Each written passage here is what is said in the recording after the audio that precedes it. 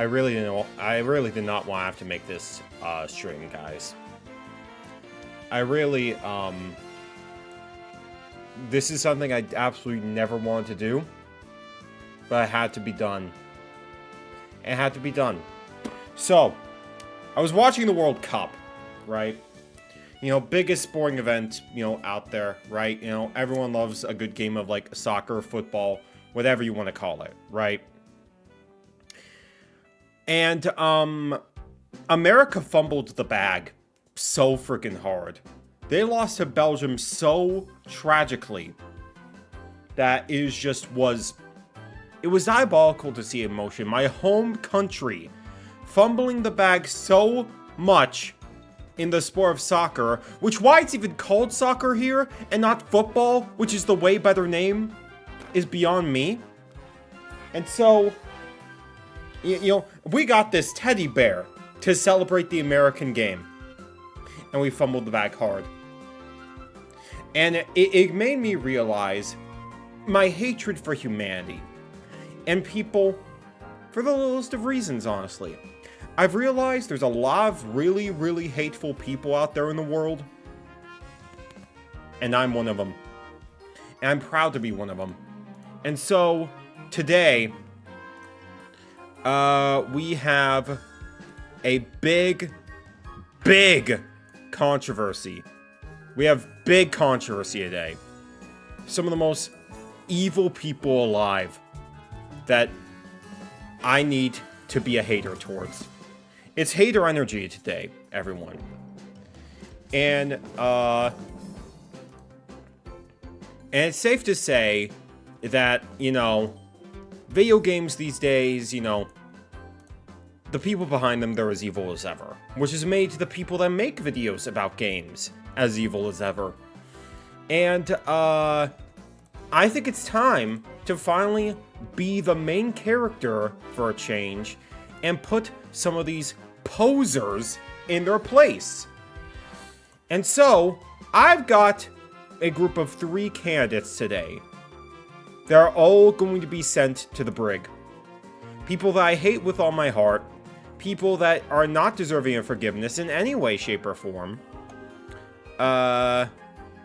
People that, you know, we need to humble. We need to humble before it's too late. And so, our first candidate for today on my evil, disgusting stream. You know him. You love to hate him. The most evil guy to ever do it. Mr. Nathaniel Bandy. Now, I respected Nathaniel Bandy for the longest time, alright? I thought he was one of the coolest Nintendo guys out there. I thought, you know, he made some funny videos, some engaging videos about a lot of topics and everything. I miss when he wasn't politically correct and said triggered. Alright? Listen, you know, I love me some good triggered content, okay? When he went woke when he changed it to whining, trash, anything between, right? But he decided to take things too far. He decided to take things way too far for his own good. And he decided to troll too close to the sun. And now he will be canceled for it. He made the grave mistake. Let me pull this up for you all. Shield your eyes. Shield your eyes. You might be careful, okay? Shield your eyes, okay? Nathaniel Bandy made the grave mistake of making... That is not the thing I want to pull up. He made the grave mistake of making a Mario Kart Double Dash track tier list under the insane assumption that I wasn't going to watch it. You're talking to Mr. Double Dash right here. I'm the guy. I am the guy. And yet you decide to make this, assuming that you would be free from the clutches of Matthew Smart. This is what you're doing now? This is the depravity that we're dealing with now. I can't believe this. I cannot believe this to save my life. So today, my fellas, he is going to be the first victim on Nintendo YouTuber Watch. Okay? Now he can save himself. He can save himself here, right? Excuse me, with the nose and everything. Let's turn off the video game tunes and everything. He has the right to be able to save himself here. If he has the exact same opinion as me, then we might be okay. If not, we're harassing him on Twitter. And luckily I've come prepared. So I already reacted to a Double Dash tier list before on this channel. By my guy, Frying Pan Sam. Who, despite, you know, some really insane, strange takes here and there, he still ended up getting the Matthew Smart seal of approval, right? I'm not letting Nathaniel Bandy off the hook that easily, okay? He's a grown man. He could take a punch here and there. You should hack his channel and host a Bitcoin stream. Why are you /Jang? That's exactly what we should be doing. It's not even his first time. Why should it be the last? So over on the corner, I'm going to go ahead and move this down. What you're seeing here is my tier list of Double Dash tracks. And you may notice that I'm a big supporter of Sherbert Land. Like, it's probably the most overhated track. Excuse me. It's probably the most overhated track in Mario Kart history, in my opinion. And so I know that he's not going to give the correct opinion and place it as high as it deserves. But it's worth a shot, right? So, I think I've stalled for long enough. You're all here for the main course, right? I'm going to leave this at the corner for reference. So, Mr. Bandy's Bin.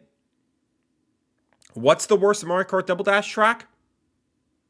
The answer is in the corner. It's Dry Desert.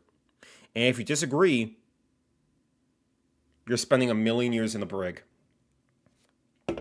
An old-timer like Bandy should have understood the dangerous line. Exactly. As we all know, I am the most important person alive, right? I am the only one with correct video game opinions. And as such, anyone that disagrees with me, thrown into the volcano. The Grumble Volcano, I should say, which is also a great track. So, can Bandy be safe from the flames of the volcano? Or is he getting the fate he deserves? Let's find out, ladies and gents. You guys can let me know if the audio is, Bro thinks he's Kazuya. Am I not? Am I not? That is the question. So without further ado, Mr. Bandy. You have 27 minutes and 55 seconds to save yourself. Let's see what you got. Oh, yeah. Forgot to unmute my YouTube so you all could see this. You guys can let me know if the audio's any good or not. Because we gotta hear this in full force, all right? This is very important stuff we're dealing with today, all right? Let's do this thing. Well, we're back at it again. We are back at it again at the Krispy Kreme? I can't believe this. About all 16 of the Mario Kart Double Dash tracks, and just try to figure out which one I find to be the absolute best and the absolute... and on top of this, no way. He's even got AI auto-dub tracks on here. We're already washed. We haven't even seen the list yet. Deplorable. Absolutely deplorable.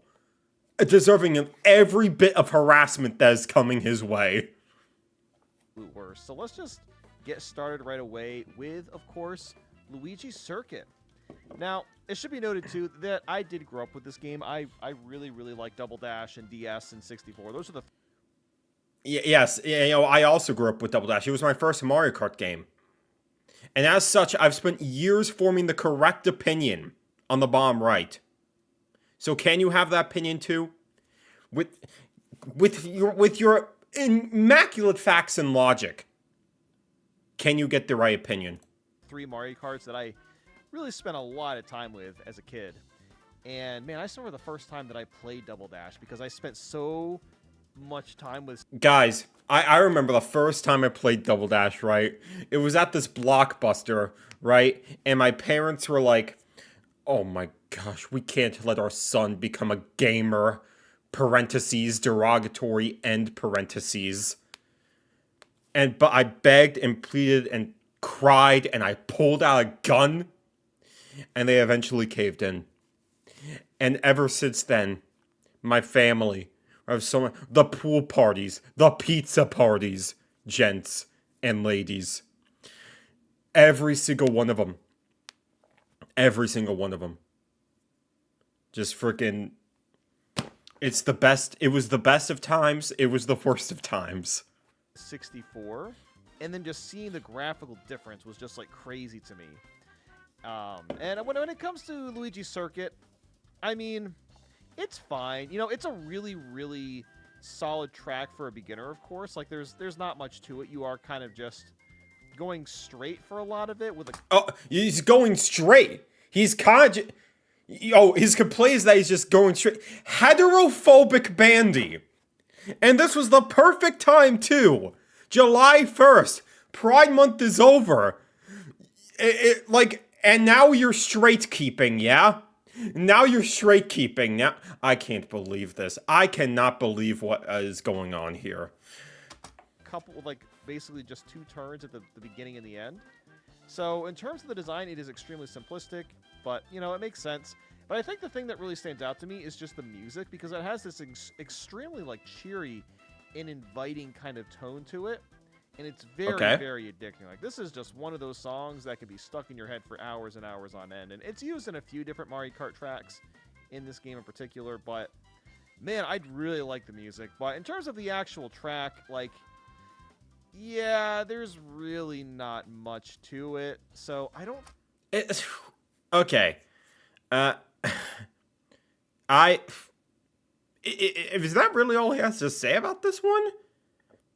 Because, like, if you're asking me personally, like, I think this is... Not to say that the first track in the Mario Kart games are super special, obviously. But if you're asking me, right, I think that Luigi's Circuit is the best first track the series has ever gotten. Because when you're playing on 100cc, 150cc, when you're going, when you reach the turn at the end, and then you go around... You know, you could have items, like, flying by, like, left and right, because you have people going down in your direction as you're going up, and vice versa. And so items can, like, constantly fly around the place, even if you're on, like, the other half of the track, which I always thought was, like, really freaking cool. I really wish more tracks did that. I think Paris Promenade did that in Mario Kart 8 Deluxe, kinda. But that's the only one I can really think of. Yeah, I think he's really underselling this one. It's not an amazing track, obviously, but, like, I think it's deserving of more credit than what he's giving it right now. I think that is part of the struggle of, like... Because let me pull up his channel, right? So this is the Bandy Spin channel, so this is, like, all the unscripted stuff, right? And so...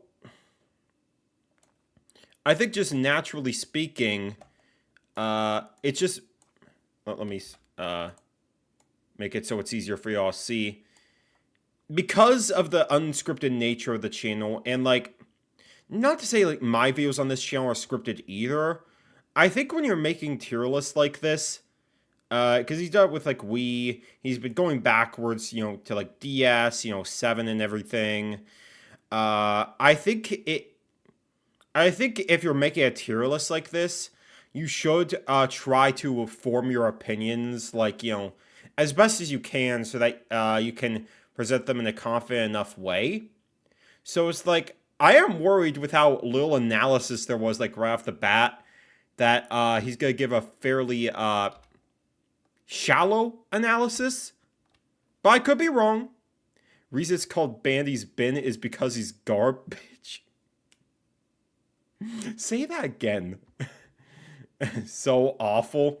Yeah, just like this video, because he's already gonna have the wrong opinion. He's gonna put this in C tier. I know it. I think I can really rank it all that high, but I don't think it's a bad track. Like, it's still fun to play on. So I think maybe, I don't know, maybe a D is too harsh. I almost want to put it in C tier just because I really do like it. Ain't no way. I'll throw this in C tier, and I don't know, maybe that's too generous, but... Are you kidding me right now? If anything, I think you're... Again, not the best track ever by me. If you threw in D tier, I genuinely would have called you out for, like, first track racism. Like, that's pushing it to such a high degree. C tier, like... If he's using the whole spectrum from S to F, then I guess fair enough. But if you're asking me, you can see in my tier list at the bottom right, this is one of the few games I don't think really has a bad track in it. The only other Mario Kart game I would say that doesn't have a track lower than C tier is probably Mario Kart 7. Because that track list is, like, so consistently good.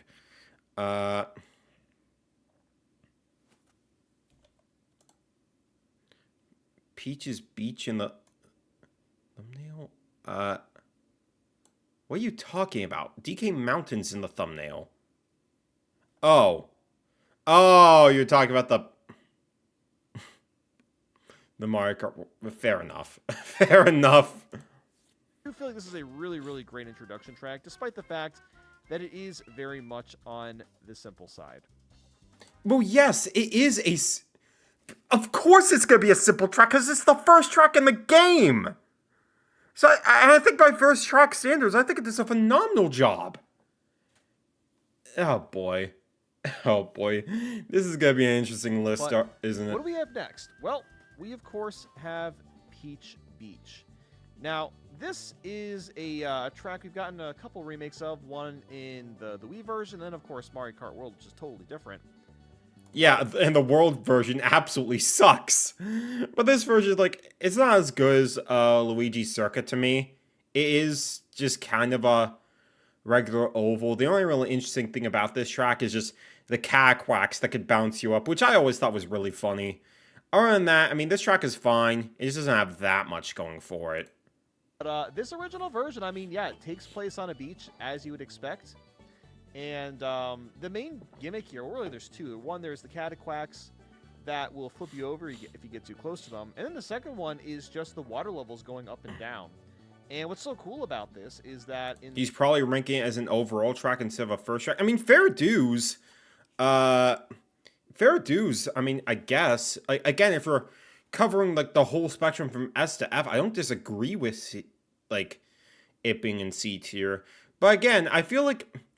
just in comparison to other first tracks in the series, the only other ones that could compete with it are like Mario Kart Stadium from 8, maybe Mario Bros. Circuit and World as well. Like the Luigi Circuit and Double Dash, I think, is on a tier of its own. Ready to play more Frisbee golf? Depending on how this list goes, this might mentally bring me to that point. The first half of the track, this literally affects how you'll be driving on the track, since going through the water will slow you down a lot. And there is that one shortcut that you can take as well, if the water permits it, or you'll lose speed. Like, it's a little bit of a gamble if you're not paying attention. I never found that shortcut on the left to be that useful, though, honestly. I didn't think it made you that much faster. To the water, of course. And it's too much of a risk. Yeah, honestly. you know, I like Peach Beach. Again, it's got pretty fun music. I do think the design overall is, again, a little bit simplistic, but I do really like the way that the water mechanic works. And then the quacks are, you know, those are fun. They're nice and thrilling. I don't know if I'd say thrilling. I guess they're thrilling to a beginner player if you don't really know how they work, per se. But, I mean, even with Double Dash's physics, it could be a little bit, it could be a little bit tricky to maneuver around. I don't mind Peach Beach. I think it's fine. It's nothing too crazy, but also, I don't know. I would say this is like a very solid track, so we'll chuck it. Okay, we're getting back to agreeing. Okay, I'm liking this. Keep it up. Keep it up. Free Mario Bros. Circuit Clues is the best first track. Still follows the normal track, even though it's the first track. I mean, yeah, fair enough. I think in terms of difficulty and everything, you could say it's comparable to the rest of the tracks, better than Luigi's Circuit.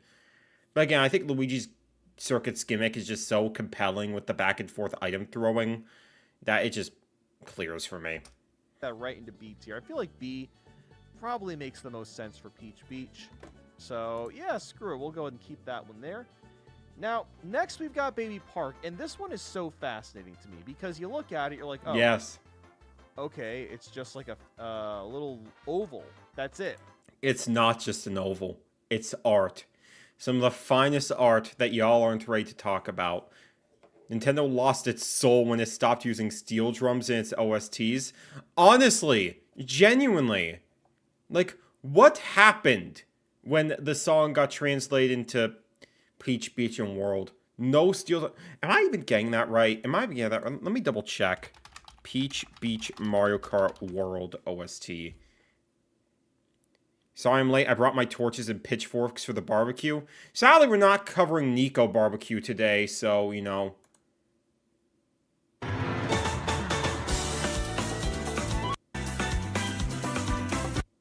Okay, I wasn't going crazy. There are steel drums. Okay, you're spreading misinformation, Mark. I can't believe this. And there's 7 laps. Okay, who cares? Well, I'll tell you what. This is like an A or an S tier because Yes! of the items. And really, Yes! that's the only reason, because this is one of the few Mario Kart tracks where the items genuinely make what you were racing on extremely chaotic. Like, just the fact that, like, throwing Yoshi eggs or throwing shells can, like, bounce around, and you, like, by the time you get to, like, the 4th or 5th lap, there's just items all over. Nintendo lost its soul when they stopped making toys out of the 70s. True. They should have stuck with Hanafuda cards. That was when they're at their peak. Steel Drum's also a big band, absolutely drowning them out. Okay, I'll give you a pass on that one, right? The big band is great, but those steel drums are something else. Over the floor that you have to worry about. Some of them will be like stars if you're lucky, but a lot of times it's crap you got to worry about. And then, of course, there's the Bowser shell. Like, that just makes the whole stage one big obstacle out of nowhere.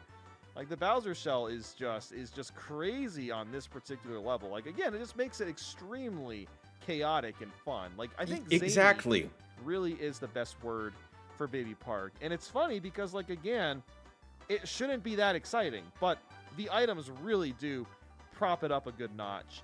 So I honestly think this got an A tier, and maybe that's crazy, but I'm telling you, like, you.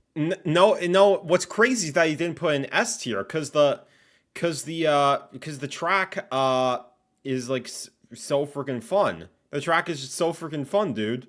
It's like literally, it is basically just a mosh pit in video game form. There's a little iron play, the tightness of the track. It's just the fact that this exists in a video game form just at all makes me so freaking happy. I do like the Mario Kart 8 version, fine enough, but the Double Dash version is like absolutely where it's at. We don't talk about the Mario Kart DS version. Nintendo lost their soul because they had to sacrifice 13 million employees during the Wii U era. By the time they reached the Switch era, they didn't need the souls anymore to sell a console. It's funny how you mentioned 13 million because that's how many people owned the Wii U. Every single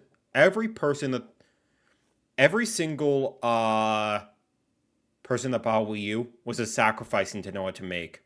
And people still try to pull revisionist history and say the Wii U was at its peak.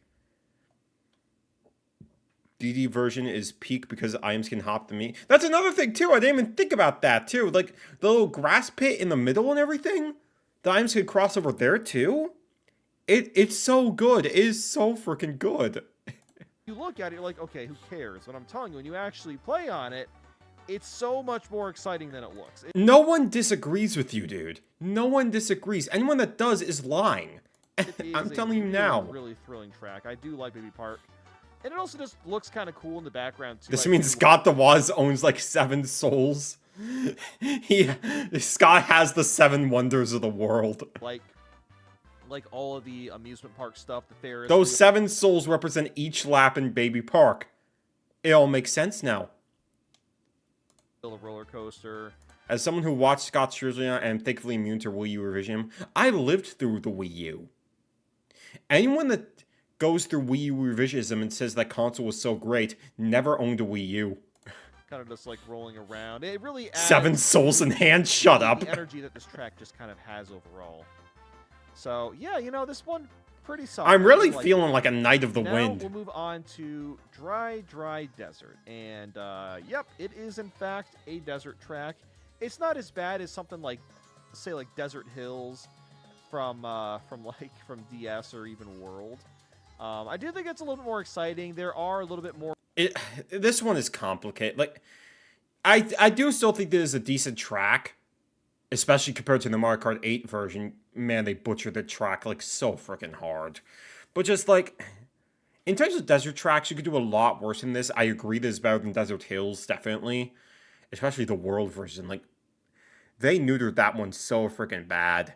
It's just, like, for me, this is the weakest track, just because there isn't really anything, like, super stand out about it to me, compared to, like, the rest of the tracks in the game. Like, the Tornado's cool.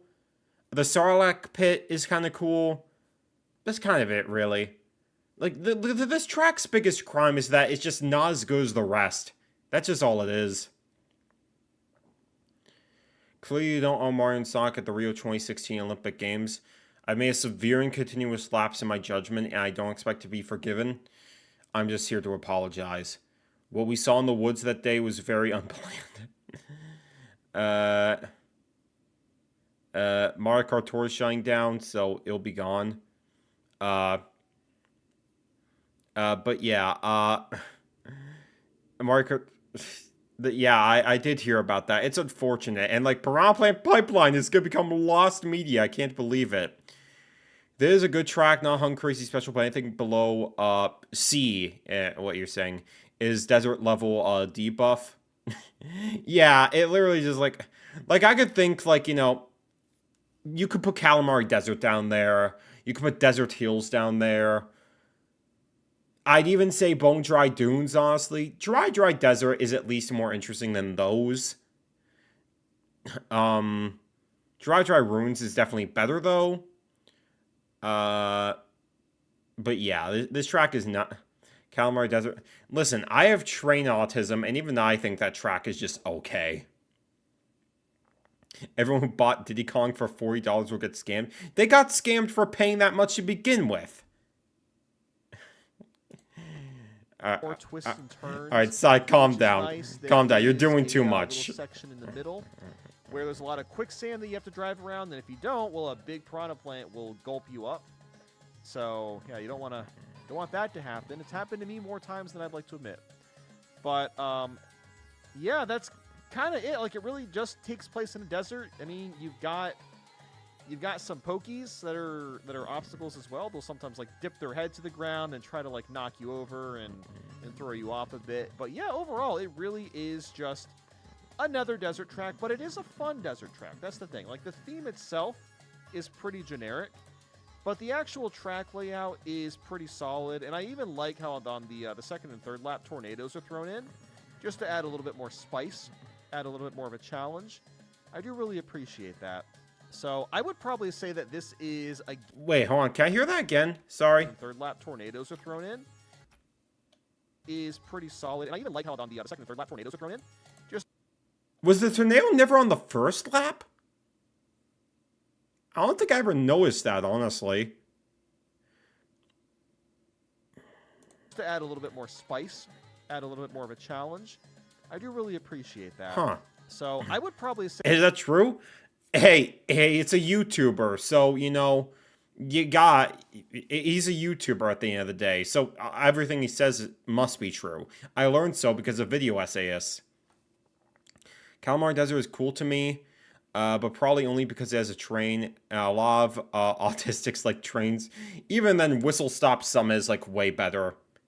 I think that's misinfo. I'm calling it. Let's search this right now. Let's do a VAR check. All right.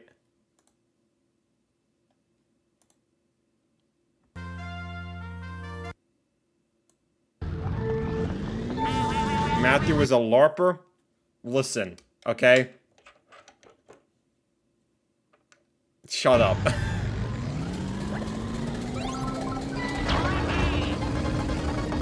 The tornado.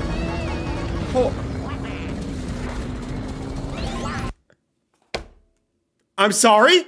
I'm sorry? It showed up on the first lap? I'm sorry? Who? Who is the LARPer? Who is the LARPer? Excuse me? Stop the cap! Stop the cap, Mr. Sai! You're lying! You're lying! Okay? What you got to say for yourself? What you gotta say for yourself? And make your message good. Make your message good. You got 30 seconds. You got 30 seconds to say what your rebuttal is. Or else bad things are gonna happen. 20 seconds left.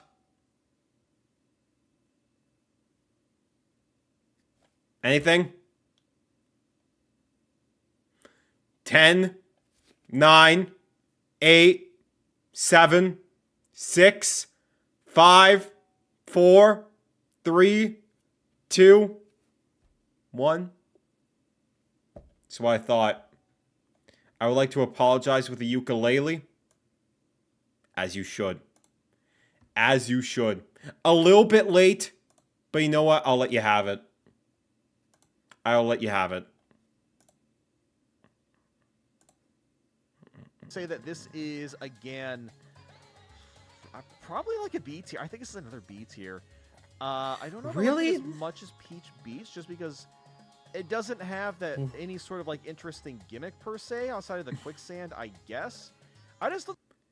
Hey Matthew, this is my first time typing in the chat. Justin Smith, welcome into the stream. I'm glad to have you here. Was the best Mario Kart game. You gotta give me a really good answer, or else bad things are gonna happen. Good luck. I don't think it's quite as exciting as Peach Beach, and I don't like the music as much either. Like, the music is good, but it's just not quite... Has nothing positive to say about Dry Dry Desert. The music is good. So he has nothing positive to say about it. As inviting, I guess, is like Peach Beach is. But what... Yeah, B tier is crazy. Above Luigi Circuit, you're doing too much. We have next, of course, it's Mushroom Bridge. Now, there are just way too many city-themed tracks in Mario Kart in general. Double Dash, however, keeps things fairly interesting. There are way too many city tracks? Can I hear that again? Now, there are just way too many city-themed tracks in Mario Kart in general. Okay, I thought he was talking about Double Dash specifically. This is tour track racism. I can tell. It literally is just gonna be tour track bad for him. Like, that's just how it is. That's just how it is. Even though, like, City Sprint, Singapore Speedway, Madrid Drive, I think was called. Those are such good tracks. I honestly have to go with Mario Kart Wii.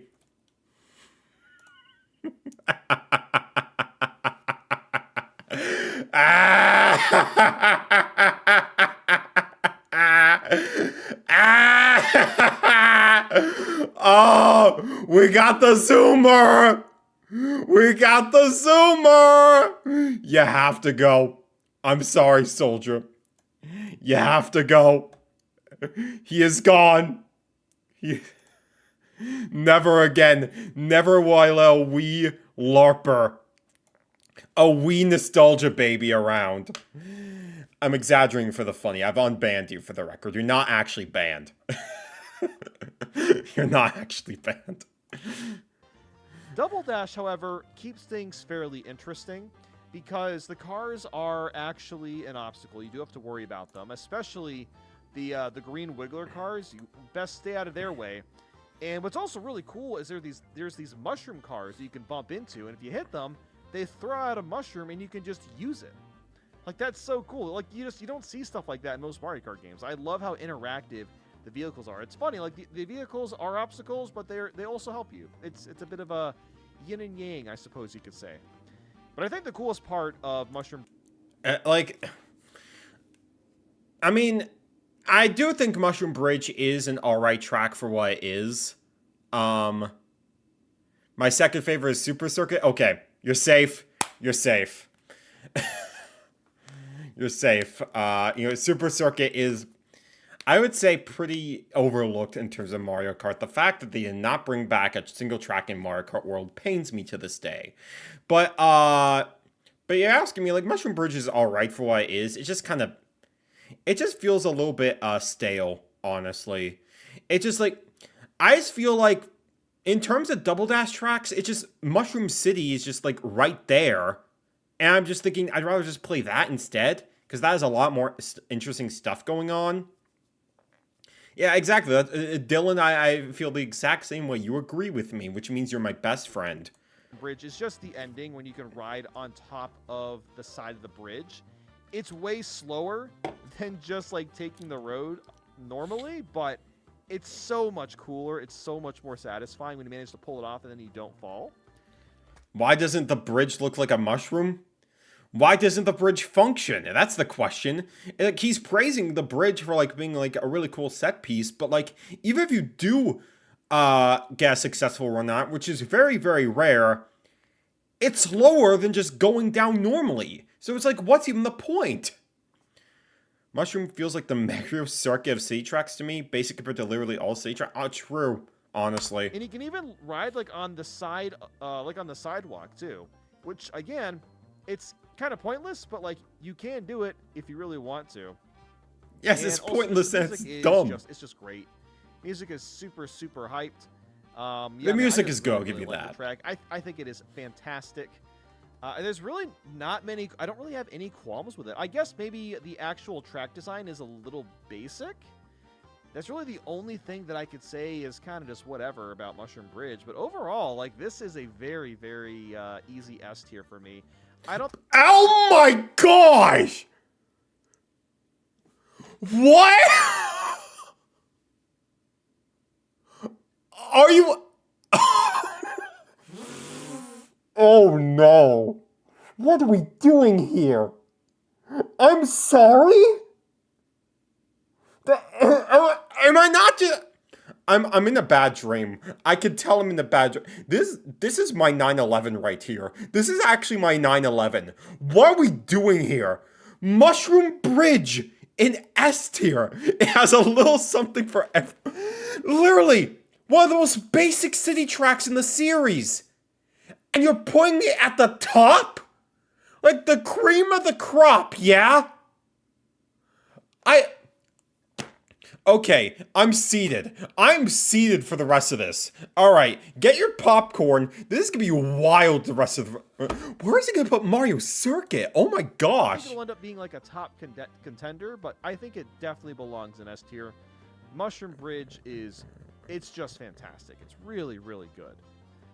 Now let's go ahead and move on to Mario Circuit. So, of course, every Mario Kart game has to have their generic Mario Circuit because it's Mario. That's just how he is. He's got all these coins. You might as well make 1 billion racetracks with them, right? Why not?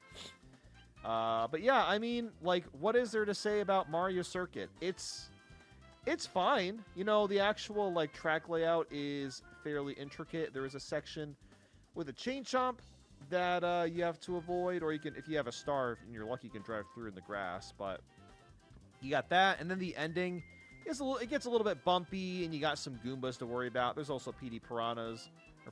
There's just regular piranha plants on some parts of the road.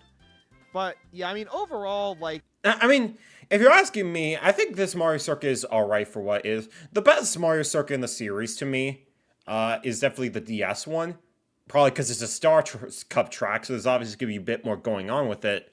But I think this one is okay. I like the chain chomp that they have there. Avoiding the piranha plants is pretty interesting. The little bumpy section at the end where it sort of messes up your controls and you have to maneuver around it, I think that's pretty interesting.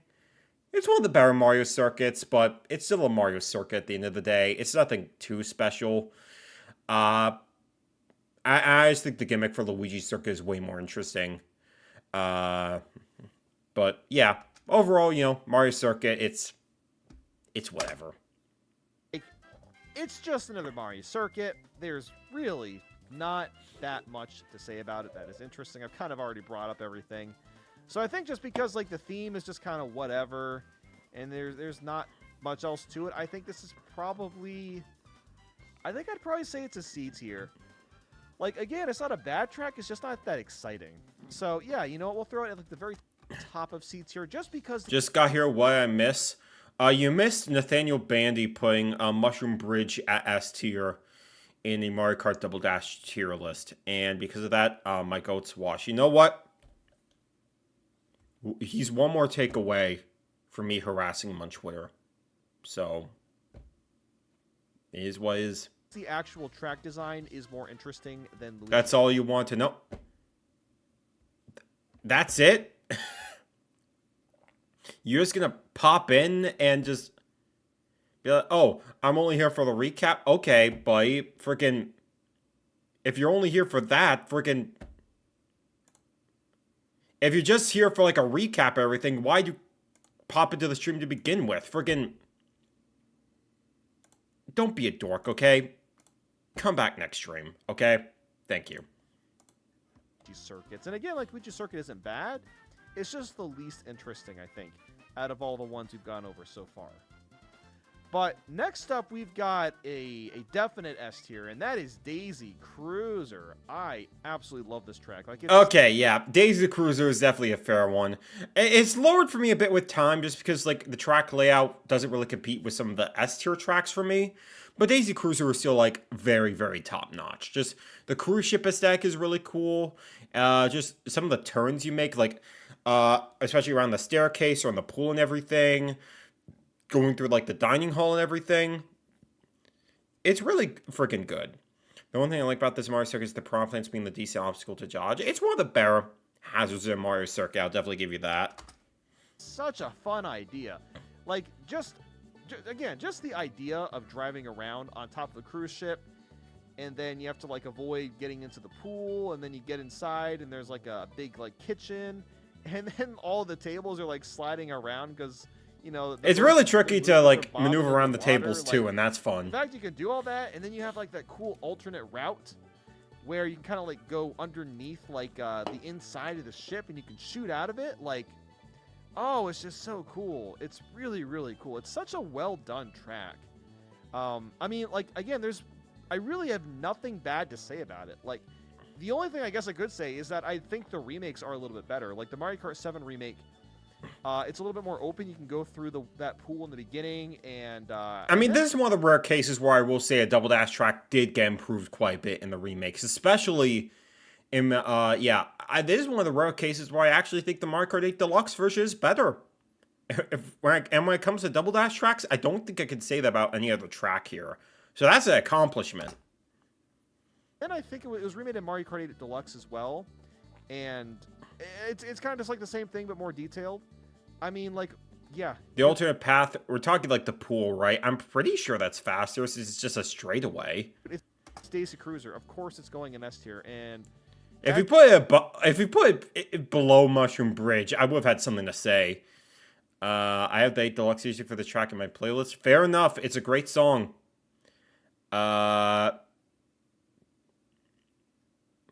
Okay, for a second I dropped frames for a second, but it was just for a second. We're fine. As of right now, it is the best Double Dash track to me. All right, now let's go ahead and jump into Waluigi Stadium. This is another absolutely fantastic track. Now, of course, like dropping down to it and then launching yourself out. I never really tested that, actually. I don't know, honestly. I've never really been like a speed runner, so it's like, you know, I just go where my heart takes me. Either way, you know, I imagine they're about the same length. Stadium tracks are slightly common in Mario Kart games. We usually see around one or so per Mario Kart. But again, just the music just really sells this one so well. It gets you so excited and just makes you feel so joyous for like what you're about to do. Yeah. Yeah, I really like Waluigi Stadium, man. It is just so much fun. Yeah, this track is great. I don't really have many notes about this one. Just the very like the atmosphere is off the charts. I love how bumpy it is. It feels like I'm going through a big old dirt bike arena, which I really, really like. And it actually feels finished, unlike Wario Stadium in Mario Kart 64. Waluigi Stadium is cool looking, but I find this track really annoying. And for what reason? Like, I don't think there are any hazards that are particularly like garbage or anything, or like annoying to get through. You have to be a bit more specific than that. It actually feels like a typical like dirt track. You know, you're constantly bouncing around. There's a bunch of ramps that you can take. It's really, really good stuff. And again, I would say that like the remakes are better. Like I really like the Wii version of this track as well as the Mario Kart 8 Deluxe one. Really, really good. Even though it's number one Waluigi, I mean, you're never gonna see me praising Waluigi or anything. But some of his tracks, like Waluigi Stadium, Waluigi Pinball, like I of course think they're good. I mean, I'm not a Satanist. Good stuff. It's just very thrilling the whole way through, and I think this is again another. I think this is another S tier. He I don't just think loves it the is flower best cup, Double Dash honestly. track, but it definitely belongs in S. And He just adores the flower cup, doesn't he? Because like the flower cup is okay. I mean, you start off with two of the weakest tracks in the game, and then two really good ones. But just like, if you're asking me, like freaking the Star Cup is like right there. It's right there. It's more of a me problem. I just struggle with navigating this track. My brain can cover it. Okay, so it's a skill issue. Got it. I think ooh, this is actually kind of tough. He only likes it because of Waluigi. I mean, he did glaze Waluigi quite a bit during the Smash Brothers days. I feel like a lot of people did, and it drove me insane. Better or worse than Mushroom Bridge? It's better than Mushroom You know what? Bridge. I'm actually going to put it slightly above. Okay, thank good. He hasn't lost the plot too much. I think I'll put it above. Okay. I don't think it's going to end up being very high up by the time I'm done with all these, but I still think it is an S tier. I always get so excited whenever we reach Waluigi Stadium in the game. I'm like, oh hell yeah! I'm so ready to play this one. It's just a damn good time. All right.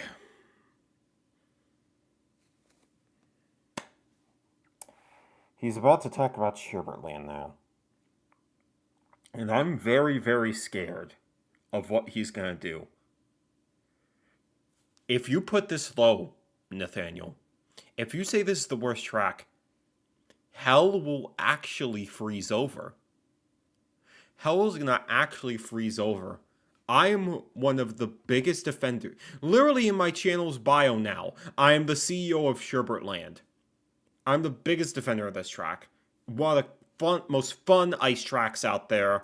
I love the ice skating Shy Guys. I love the little freezes at the end. The atmosphere is just so cheery and everything.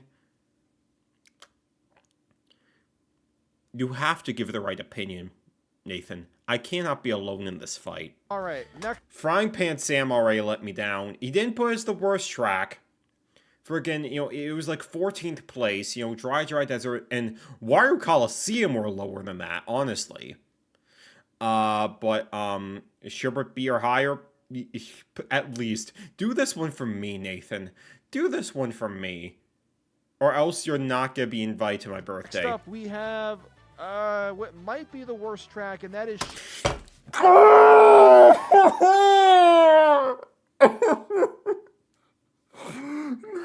No, okay. You know what, fellas? Give me a moment. Give me a moment, fellas. I need to pull up something real quick. I have to do something really sad.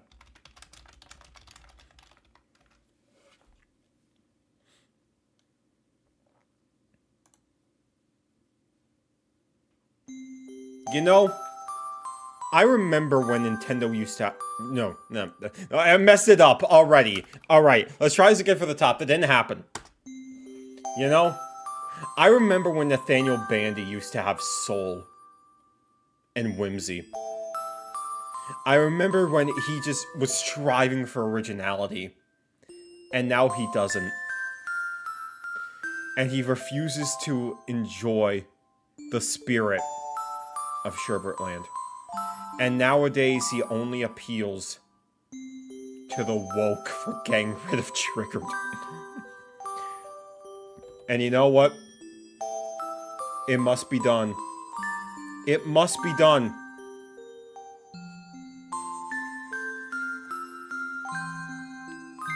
I've done my part, and all of you should too.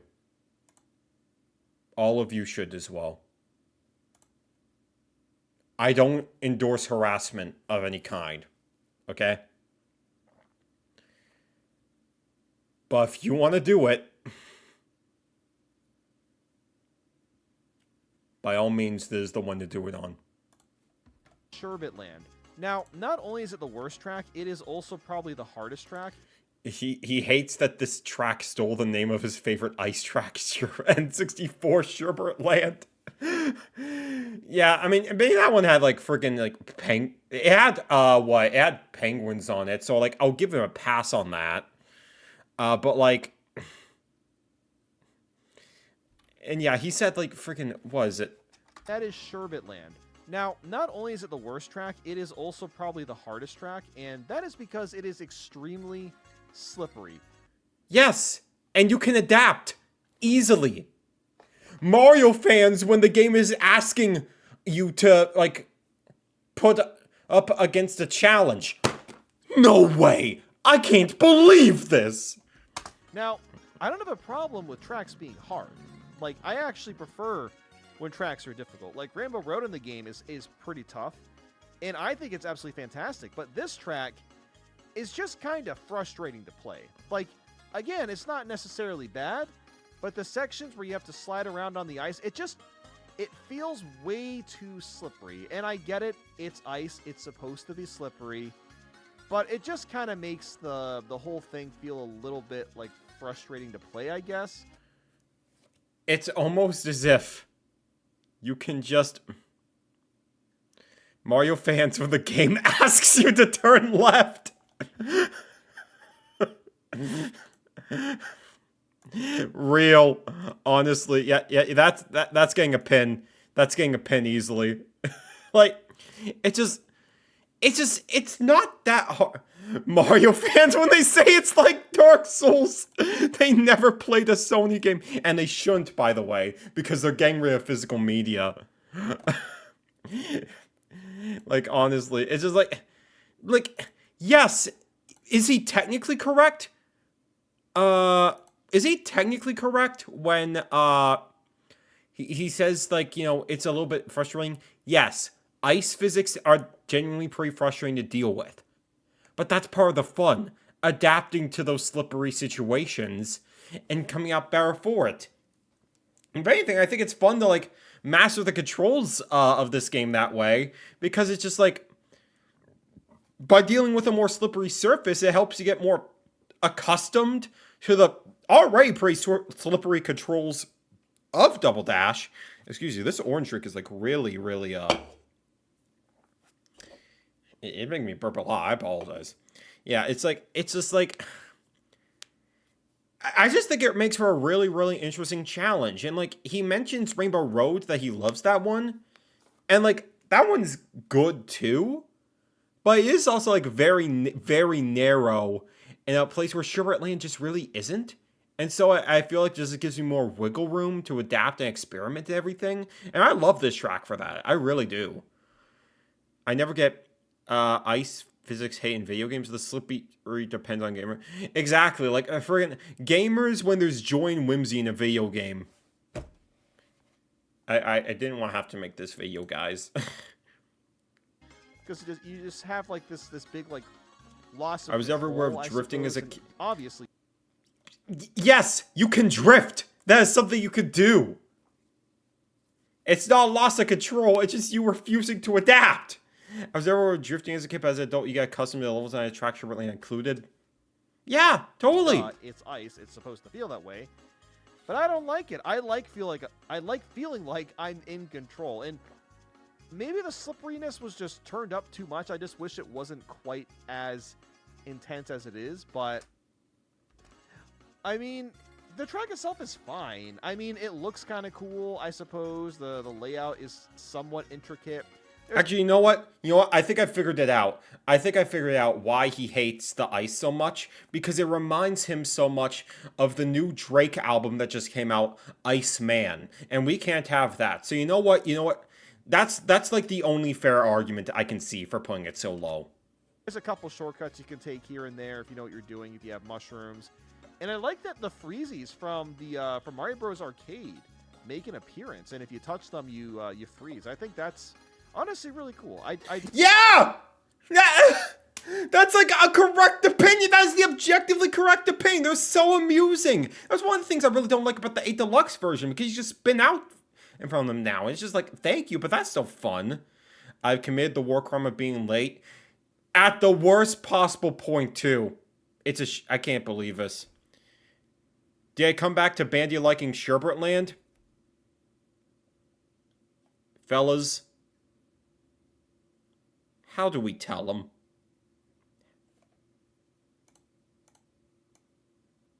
How do we tell him? I do like that. I like it as a concept, I should say. I like the dancing Shy Guys. Those are really cute. They're just kind of dancing around and ice skating. I mean, I like those little guys. They're kind of cool. But in terms of like where to put this, I mean, I don't know. I don't know if I want to give it a C tier. The thing is, I don't really like playing on it that much. I think I'm actually going to give this a D tier.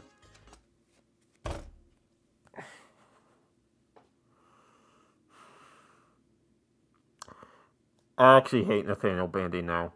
Striving for originality, striving to make good videos more like. Absolutely insane. Striving for originality makes tiers lists like this, okay? This is diabolical. He's not wrong, though? He is not wrong. Excuse me.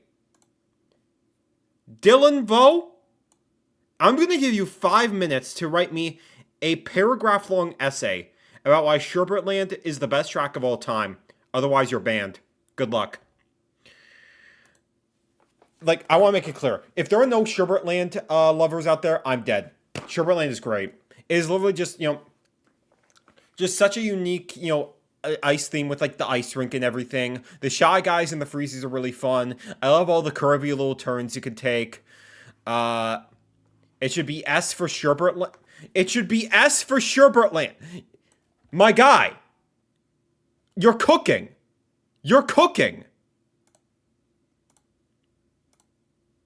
Sorry, Mr. Sai, but we have important measures to go with.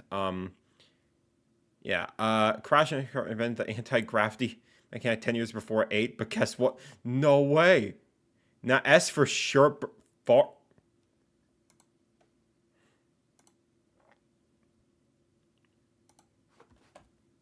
I can't believe this. My own chat against me. My own chat is going against me. I can't believe this. Why I miss what's going on? Luigi. The Luigi. Mr. Oh yeah, who's number 1 now? Luigi. Oh my gosh. You missed the worst take. Where he said that Sherbert Land is the worst track in the game. Absolutely diabolical. I can't believe this. I can't believe this. I just think this track is just joy and whimsy pilled to the max and just has really cool, interesting hazards that many of the other tracks in this game just don't have. And it's unfortunate. And maybe this is too harsh. Maybe people like this track more than I do. But yes! You're literally talking to the guy! Oh my god. We have to cancel him. What is Dry doing in B? That's what I'm saying! That's what I'm saying! It's like, what is this man cooking? What is this man cooking, honestly? Oh, man. This is one of the rare Double Dash tracks where I am not really looking forward to playing it. So, yeah, I think we're going to keep that one there. He's already Let's dead. jump right into Mushroom City. He's so already here we have dead. Another city-themed track. If you don't put this above Mushroom Bridge, what are we doing here? Of course, it uses a lot of elements from Mushroom Bridge, a lot of the same vehicles. Okay, Justin, admittedly you're doing too much. Like, okay,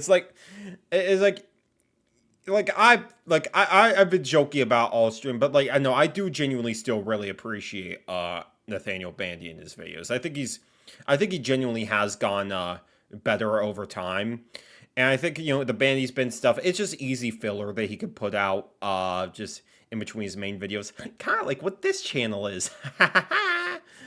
Yeah, it's just like, it just feels like, I just think the problem with some of these tier lists in general is just like, and maybe it's just because, maybe it's just the casual, like, demeanor makes it seem like he's less interested than he actually is. But just like, with a demeanor like this, I kind of feel like it makes it harder for you to feel much more confident in your opinions when you're just this casual, off the cuff about it. And that's where I think, it can sort of rub the wrong way. If is 3D Sonic 100% videos anything to go by, the quality of videos shop drastically. Exactly. No, like literally, that video from what I've watched of it so far, I haven't finished it yet.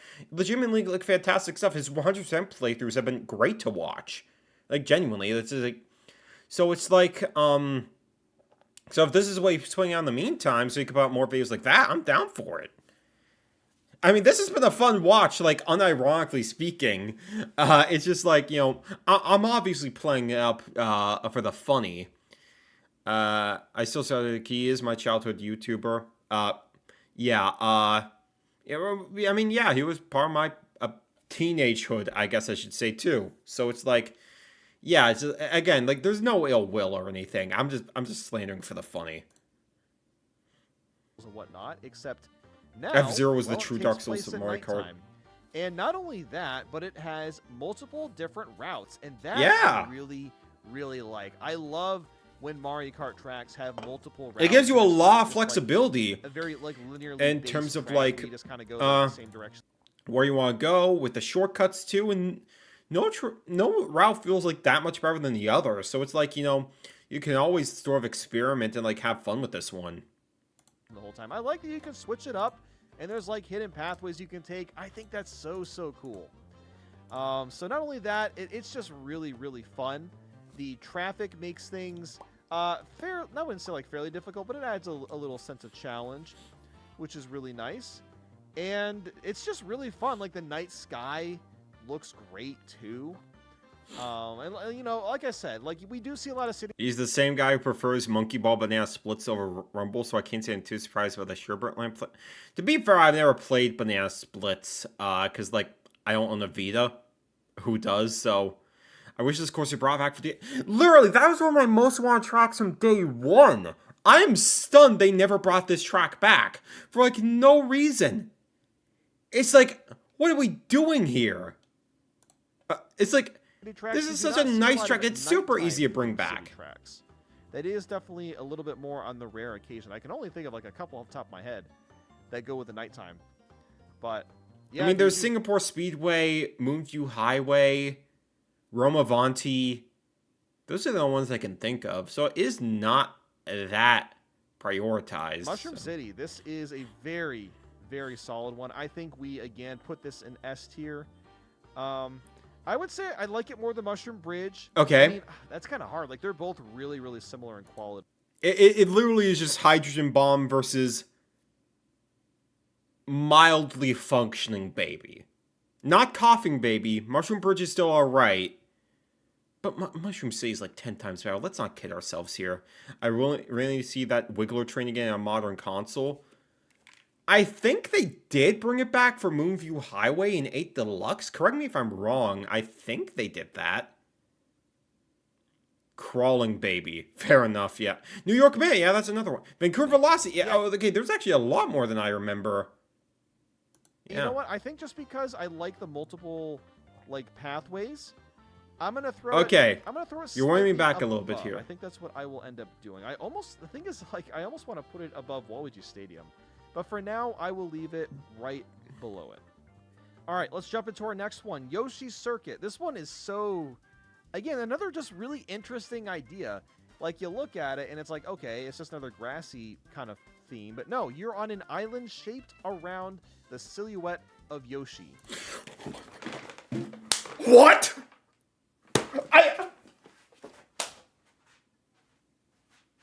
Are you serious? Guys, I don't think I've ever known... Oh my god. No way. This is... Guys, is this what Christopher Columbus felt like when he discovered, like, the new world and everything? This is news to me. God, have you ever noticed that in your life? Yoshi Circuit's shaped like a Yoshi. I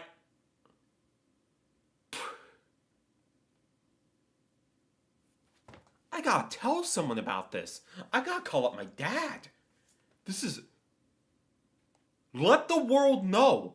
Let the world know. This is insane. Stop the World Cup. Stop everything.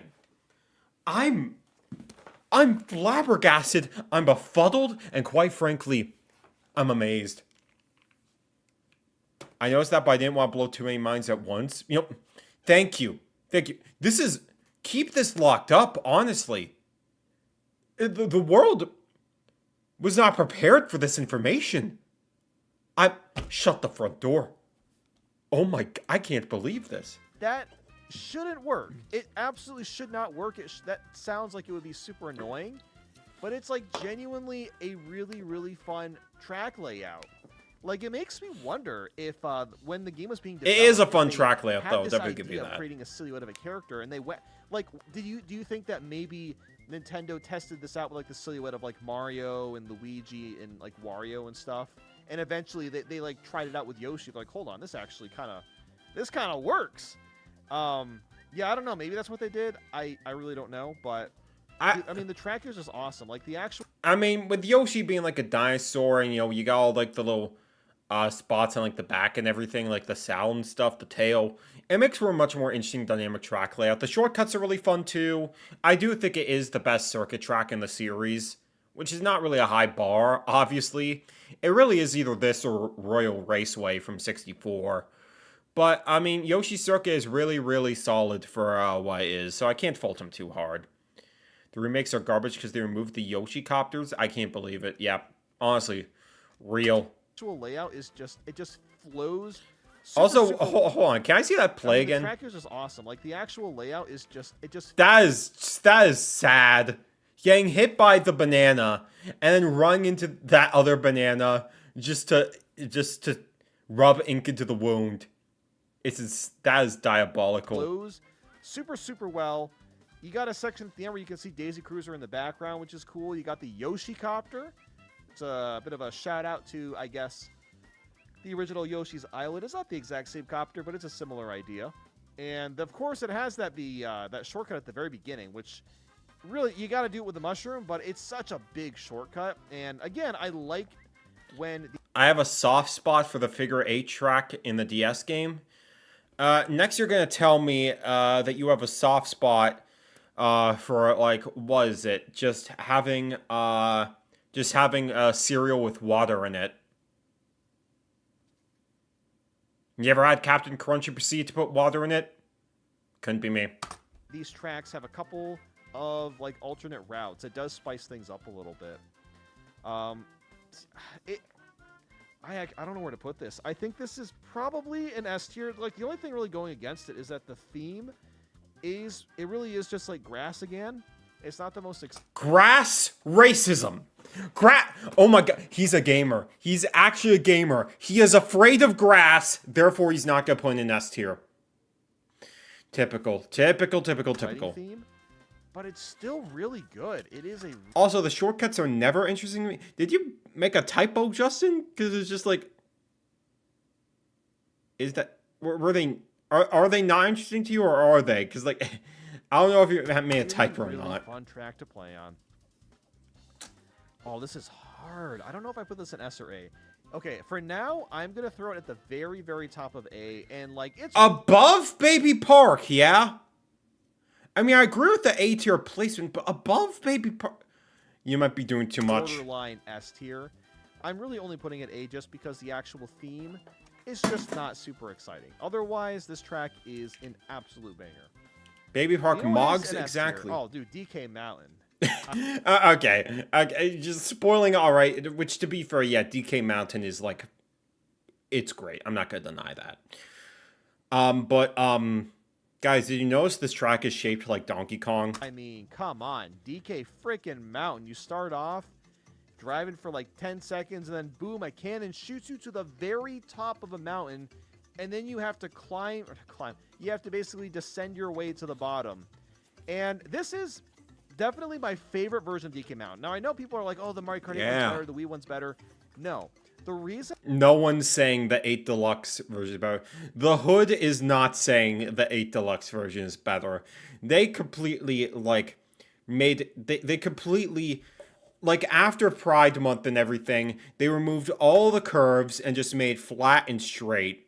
and just incredibly boring. Diabolical how they handled it. The reason I like this one the best is because of the physics of the game itself. And that is because, like, your cart is kind of floaty. You don't really fall to the ground quickly. And that creates this really, like, kind of, like, eerie feeling of, oh, God, this mountain is, like, really steep and bumpy. I gotta be careful. Like, it really feels like you're kind of, like, driving on the edge of falling off a cliff or something because of how bouncy the cart is. Like, I really, really like this track for that reason in particular. Like, it all has to do with the physics and the momentum of this game in particular. And that's why I don't like Mario Kart 8's version as much, is because, like, they flatten the track out, and it like, completely destroys... Exactly! What I really feel like makes going down the track so fun to begin with. Like, it's not, like, bad. I still like it in Mario Kart 8. And the Wii version still has the same kind of bouncy element to it. I just really feel like the bounciness of the cart is what really makes this one so damn fun to play on. And it's just such a creative idea on top of that.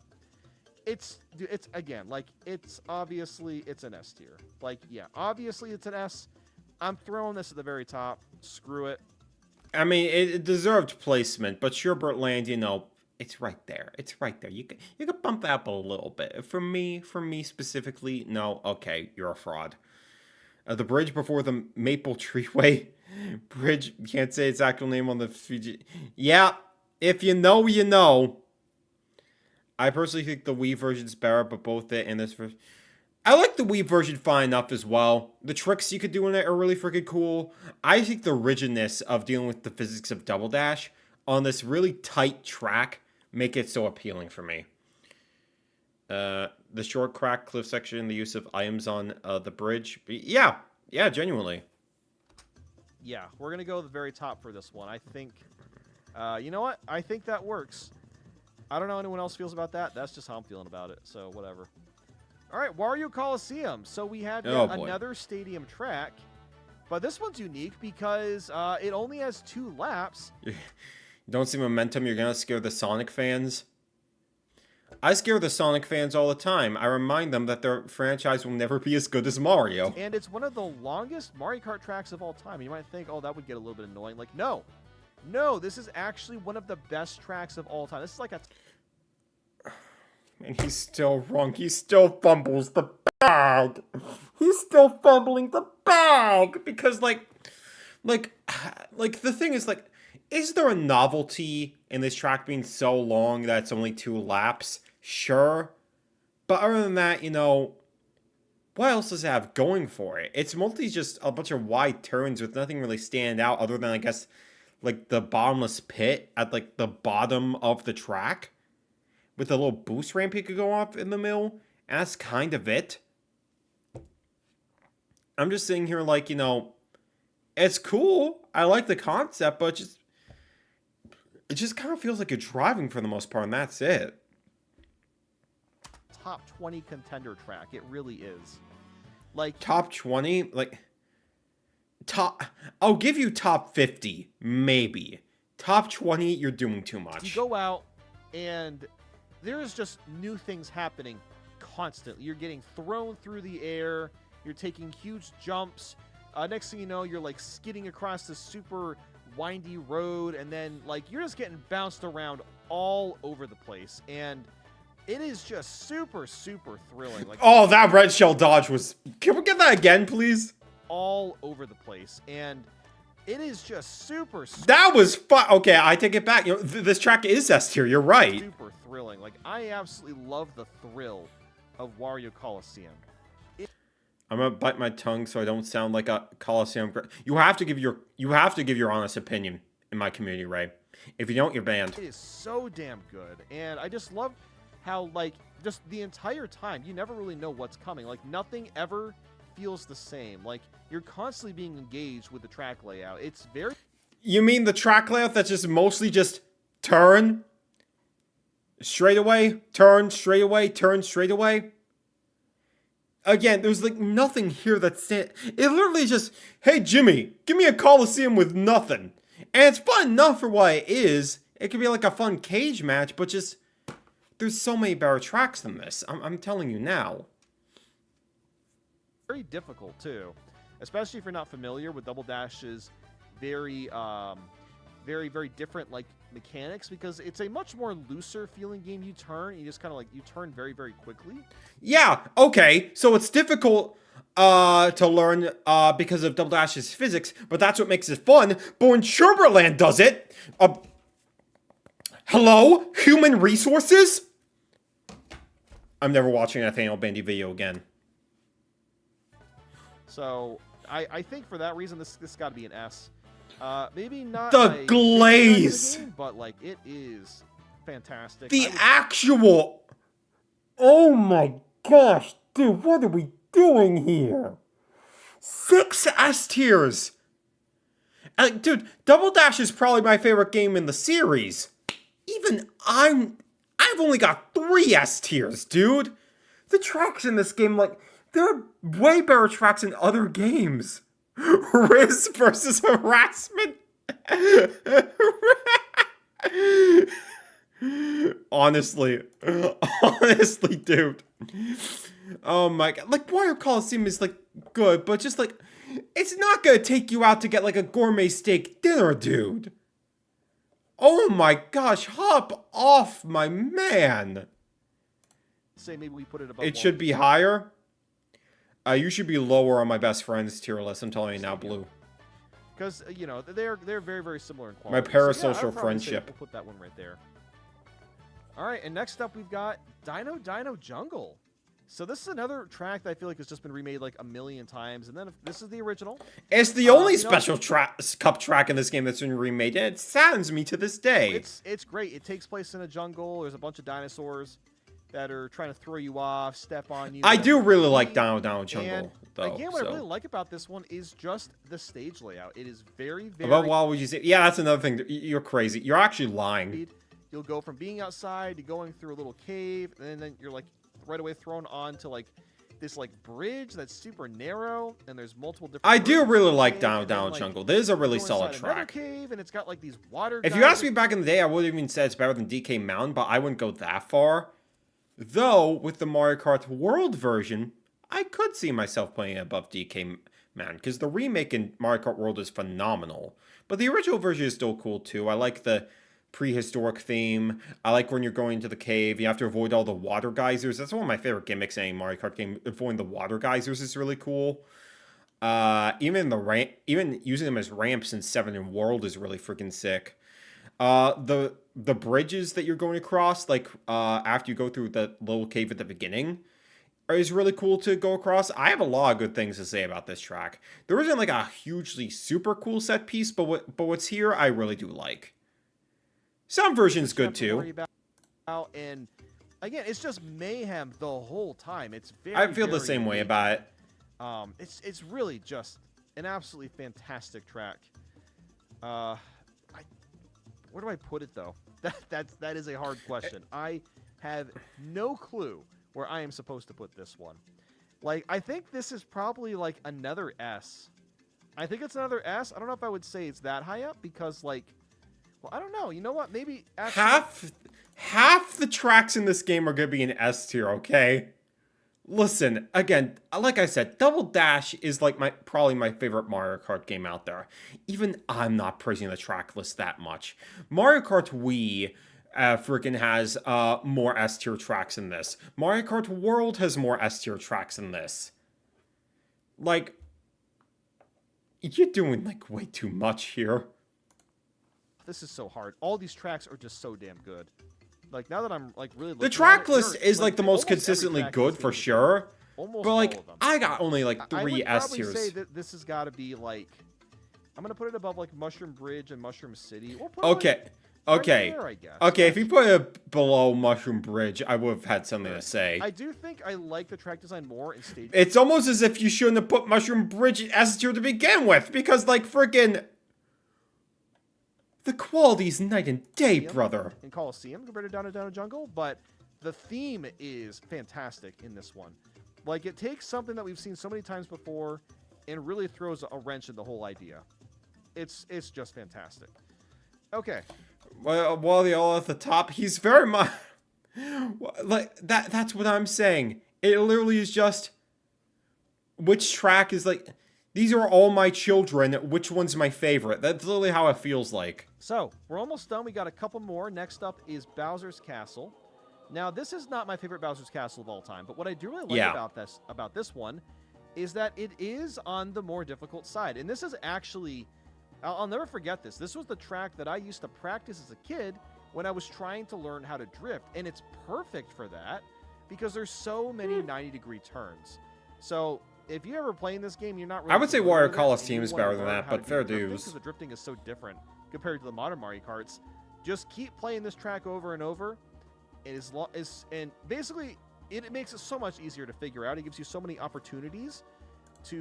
His Mushroom Bridge placement literally was a polar bear doing in Arlington, Texas, honestly. Figure out how the drifting works. But in terms of the actual castle, I mean, yeah, it's crazy. Constant turns are happening at all times. There's fire all over the place. And then I mean, this is a weird one for me, because it's like, you know, it's mechanically sound. I've never really been big into Bowser Castle tracks in general. I think the N64 one is okay for what it is. The Wii one is pretty dang good. Worlds is phenomenal. I will say that one. Worlds is phenomenal. This one's just kind of there for me. It's just sort of like, are there some cool set pieces? Sure. But I'm also just sitting here like, it just feels kind of boring compared to most of the other tracks in the game. That's just how it is. Love the ending that has like that big Bowser statue head that'll like spit out a bunch of like fireballs. This part was cool. And what I love about it is that there's like a little ramp that you can... Okay, he saved himself from embarrassment right there. If he fell off the edge, I would have been like, what are we doing? At the end, but you can only take it if you don't get hit. Well, you can technically make it and get hit by a fireball. It's kind of hard to do, but it's a very, very risky shortcut to take, but it makes a huge difference if you're able to do so. And again, as you know, I really like big shortcuts. But I think beyond that, I don't think it really stands almost as much as you love big houses, am I right?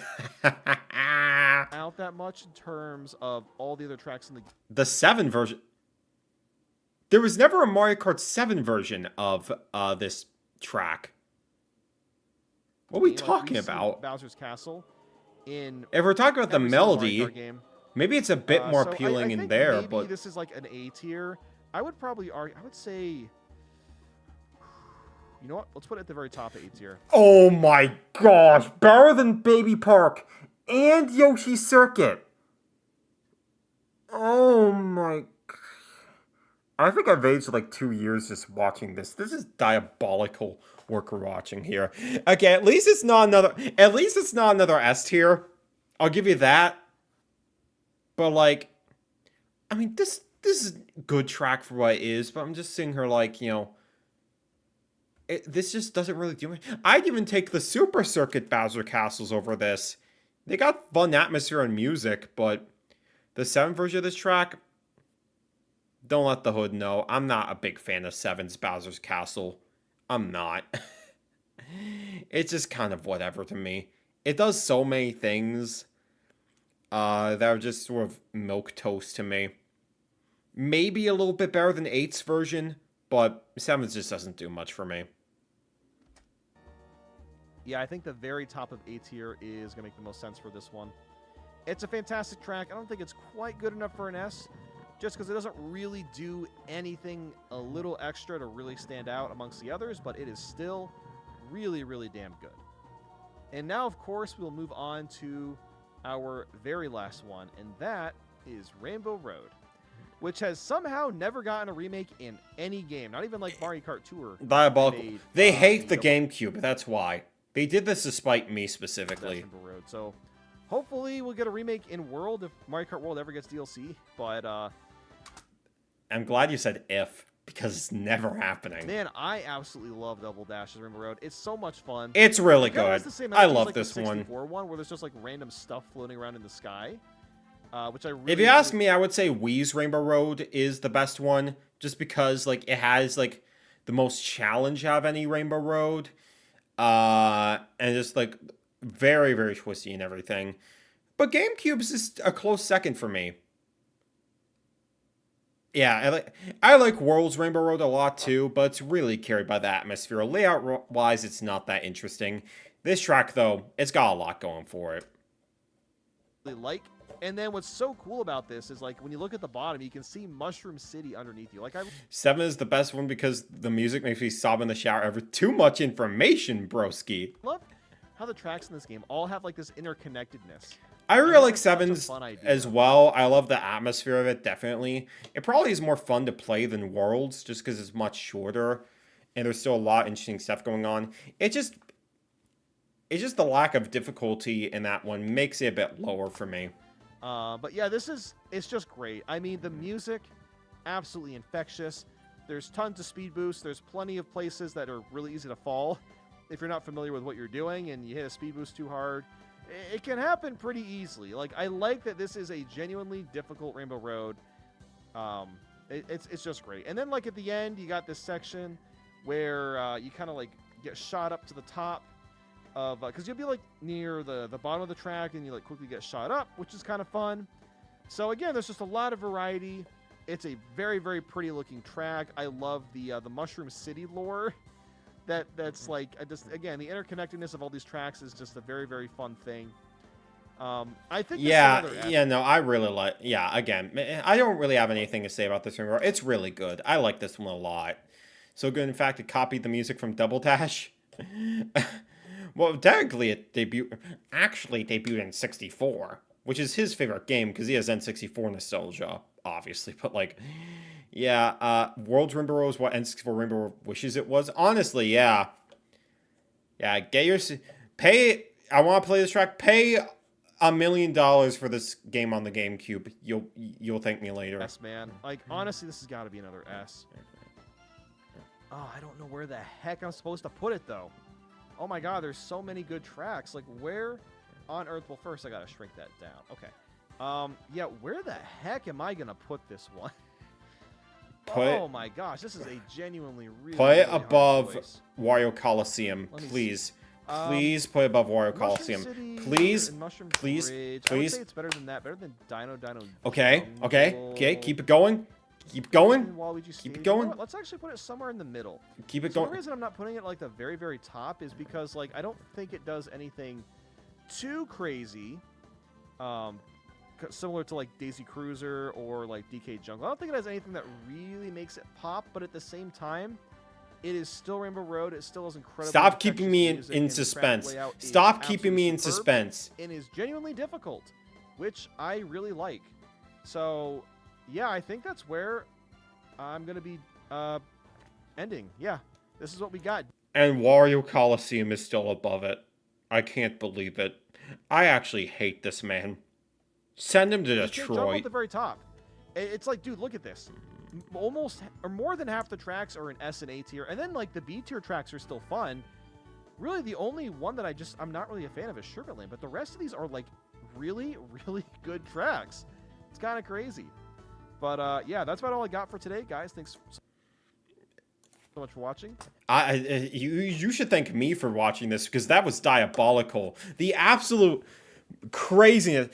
The half of the game's tracks in S tier. Again, I love this game to bits. It's one of my favorite games of all time. Even I'm not going ham on all these tracks, okay? Even I'm not going ham on all these tracks, okay? Like, 8 of them in S tier? You're doing too much. And Sherbert the best track in the game. The objectively best track in the game. That's it. We're harassing Nathan now. Where is it?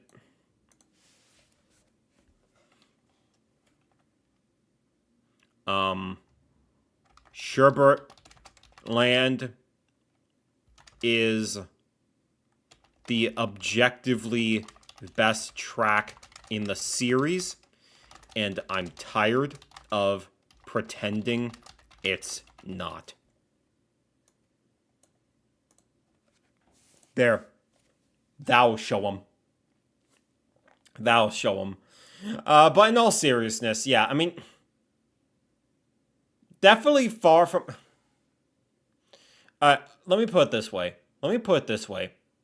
If someone made a Mario Kart Double Dash tier list that looked like this and put it in my Discord server, I would immediately assume that they were just trying to rage bait me. Because, like, you're lying. You're lying. And, baby, now that I'm realizing it, with how only half of the tracks are, like, A tier and below, Baby Park is 11th. What are we doing here?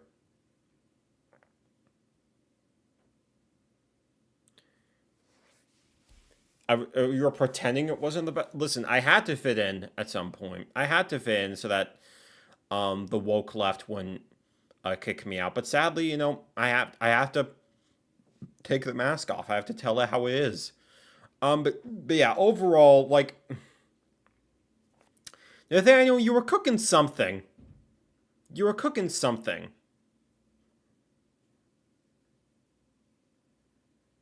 But in general, you know,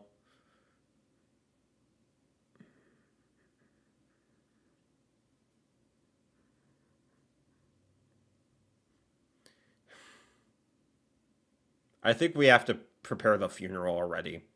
Because this is just...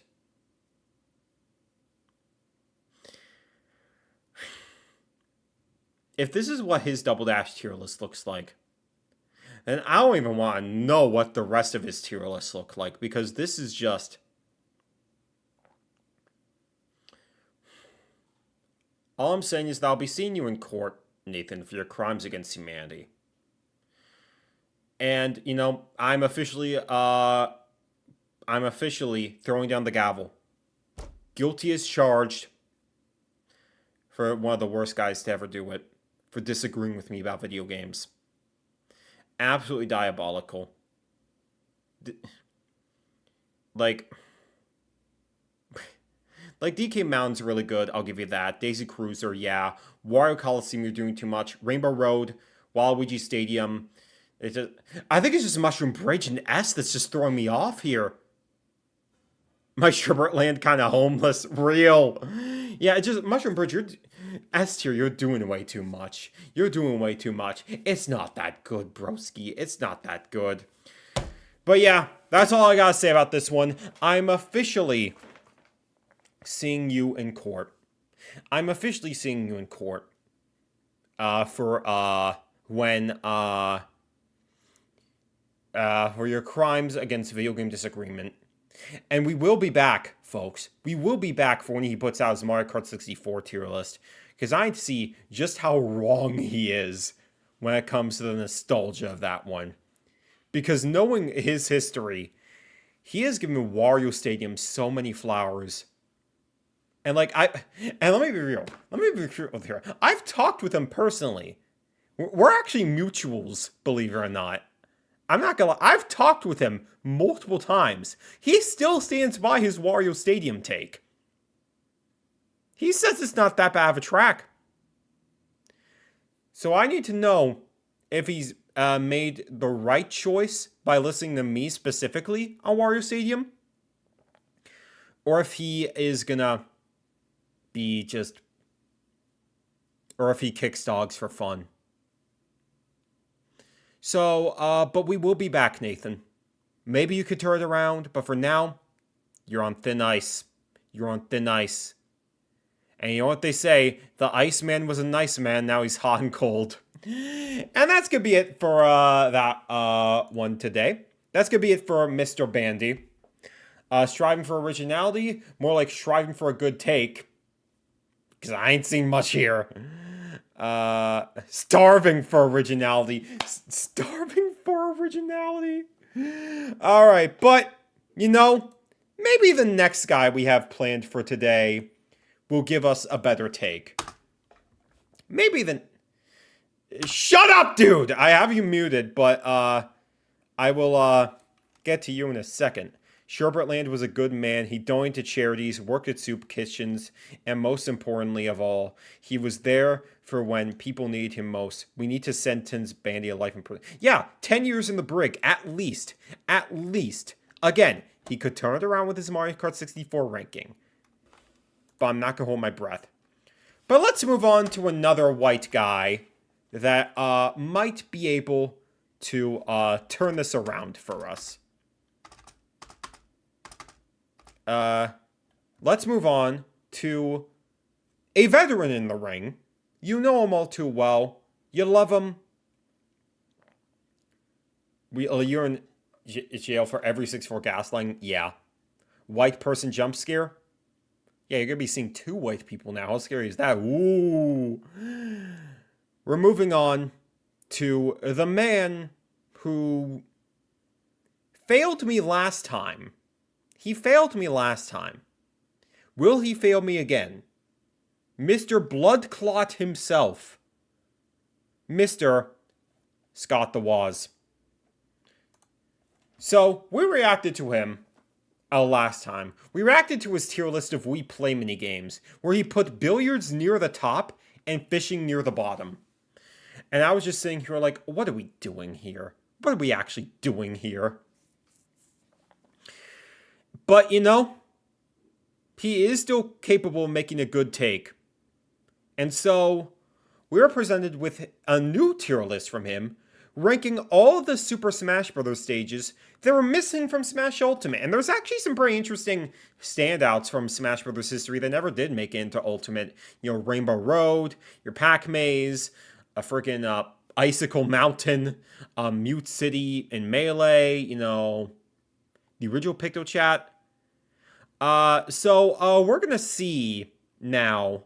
I don't have a tier list prepared for this. Actually, you know what? Screw it. We'll go ahead and make one right now.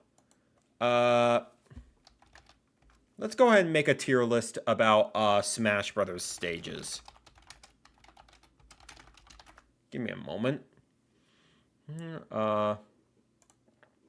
Every stage in Smash Bros. History. All right. So we're going to quickly just do this right now. Okay, this one wasn't updated for Ultimate, but oh wait, no, it was. I'm just missing out. Okay. So all right. So we got a tier list right here. I will go ahead and make this right now. We'll go ahead and play some music while we're doing this. Let me get the tunes back on. Okay. All right. So every stage in Smash Brothers history that was non-Ultimate. If Hambo isn't S tier, I'm a crasher. Well, that is an Ultimate, so you're gonna be fine. So we're starting off with, okay, the first one we got is, wait. Okay, here, okay, perfect. No, we got all the non-returning ones right here. We'll skip the variations of Battlefield and Final Destination. They'd obviously be like an S tier, but like, either way, Planet Zibus, this one's alright. I do think I prefer this over Melee's Brinstar, just because, like, it's a little bit bigger to roam around in. And so I just feel like, yeah, because Brinstar I feel like is way too tiny to have a proper match on. Whereas Planet Zebus, you get the right amount of space. Sector Z, we already have Corneria, and Corneria's size, this one has the opposite problem. Sector Z is just way too big. Whereas Corneria, I feel like, is just the perfect size to have a chaotic, interesting match on. Planet Zebus is one of the only outdoor Metroids. Yeah, you're kind of right now that I think about it. Poke Floats. Don't let the club know this one. I'm not the biggest fan of Poke Floats. Like, is it cool in concept, just going around on giant Pokemon? Yeah. But I'm also just like, I'm also just saying, like, you know, Poke Floats is just like, it's just kind of tedious to play, and with all the jumping around you have to do, with all, like, because everything changes every 5 seconds. I'm just like, when you're fighting the stage more than the actual opponent, that's where it starts to become a problem for me. Mushroom Kingdom. This one's very nostalgic for me. It's the one I played the most in Melee. I have a lot of fondness for this one. For nostalgic purposes, it's not that great. It's like, the N64 one is a lot better. It's just the bricks in the middle that make it really, really tedious to fight on. Mute City's it's tier. I don't know why they never brought this one back. Like, this track is just so freaking fun with all the pit stops you make. It's much more interesting to me compared to Port Town Aerodive. I don't know why they never ended up bringing this track back. Big Blue is better than this, sure, but Mute City just has the vibes going for it. Icicle Mountain, I don't think I need to explain this one. And then a Flat Zone, we don't really need this one. It's already this one's okay for what it is. Maybe a bit too small. But I'm also just like, we got Flat Zone X, we're good. Mushrooming Kingdom 1, 2. Yeah, this one's just like, this one's maybe a little bit funny, sure. But Mushrooming Kingdom 1, 1 is already not that great. 1, 2 is even worse. It's way too claustrophobic. Rumble Falls, it's better than Icicle Mountain in the sense that it will warn you when it speeds up. But also just like, what are we doing here? Flat Zone 2, I mean, again, Flat Zone X is just this, but with Flat Zone 1 available as well. I do like it for what it is, though. PictoChat is freaking phenomenal. PictoChat is freaking phenomenal. I would have loved it if they mashed up PictoChat 1 and 2 in Ultimate to like an ultimate version of PictoChat, but as is, PictoChat 2 is still pretty dang fun. Rainbow Road. What are we doing here? You bring back both Mario circuits, and you don't bring back Rainbow Road. I can't believe it. Pac-Maze is also really great. Not as good. I do like Pac-Land for what it is, but Pac-Maze is just the novelty. Maybe a little bit boring in its aesthetic for sure, but it's Pac-Man. What are we doing? It's kind of expected. I'll put that one high A. Jungle Hijinks is one of the coolest concepts for a stage in Wii U. One of the few Wii U stages I actually really liked. Going back and forth between the foreground and the background. Maybe you could argue a little bit annoying. Because just like everyone wants to find the same plane. But I still think it's cool. Pyrosphere is one of the only boss stages I actually kind of like. Ridley was a neat hazard for what he was. I'll put that one like high B. Woolly World, this one's just kind of clunky. I don't like the fact that the ground just disappears for like half the match. I'm not the biggest fan of this one. I'll put it just above Mushroom Kingdom 1, 2. Orbital Gay Assault, I think this one's just tedious. It's a shame it took an entire year to develop, and it's just this clunky. It's just, you have to deal with way too many hazards, way too many set pieces to go across. I'm not the biggest fan. I'll put it just above Woolly World. Maybe above Mushroom Kingdom as well. Yeah, I'm not the biggest fan. Miiverse. Never let the hood know what people were drawing on there. It was insane. Yeah. Sakurai said it took an entire year to develop Orbital Gay Assault. It's insane. But it's unfortunate, but that's just kind of how it is. But yeah. With that being said, that's my tier list. What is Scott going to say about this stuff? Let me run page. Let's find out. They were drawing Wario. I know. It's tragic. Alright, Mr. Scott. What do you have to say about these stages? Take it away. Oh, let me, I forgot to unmute my desktop audio real quick. Let me fix that right now. Let's actually get started. Man, Smash Bros. Ultimate could have been the most ultimate Smash Bros. Game if they weren't cowards. Yes, well, Super Smash...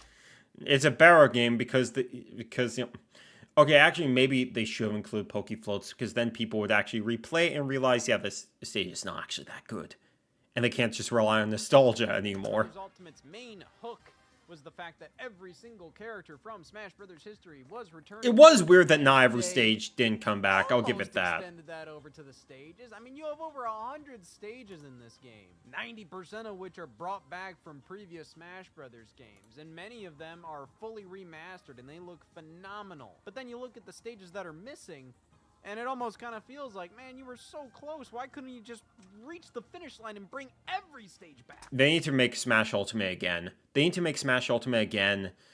Ultimate Mid because Crash Bandicoot. Just say you're salty because they put Sora in instead.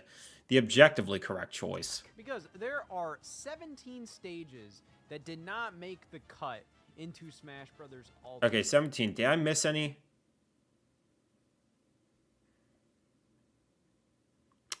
There's... Hold on, what? There's 18, right? Unless you don't want to count Miiverse, I guess, but yeah. We got a lot to go through today. I kind of want to rank these based on how much I would have wanted them in the actual game. Because some of these, you know, I definitely understand why they didn't make the cut. Some of them are just completely redundant. There were already stages just like it already in the... Okay. Okay, Mr. Sam Essig. What are we doing here? I'm noticing these typos on the left. Woolly World. There's 2 L's in Woolly World. Jungle Hijinks, there's an X there instead of K. Like, minor spelling mistakes? That's when we know this tier list is going to be washed. The game, or maybe there was a sequel to the stage included in Ultimate, so the original is just kind of like, why even bother? However, there are some... Oh, okay, no, so he is including Miiverse. Huh, so what are we missing here? Okay, Planet Zebes, Sector Z, Mushroom Kingdom, Icicle Mountain, Mute City, Flat Zone, Pokey Floats. Okay, so that was like 1, 2, 3, 4, 5. So we got all the ones from Melee. Okay, so it's like Mushroom Kingdom 1, 2 that's missing. Tragic. Original, just kind of like, why even bother? However, there are some that I don't really understand why they didn't make the cut in Smash Brothers Ultimate, and some of them, I think it's because of the stage morph feature included in the game. Does anyone remember the stage morph feature, actually? I kind of forget about it all the time. It's a cool feature. I barely ever use it. I don't know why. Just switching between 2 different stages in the same match, it's really freaking cool. I'm surprised I don't use it more, honestly. I can think of, because stage morph is such a very specific thing where, over a period of time, the stage transforms into another stage and the platforms go away and the new platforms come up. For some of these, I think it might have been a little too much. Or it could be the fact that they really wanted to make 8-player Smash compatible with every stage in the game. So maybe some of these stages just couldn't really work with 8-player Smash. I don't know. Now, first up, I would like to say, technically speaking, I would have liked to see all of these stages in Ultimate if it was possible. Because, yeah, why the hell not? It would be kind of... Next Smash should do a Splatoon Raiders be a single-player game, but Sakurai's still salty. They're all cutscene. If he was still that salty, then Kirby Air Riders would not have gone that road trip mode, because there's a lot of cutscenes in that, with a lot of narrative dialogue. So I think he's gone over it quite a bit, which definitely made for a better game. Fun to have, every Smash Brothers stage out there included in Ultimate. But I don't love all of these stages. I think some of these stages flat out suck ass. So, like I said, I'm going to be ranking Real. in a tier list based on which ones I would have liked to see the most, with S being the stages I would kill to see in Ultimate. And my god, my humanity is slipping. That is something I'm willing to kill over. First up, we have only 2 stages from Super Smash Bros. On Nintendo 64 that didn't make the cut, starting off with Sector Z, the Star Fox stage. Honestly, the only reason why I think this wasn't included is, well, it is a bit redundant considering you already have the stage Corneria in Smash Ultimate from Melee, which is basically the exact same idea as this stage. Only major difference is Corneria is a little smaller than Sector Z, and also Sector Z has this nice little space background. But I will say, I think the size of Sector Z makes it pretty fun to play on when you're playing Super Smash Bros. On N64. Like, it doesn't seem like it's that big, but when you actually jump around and you go to the tail end of the ship, you realize, like, oh, damn, this stage has quite a bit of room to it. It is... I mean, yeah, technically speaking, he is correct on that, but I'm also just like, you know, I don't really miss Sector Z. To me, Corneria is just like the perfect size. It's small enough, but not too small, so that's like claustrophobic. But Corneria in general, I just think is just way more engaging to play on. With Sector Z, there's just way too much room. to go around, and with not really any interesting set pieces in the same way that a stage like Hyrule Temple, even though that's a big stage, you know, there's a lot of interesting set pieces to go around, and lots of wiggle room to experiment and everything that Sector Z just doesn't really have. Especially with how high the gap is from, like, you know, the wing of the ship to, like, the tail. It's far from my favorite stage. It's not a bad one. I don't think there are any bad stages in 64.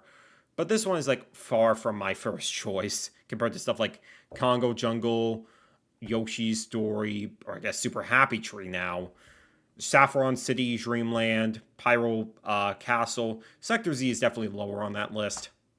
Is kind of fun. With that being said, it is pretty much the same damn thing as Corneria. I do like this stage, which is why I think I'm going to put it in B tier. I would have liked to see it because it's from the 64 game. It gets to a point where it's I like, put a lot in of these C other tier, so close stages, enough. I kind of get it. Okay, these are really big stages. It takes a lot to remaster, remake them.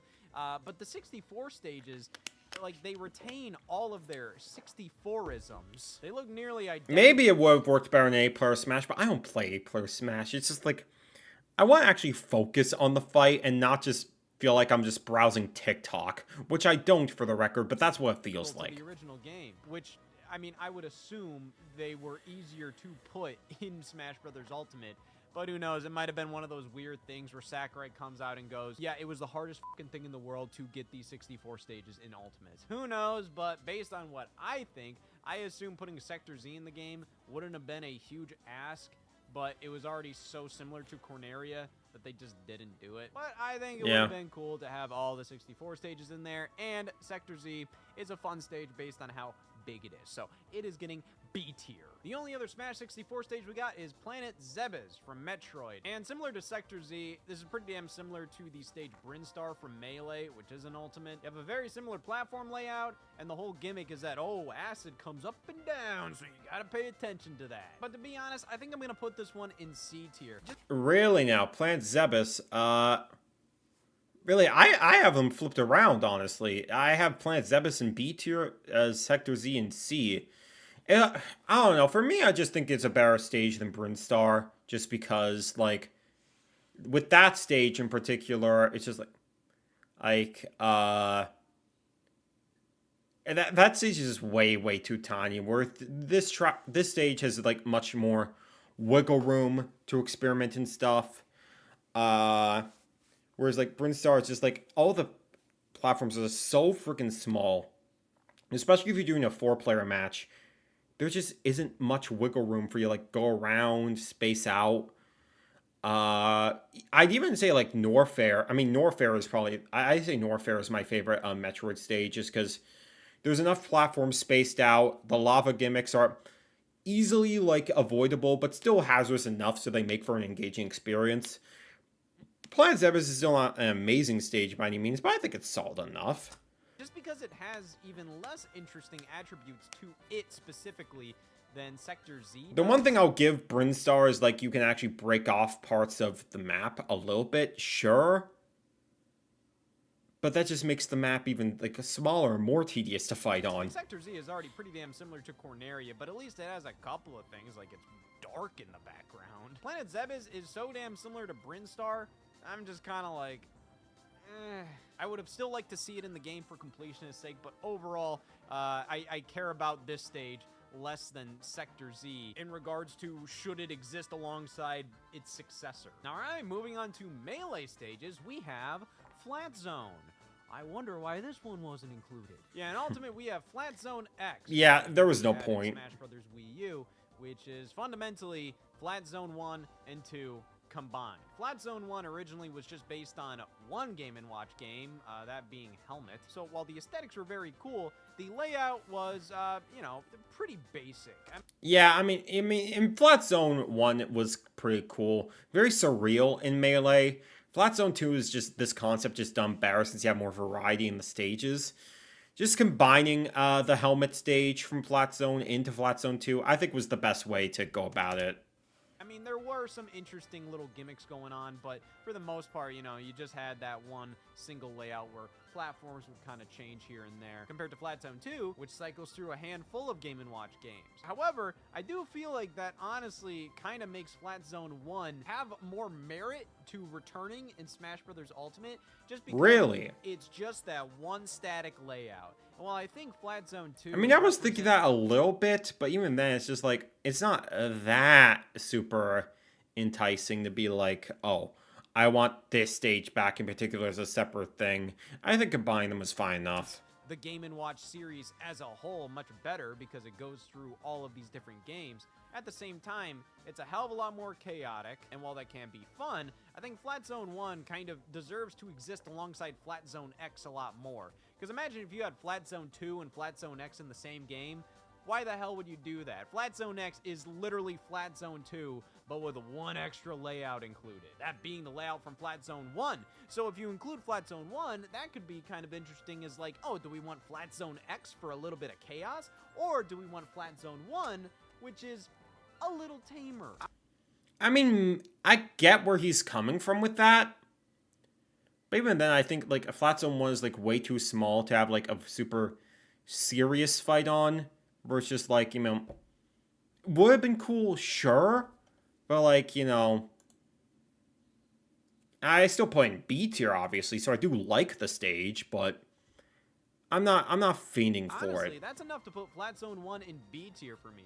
I can genuinely see, like, wanting to play Flat Zone 1 in comparison to Flat Zone X sometimes. But I might as well get this one out of the way while I'm already talking about it. That puts Flat Zone 2 in F tier. There is no point to this one existing in Flat Zone. Okay, so I'm guessing in context, he's going in context of, like, should the stage have been brought back in Ultimate rather than is it a good stage on its own? Which, like, yeah, I mean, Flat Zone 2, like, if I was going by his rules, I don't disagree, but Flat Zone 2 is just the better stage compared to Flat Zone 1. I'm just, in a general sense, is what I'm going for. Zone X is here. Like, adding the Flat Zone 1 layout doesn't make it so then, oh man, I don't want to fucking play Flat Zone X. Now, Flat Zone 2, though. Now we have Mushroom Kingdom from Smash Bros. Melee, which actually shares the exact same name with the Smash Bros. 64 stage, which was included with Ultimate.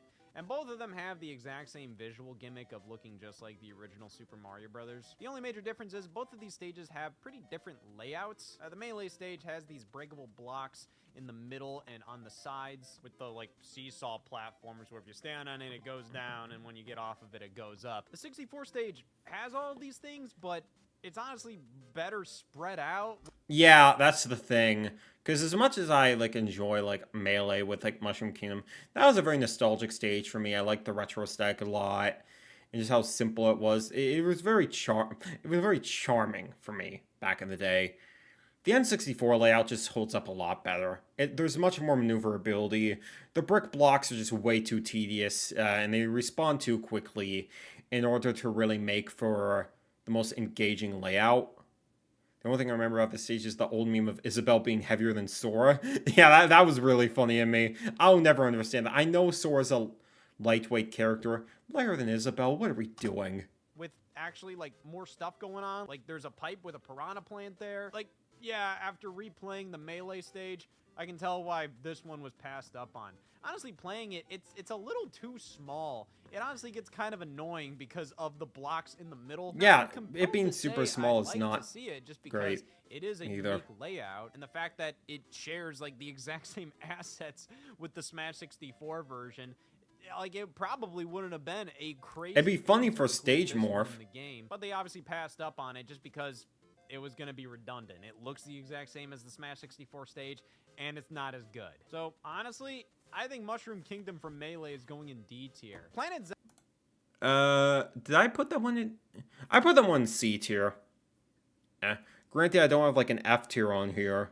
But, like, you know, I mean, knowing me, I'd probably put Rumble Falls and Icicle Mountain in F tier, but, like, regardless, you know, fair dues.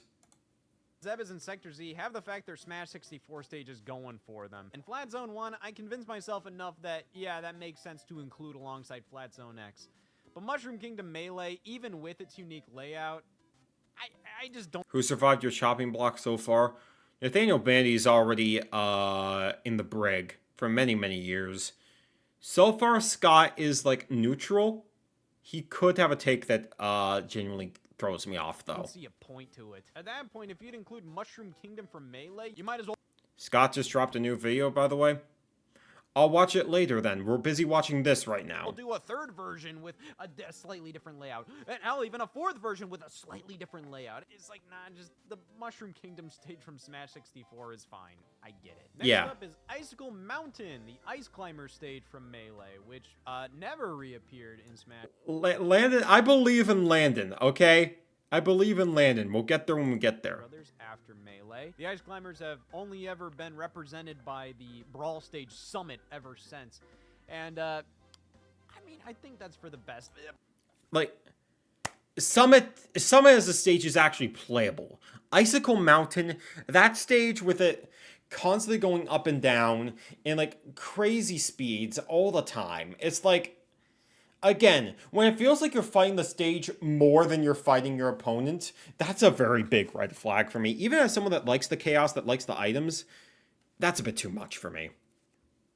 But, I mean, Icicle Mountain, I think, better represents the Ice Climbers as a whole. I mean, hey, Sure. the aesthetic is almost as if Ice But Climbers what cost? wasn't one of those NES games with a completely black background. And the fact that it's a scrolling stage going up and down, you know, that does accurately represent Ice Climber. Summit is kind of like this funny little representation of like, oh, well, it's ice themed, and let's kind of make something a little more original out of the idea of Ice Climbers. With all that being said about Icicle Mountain,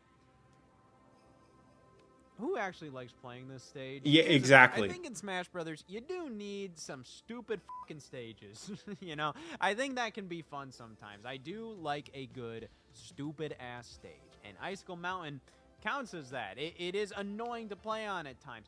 I do think it could be more annoying. I think it goes at a slow enough speed to be playable. So to be honest, as much as the stage can be annoying, I mean, doesn't it, I mean, we're talking like the speed can change though, like at any time, like going up and down and everything. And you can't really predict it at all. It's just way too much. It's way too much to deal with for one fight. Representation doesn't equal fun. We were taught this lesson very well by a certain. Yeah, we don't talk about that guy. like I said, I think some Smash Brothers stages, it's fun to have some bullshit from time to time. And to be fair, Icicle Mountain isn't bullshit all the time, but it is like one of the lesser stages that I'm like, I don't want to play that most of the time. If I'm feeling a certain way, if I'm feeling a little quirky, hey, why not? Maybe if I'm Throw feeling a on bit Icicle too funny, Mountain. And I but do like think even it then, it's represents like, Ice Climbers at what cost? better than Summit does, but I do think Summit is the better overall. Summit's actually I would give playable, Icicle so Mountain a C. But what about Pokey Floats? Does anybody actually like Pokey Floats? Like unironically, like when you actually say I want Pokey Floats, you're thinking this stage has an amazing layout, and I cannot wait to play on it. Come on. yes, yes, he might not be washed yet. Let's frickin' go. Cause yes, again, the novelty of a stage like this. Oh, just jumping on a bunch of different Pokemon. It's really very cool, and then you actually play on it, and it's like the most tedious thing in the world. It's like it's a similar problem I have with the fans of Yoshi Valley from like Mario Kart 64 and like Mario Kart 8 Deluxe especially. Is it technically cool that you have like all these different routes you can go on?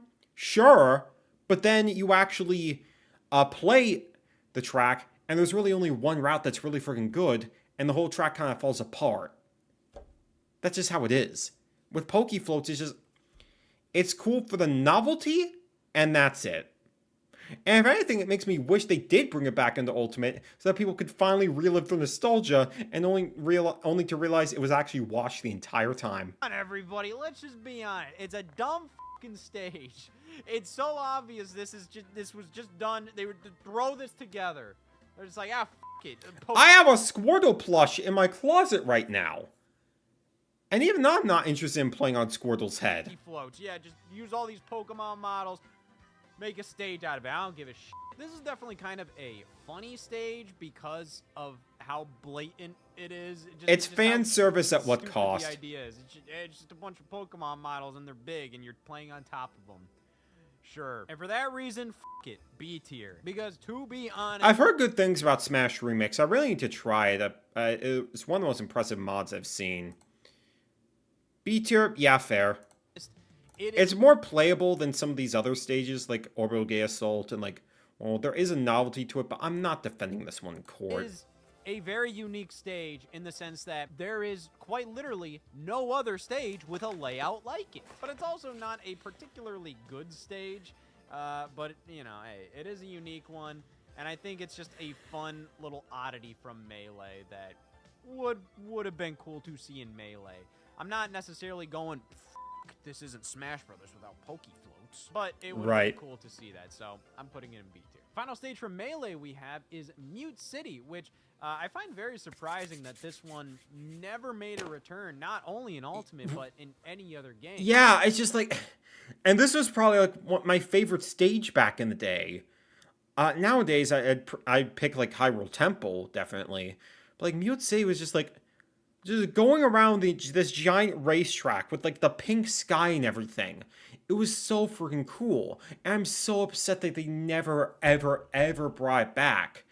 And they just kept on reusing Big Blue instead, which granted, I do think Big Blue is a better track than Mute City.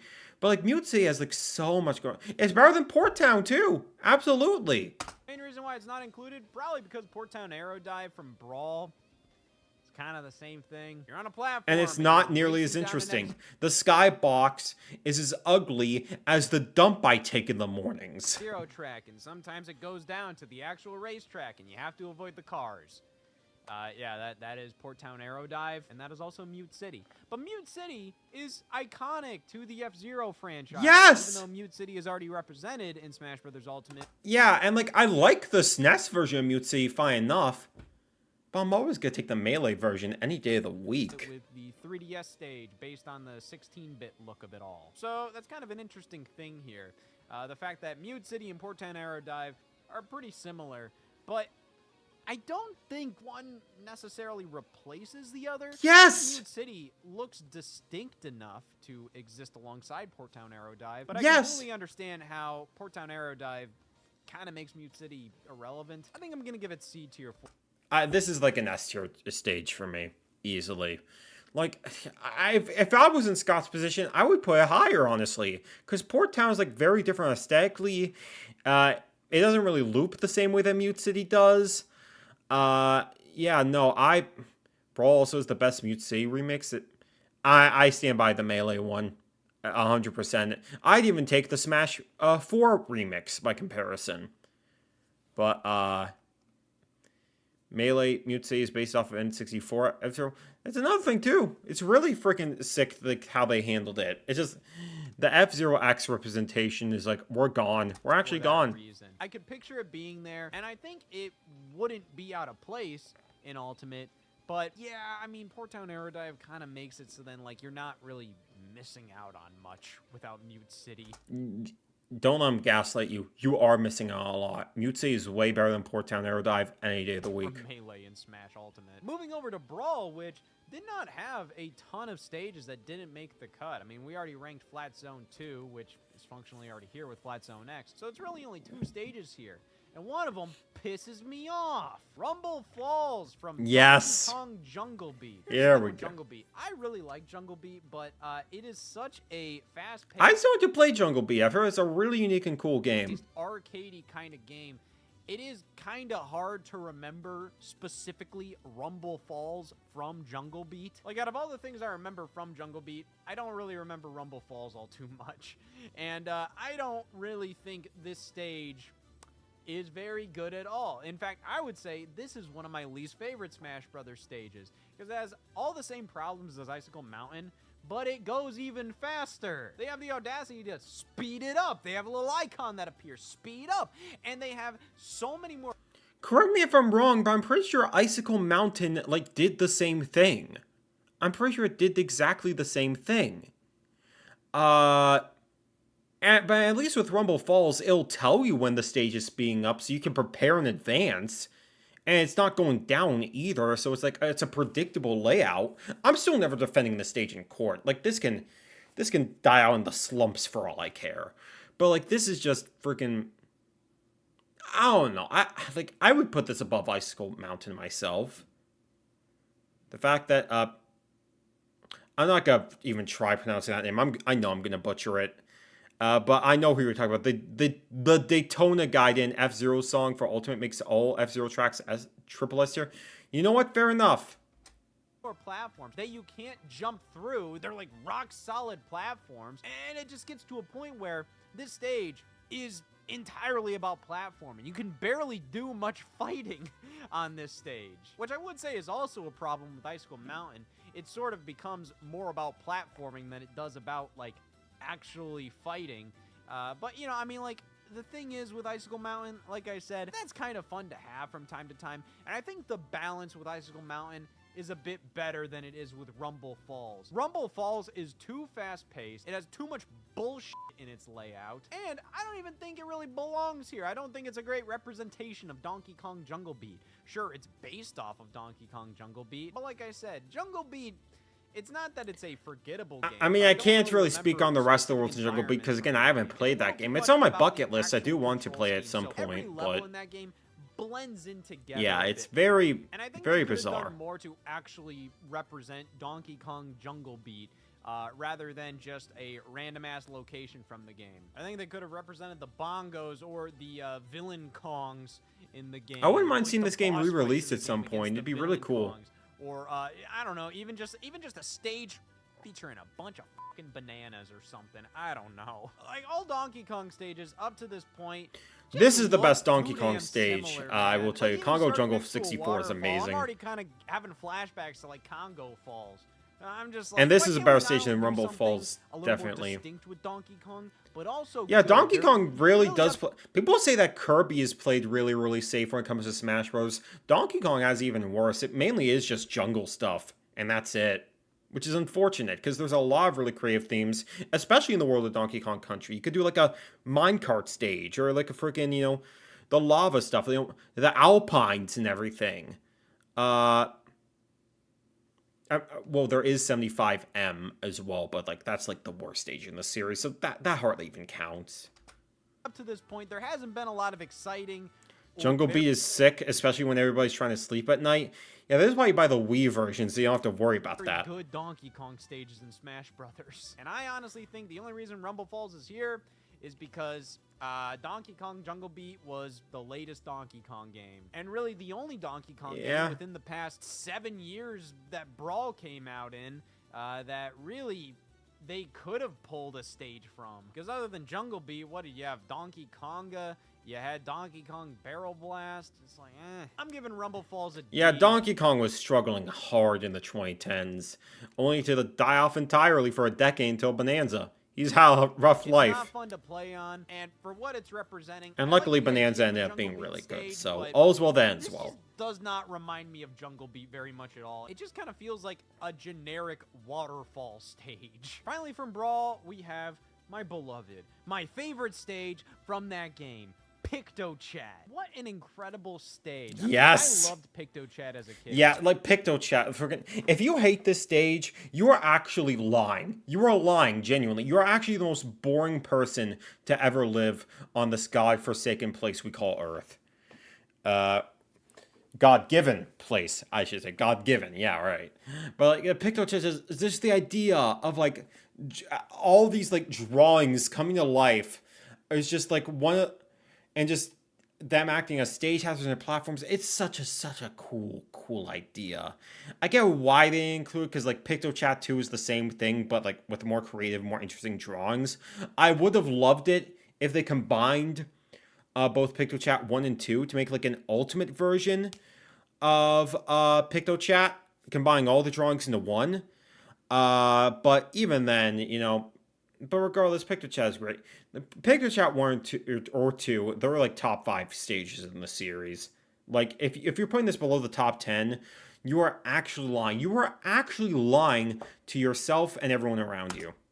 So when I actually got my copy of Brawl, and there was a stage based on it. It just felt so surreal, especially to see PictoChat on the big screen. And the concept of the stage was awesome. The fact that, oh my god, random drawings appear, and that's the layout, and sometimes there's hazards involved. Now, of course, PictoChat 2 appeared in Smash Bros. For 3DS, and in Ultimate, they chose just to do PictoChat 2. Now, the main difference between PictoChat 1 and 2 is everything. All of the drawings are completely different in both stages. So PictoChat 1 has completely different drawings and layouts compared to PictoChat 2. Now, this doesn't matter that much, because the thing is, the PictoChat stage is supposed to feel completely random. It's not like I memorized all of the drawings in the PictoChat. Yeah, that's the thing about it, because I love what they do with, like, the first PictoChat stage, but PictoChat 2's drawings are, like, they're way more creative and interesting by comparison. So it's not like you're missing out much by non-including PictoChat 1. I would have liked to see them combine it, though. So it's not like I can really go, oh man, PictoChat 2 isn't as good as PictoChat 1 because of the layouts and all of this. It's just like, no, like, I don't memorize the layouts of PictoChat 1. I don't even know which one I prefer. So while I could say PictoChat 1 could stand alongside PictoChat 2 in Ultimate, at the same time, I mean, yeah, they do basically the exact same thing. And do I really miss the layouts of PictoChat 1? To be honest, if anything, I feel like they should have done a Flat Zone X kind of thing and done PictoChat X, which combines all drawings from PictoChat 1 and 2. Yeah, that's what I'm saying. I'm the one that said, thank you for saying it in your much more nerdy voice compared to me. 1 and 2 have nearly 30 layouts included. Compared to the layouts in Flat Zone 2, which is significantly less, and the one layout of Flat Zone 1, I mean, I just feel like the layouts of the Flat Zone stages are a lot more memorable compared to the PictoChat stages, which are kind of meant to be like, oh man, they kind of imagine you're winning against your little bro, but the PictoChat boot ends your entire career. Genuinely. Stage, which actually is random. Like, the stage it creates every time is procedurally generated. I mean, I do kind of think it would have been cool to get a PictoChat X with everything included. But it's like, do I actually miss the drawings in PictoChat 1? I don't really care that much, Bubba. PictoChat 2 fundamentally gives me my funny little nostalgia about PictoChat. Why do I need PictoChat 1? Because the drawings are different? It's like nobody goes, oh my I god, do but find it love funny that they decide to make PictoChat 2 to begin with, since the 3DS didn't even support PictoChat, even though it supported regular DS download play, it never supported PictoChat. The fact that they actually made a stage based off of that on the 3DS, it's still really cool. Very strange, but really cool. Layouts of PictoChat 1 better. It's the PictoChat stage, man. It's supposed to be chaotic and crazy. I'm gonna give it a C tier because I do think it would have had... Again, if we're just talking about stage quality in general, PictoChat is S. I guess that's fair placement in terms of bringing it back, but like, I'd put in like B.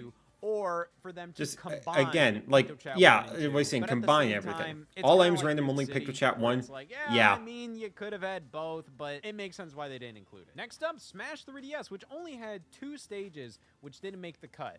And both are getting S tiers. Yeah, it just really sucks that these ones didn't make it. It's just like... What are we doing here? I mean, Pac-Man I don't think is as good as Rainbow Road, but like friggin' these 2 stages are friggin' some of the best in the game. And you're opting out? I can maybe understand Pac-Man a little bit, since like part of the gimmick was that of that stage was collecting all the Pac dots and powering up, which is much harder to do on a single screen compared to like the separate screens everyone got on the 3DS. Rainbow Road, there was no excuse. We got no excuse. Into Ultimate, Rainbow Road, and Pac-Maze. Mainly because, like, I just feel like they would have fit so perfectly in this stage roster. And the stages that are there, instead of these ones that represent these franchises, I just don't think are nearly as good as these ones. Like, Rainbow Road is so damn cool. It is kind of similar to the F-Zero stages like Mute City, where, hey, you're traveling around and then you fall down onto the track. Yeah, but with Mario Kart, I think you could get away with that. Racing by, which is also similar to the Mario Kart 8 Mario Circuit stage from Smash Wii U that's in Ultimate. I will forever be bothered that they decided, oh, Rainbow Road Mario Kart 7, one of the best in the series. This really isn't necessary for us to bring back. This stage isn't that really important. 2 Mario circuits? Oh my gosh. Give Sakurai a freaking raise, brother. This is the best idea I've heard all week. Friggin', yeah, Rainbow Road, we don't need this. Figure 8 Circuit, on the other hand. Now that's a stage. That is 100% a stage. Friggin', genuinely diabolical. Genuinely diabolical that they chose that, especially when, like, they both are just, like, grasslands and everything. They're not that interesting. And, like, and the crazy part, too, is, like, for some reason, they separate the music for the Mario Kart series away from the other Mario stuff. So the only way you can listen to the Rainbow Road songs are on these 2 Mario Circuit tracks, unless you make, like, a custom stage and put one of the songs on there. So it's just, like... What? Well, okay, technically now you can do that with, like, Battlefield and Final Destination. You can add, like, any song, which is cool. But, like... The thing about geniuses is that they make the oddest decisions. Yeah, genuinely. It's very, very strange. Like, never have a full Bowser's Castle stage? Yeah, I'm surprised they never really did that either. But yeah, just... I'll never understand the logic. I'll never understand the logic. Road. I genuinely don't know why they didn't include this one. Maybe it has to do with, like, it would have been a little too tricky to remake in HD. Maybe it had to do with stage morph or something. I don't even know. And even then, they remade this stage in Mario Kart Deluxe, and it still looks great there. What is Smash's excuse? There are plenty of stages that do this exact damn gimmick, and they're in Smash Ultimate just perfectly fine. And then Pac-Maze, man, it's a very simple stage. You know, the layout is very simple, but I mean, it perfectly represents Pac. Again, I can understand the whole Pac dot thing enough, or it's just like, it'd be difficult to do on, like, a single screen. But, like, I'm sure they could have found a way to work around it. And for the record, I'm saying this as someone that genuinely likes Pac-Land. I think the stage layout and, like the MS Paint looking quality, I think it's a funny stage to play on. And genuinely kind of fun, just with the obstacle course layout of it. I really like that stage. But, like, Pac-Maze is Pac-Maze. Why didn't they bring this one back? It's exactly what you'd expect a Pac-Man stage to look like. And instead, in Ultimate, we get fucking ass Pac-Land. Now, Pac-Land is a funny, stupid ass fucking stage. But I don't want just funny, stupid ass fucking stages about my little fucking Pac-Man. I want the Pac-Maze. Now, if I do recall, Pac-Maze does have, like, a special mechanic where, like, you can eat the Pac dots on the stage. So maybe that had something to do. Yeah, that's what I was mentioning earlier. Plain stage from Smash 3DS, where all the different characters have different coin counters and all of that. Even then, I think that all the coin counter stuff did apply to the single screen on 3DS, which is a bit more fair in this regard. Golden Plains is a good stage too. I don't see why Pac-Maze would have been any different to include in Smash Ultimate. I don't know. I'm pissed. Well, folks, we're finally down to Smash for Wii U. First up, let's talk about the Miiverse stage. F tier. Okay, to be fair... Yeah. Yeah, it's like, it's funny with the drawings, but, like, knowing how some people are these days, it's a blessing that we have not gone the stage back, and it only lasted as long as it did. Only, like, 2 years with, like, all the posts on the side. Remember, Smash Bros. Is a game for good boys and girls only, so... The Miiverse stage was a hoot. I remember playing that in 2015, and I saw Falco with his pants unzipped. But of course, Miiverse shut down in 2017. It was never a part of the Nintendo Switch, so I mean, it makes sense why it's not... It's funny for sure, but at what cost, especially when children are playing this game, it's just like... Miiverse is not a part of the Switch. Splatoon 2 still made it so then you could, draw... I'm surprised they kept this for Splatoon, honestly. And whatnot. It had its own little... He sees Rosalina art. I mean, to be fair, I think everyone had an awakening the first time they saw Rosalina. The experience. But I mean, would that really be worth it for the goddamn Miiverse stage?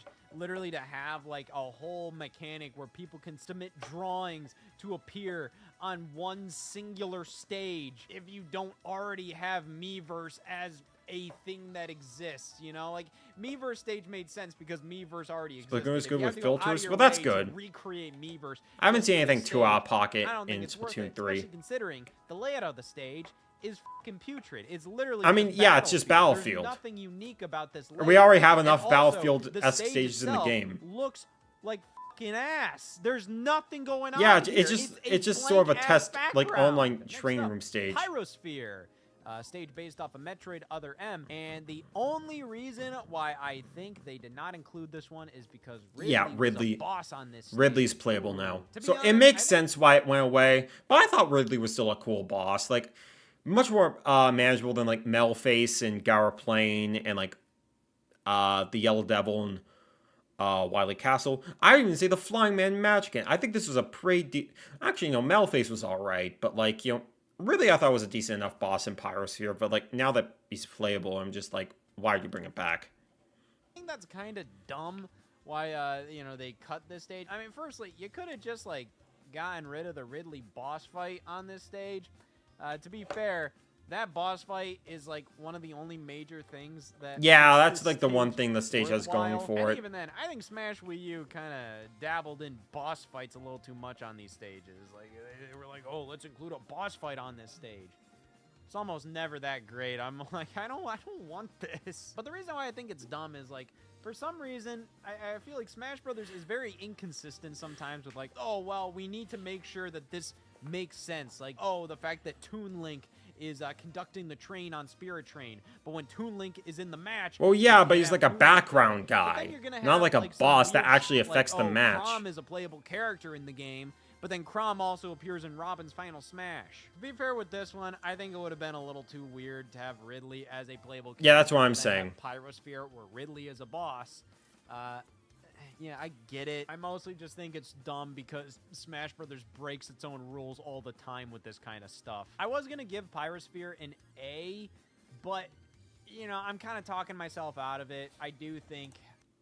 Yeah, I put Pyrosphere in V, so fair enough. Ridley being a boss on that stage does kind of make things a little too tricky, and I don't think they would have really wanted to go to all the trouble of replacing Ridley or taking out Ridley from the stage. If you take out Ridley from Pyrosphere, it's a boring fucking stage. Yeah. Not that I really love boss fights on these Smash stages. At the same time, Ridley made that stage worthwhile. Next up, we have Jungle Hijinks based on Donkey Kong. This one was a Returns. cool one. And finally, an interesting fucking Donkey Kong stage. One that's actually good. I don't think this stage is like one of the greatest of all time, but I like that it has a very unique mechanic. That being jumping to the background, jumping to the foreground. You know, it makes sense considering. Maybe you Donkey could Kong argue that's a bit Returns annoying just did because that a fair the amount of point times is to throughout the fight, and when levels. everyone's escaping, it's just yeah, like, I think this maybe it's a stage bit doesn't- annoying. But like, the fact that sometimes one of the layers will like disappear for a bit to force everyone onto one side, I think that makes it, helps it enough. Not like the best stage ever, but it is a really, really cool one. One of the better Wii U exclusive stages that remained an exclusive. Or just one of the better Wii U stages in general, because I just kind of find a lot of the stages in Smash Wii U to be really, really boring. Pretty good job representing that game and also being unique. I can only assume Either this way wasn't too included boring or way because too what the hell tedious. do you do with like stage morph for this stage? Yeah, Like, if stage everybody's morph on would the be background very layer, weird. What the hell happens? I'm gonna give it an A tier just because I can more clearly see why this didn't make the cut based on some of the things they got going on with Smash Brothers Ultimate. I also think 8-player Smash might have been a little too extensive for this stage. I don't know, with like, oh, multiple characters in the background. Not that I don't think it couldn't have handled it, but I think it almost would have been way too much for like players to look at. Imagine if you have 4 players on the foreground and 4 players on the background. Like, I feel like there's a chance that like there would be too much blocking the background viewers. So that, in addition to stage more probably Yeah, weird, I'm gonna put it in. If we want to unify it with the rest of the stages, I get it. It's annoying, but I get it. I can kind of see why this one didn't come back, but I really wish it would have, because this is a solid-ass stage, it's unique, and I think it represents DKC Returns pretty well. Next up, we have Woolly World, which I'm not sure why this one didn't make the cut. There might have been some weirdness with stage morph, just the fact that this one is Yeah, this stage is very subtle traveling stage where you have the ground. with Yeah, but some there's a lot more on intense yards, traveling and then stages than this. sometimes it goes I'm up, confused why this one never where came the back ground either. goes away. I'm not the and biggest you kinda fan of go, this one up either into the sky myself, a little but bit, and then you just go back down. As much as this might have been a problem, I don't like the stage, ground I disappearing. don't really understand what the issue might have been. Like, if you've ever seen stage morph, But like, I happen, feel like Yoshi could have I gone don't that see why extra this would have track. been an issue. I do Or wish that the extra stage stage, I was in should the game. say. I think it has a very unique and fun art style to it. You know, the yarn, the Woolly World aesthetic. I think that would have been really cool to see. At the same time, the stage doesn't super excite me. It's not my favorite stage in the world. It's not bad, but I'm just not. I find it that funny how they made this crazy stage like a about year it. Like, I'm before just kinda Woolly like, World yeah, I came mean, out, I'll that's say not that my much. stage. To be fair, I'm not crazy about Woolly like World Pac-Man Switchboard, yeah, that's either. what I'm saying. It's such a simple stage, but the reason why it's an S tier is just because I'm like, why the f wasn't it in there? It's the perfect Pac-Man stage. The reason why I'm hesitant about Woolly World is Yoshi already has a fair amount of stages in Smash Ultimate that I think represent Yoshi's Island and Yoshi as a whole more than fine enough. It doesn't mean Woolly World doesn't deserve to be there. I think Woolly World is a cool stage, but at the same time, you know, like it's not as like necessary as I think the Pac-Man stage is for Pac-Man as a franchise. So I'm gonna put it in A tier just because, you know, I don't need it. Again, like for me, I think it's just a matter of I just don't like the ground disappearing and the air platforms just being as wobbly as they are just make the stage more annoying than it should be. It's a shame. I love the aesthetic of Woolly World, but like as a stage itself, I'm just like I'm not feeling it. I like it. It's a good stage, but Poochie and you know, Yoshi like, we already Woolly have a lot World of Yoshi Switch stages, Sport. even though this one does have a unique aesthetic Yeah, to it. absolutely. But the layout is just it's not that crazy to me. Like, it's fine. But let's wrap things up with Orbital Gate Assault, based on Star Fox Assault. I just found it interesting that, you know, they had to go to Star Fox Assault to make a new Star Fox stage on Smash Brothers for Wii U because it had been so long since the last Star Fox game. They had to pull from Star Fox Assault to be like, yeah, f it, all right, we'll make a Star Fox stage based off of this. I didn't even This make the thing was connection to talked Star about Fox in Assault, development honestly. by Sakurai on Miiverse back in the day. I remember him saying this stage took a full year to develop. Of course, like, you know, that's probably developers working on it here and there, juggling alongside a lot of other things. But yeah, when you actually play this stage, there's a lot going on in the background. It's probably one of the most visually stunning Star Fox stages from Smash Brothers. Beautiful to look at, horrible to play on. That's what it feels like. When you compare it to all of the other Star Fox stages available, like Corneria or Venom or Lilac Cruise, those stages, while I like those stages, they're not really that crazy. Like, Corneria is just, you're on top of the ship. Corneria, Nothing crazy really great. happens. Then Venom is just what flipped if to a much you're on worse layout. Same ship, but at a different angle. And then Lilac Cruise is Lilac Cruise literally is just okay. like, you know, a pretty basic The Star Fox platform, stages, you could argue, are pretty just boring. flying through space, But whereas Orbital Gate Assault kind of goes has too you far in the jump opposite on direction. multiple ships during a pretty massive space battle. You see so many things in the background. You go on It's just different really hard ships, to keep all up of with that. all of Sometimes it this can be a stuff little going too on. hectic, but I honestly think it's one of the best stages when it comes to spectacle. I honestly find whenever you jump onto different ships, the layout to suffice. It's still Maybe it's you a know, shame kooky it didn't come Smash back Brothers because it's just nonsense. like This is a great so stage for tournament play, but like but in general I just think the stage layout just is really cool. Maybe it should have come back just because like the stage layout is really unique what they did with it, and that's really cool. I just find it way too tedious to play. So if Sakurai was based a Star Fox stage on the train level from 64, yeah, honestly. it's a cool stage. And I think it represents He has no excuse now since Star Fox 64 got remade Star again. Fox in a way that isn't represented in the stage lineup on Smash Ultimate. And I guess since he never talked about Mushroom Kingdom 1, 2, that stage is just like... It basically takes the desert stage from Mushroom Kingdom 1, 1, which is already not the best stage in the world. It's just slow 1, 1 in a boring desert environment. Make it about the underground, so you basically have no ceiling. There's way more blocks around. It's so claustrophobic. It's just a way too frustrating stage. I do not care that... that stage didn't come back. But like There might have been overall, problems with like stage morph. There might have been problems with 8-player Smash. I'm But sure we'll see it's the tier list harder for again me to in a really second. Tell what those problems would have been in comparison to Jungle Hijinks. So I'm gonna give Orbital Gate Assault an S tier. So there. Really now. I mean, I can kind of see just because how unique it was, but in terms of playing it, like I said, you know, it's just way more tedious than fun. That's why I put in C. But like, you know, if you're asking me, other than the 3DS stages and Mute City from Melee, I'm not really peeved about the stages that ended up getting removed. And I would say, like, overall, this tier list is pretty serviceable if we're talking about bringing these stages back. So you know what, Scott? You did a good job. Maybe I won't put you on council, or on trial, I guess, as much. You already got friggin', K-Swiss of Bankruptcy Patrol, to deal with, for that.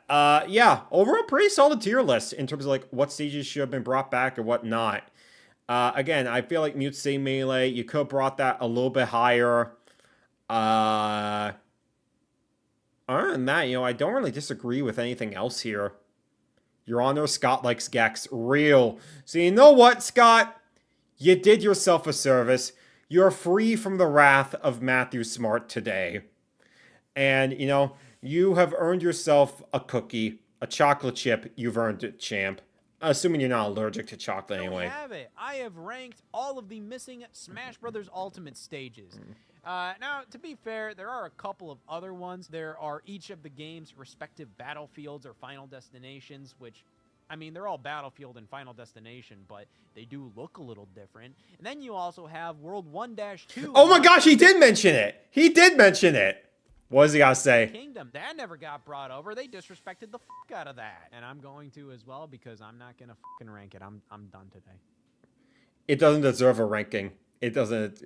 He is done, as am I. Scott, you've done yourself a service on this tier list.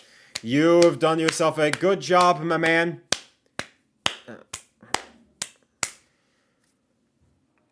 You are safe from me.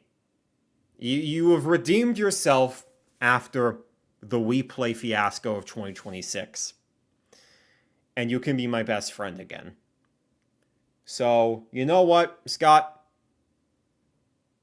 Maybe I can't even bother reacting to Scott's video because a lot of the times he's just way too agreeable. Like, you're never gonna see me do like a Scott the Waz episode reaction because it's just like it's usually just too agreeable for me. But when you get to like that We Play one, it's just so diabolical that I can't help but laugh. But like with stuff like this, Smash Ultimate, you know, he was pretty on point for the most part. The only one I really disagreed with was playing like Mute City and Melee solo. But other than that, you know, pretty dang solid. So, Scott, you can keep on enjoying my little barbecue any day of the week. And that will be it for Scott today. So, we've got one more candidate on the chopping block today. But before we get to that, I am going to take a break. It's been like nearly 3 hours. I'll be back in like, what, 5 minutes to talk more shop on all things related to gaming. And we're also going to take a little bit of a Pac-Man break. We watched the first episode of Pac-Man Snack Breaks last time we did this. And the second episode is out now. So we're going to take a detour and watch that as well. But, yeah, in the meantime, yeah, I will be right back. I'll play an ad while we're gone. See you in a bit.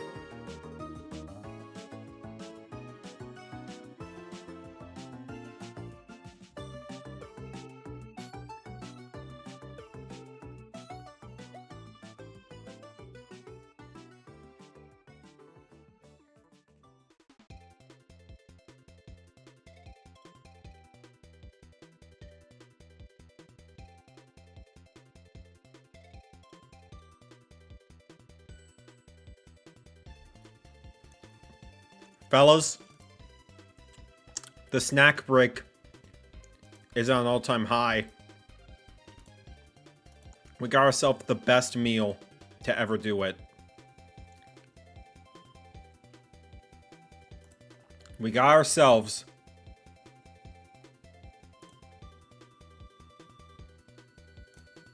a good old barbecue salad and go wrap, my fellas. This is the perfect thing to eat for our snack break today, as we watch episode 2 of Pac-Man Snack Breaks. Pac-Ball Championships. I'm going to be very interested in this one. Is this literally just themed after the World Cup? Because that's what it seems like it is about to me. So, this seems like it'll be fun. Villagers, is he talking about me?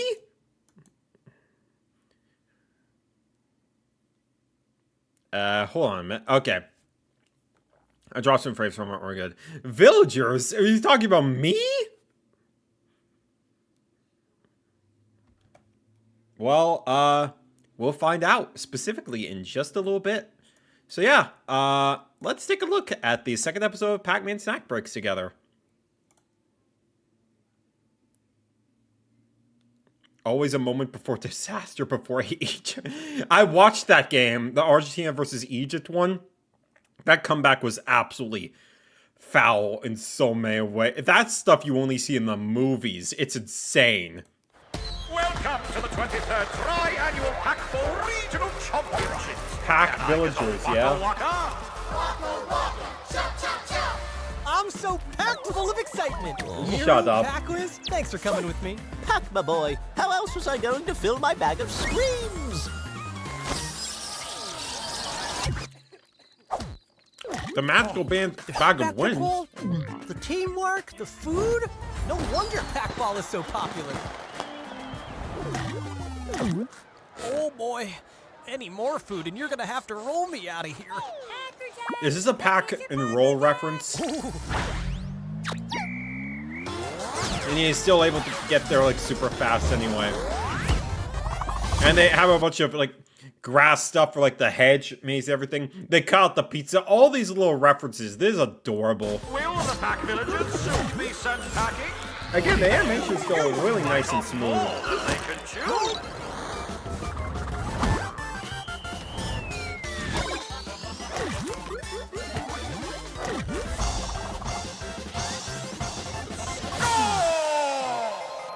I just realized that was a remix of the Can Can song. I like that. Kick it to the moon, big dogs!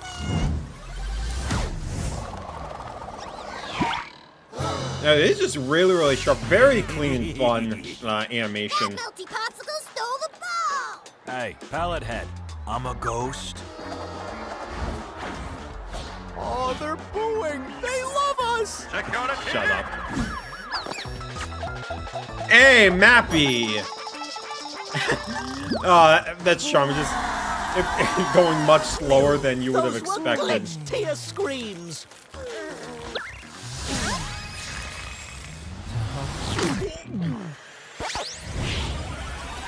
Found. Holy pack-a-moley. Holy Pac-A-Mole. Actually, shut up. Actually, shut up right now. Like, just the idea of like, we got the magical MacGuffin that's gonna. I hope this isn't something that they do like every single episode, because that'd get annoying. That'd just be a cheap way out.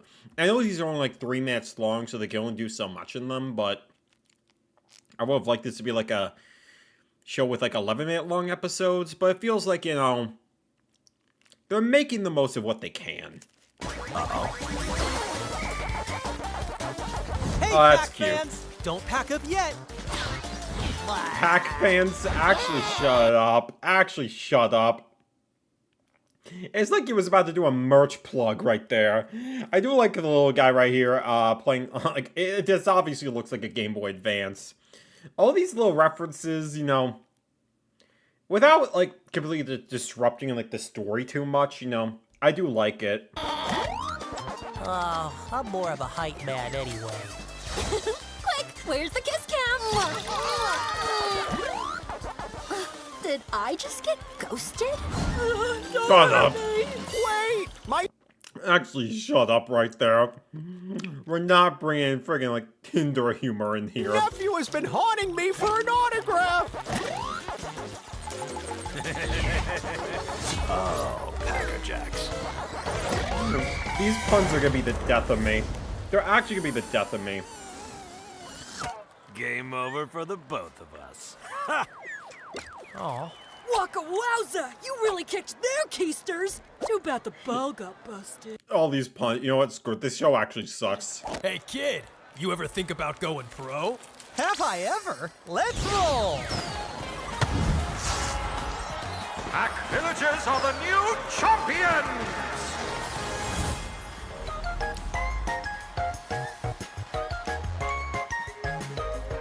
A man that could truly rival Messi.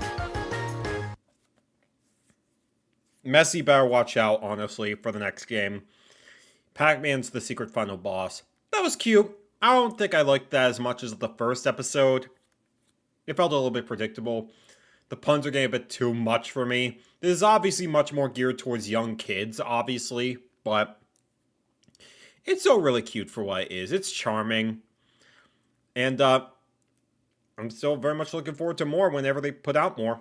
So yeah, that's what I got for the second episode of Snack Breaks Championships. I needed that after how Diabolical America lost that game. Like, that was miserable to watch in motion. Alright, and sorry for the nose stuff. It always itches when I'm on camera, but either way, now we get to the final attraction of today. You know him, you love to hate him and hate to love him. He's back in the building again. A guy that feels like he's huffing on copium every single day of the week. It is tragic to see in motion.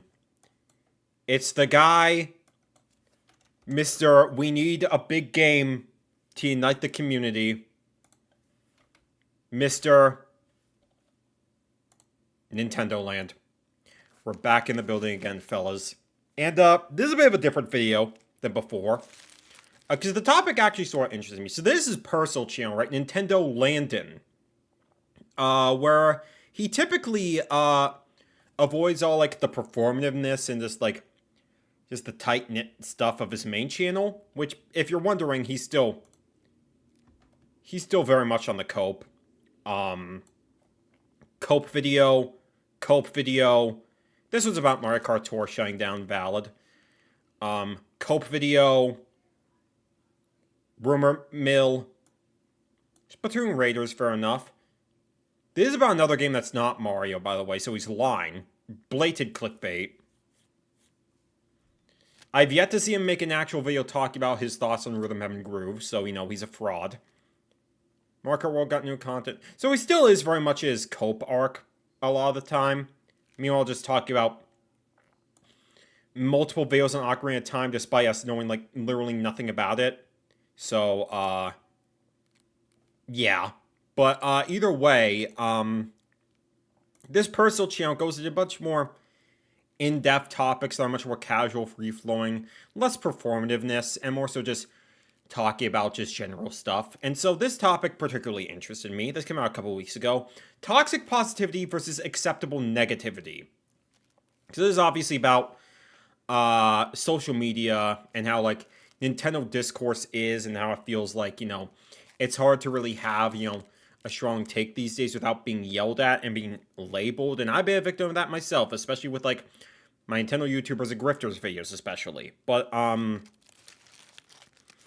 I'm curious to see how he approaches this topic. Because is this going to be a case where he actually gives, like, a genuine analysis on this subject about, you know, discourse online and, you know, offers like solutions and how he personally handles it?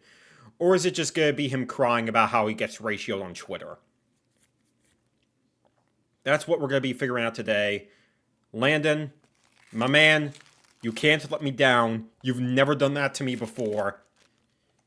Landon, do your thing. Wow, it's been 2 months. Wow, I really didn't want to make this video. It's over 2 months since I've made a video on this channel. What have I been doing? I've definitely been slacking.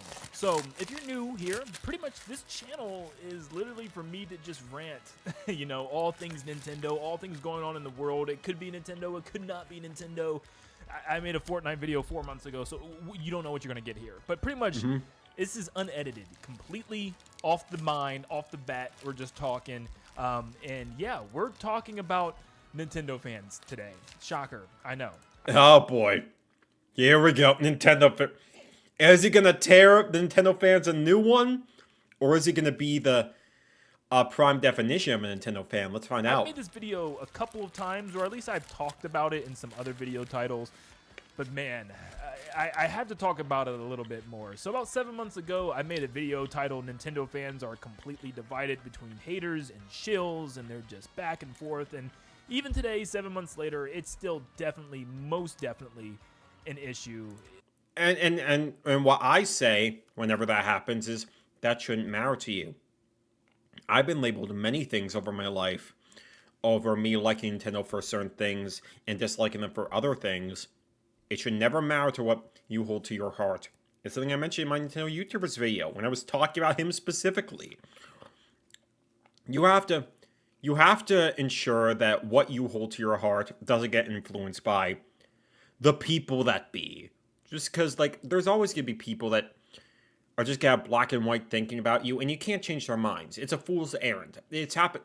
People have tried to do that way too much in the past. People are gonna try to do that in the future. It never works. So you have to stand up for yourself and say, hey, this is my take. I don't care if you don't like it. This is my take.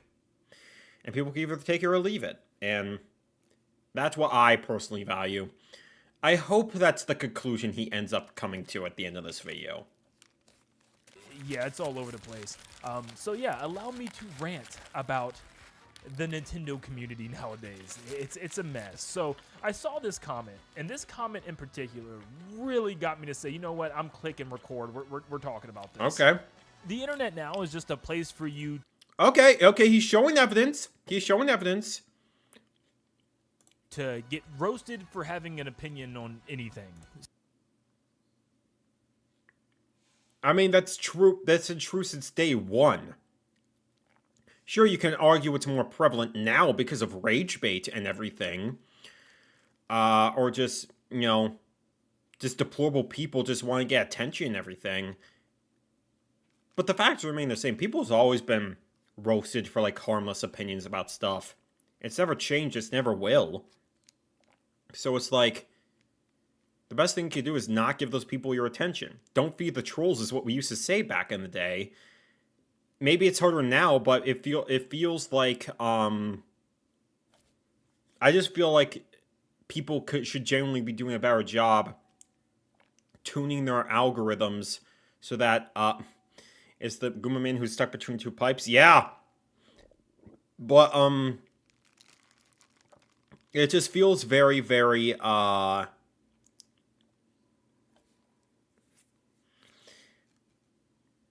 don't know.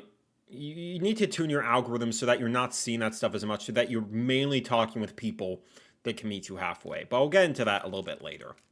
So, I mean, this has always been the case, but it just seems like it's definitely been the case for Nintendo fans and for the Nintendo fandom since the Switch 2 came out, more than it's ever been in its entire history. And so many months later, it's still going, and it's going even crazier than before. If you have a take that's negative on the internet, you are now seen as a grifter no matter what. You hate Nintendo. You have no clue what you're talking about. You're complaining. You're being toxic. I mean, the list goes on and on and on. Who is saying this, though? Who is saying this? It's like anyone that's saying this is probably just some numpty on Twitter that got, like, 2 likes, but no normal human being has said this.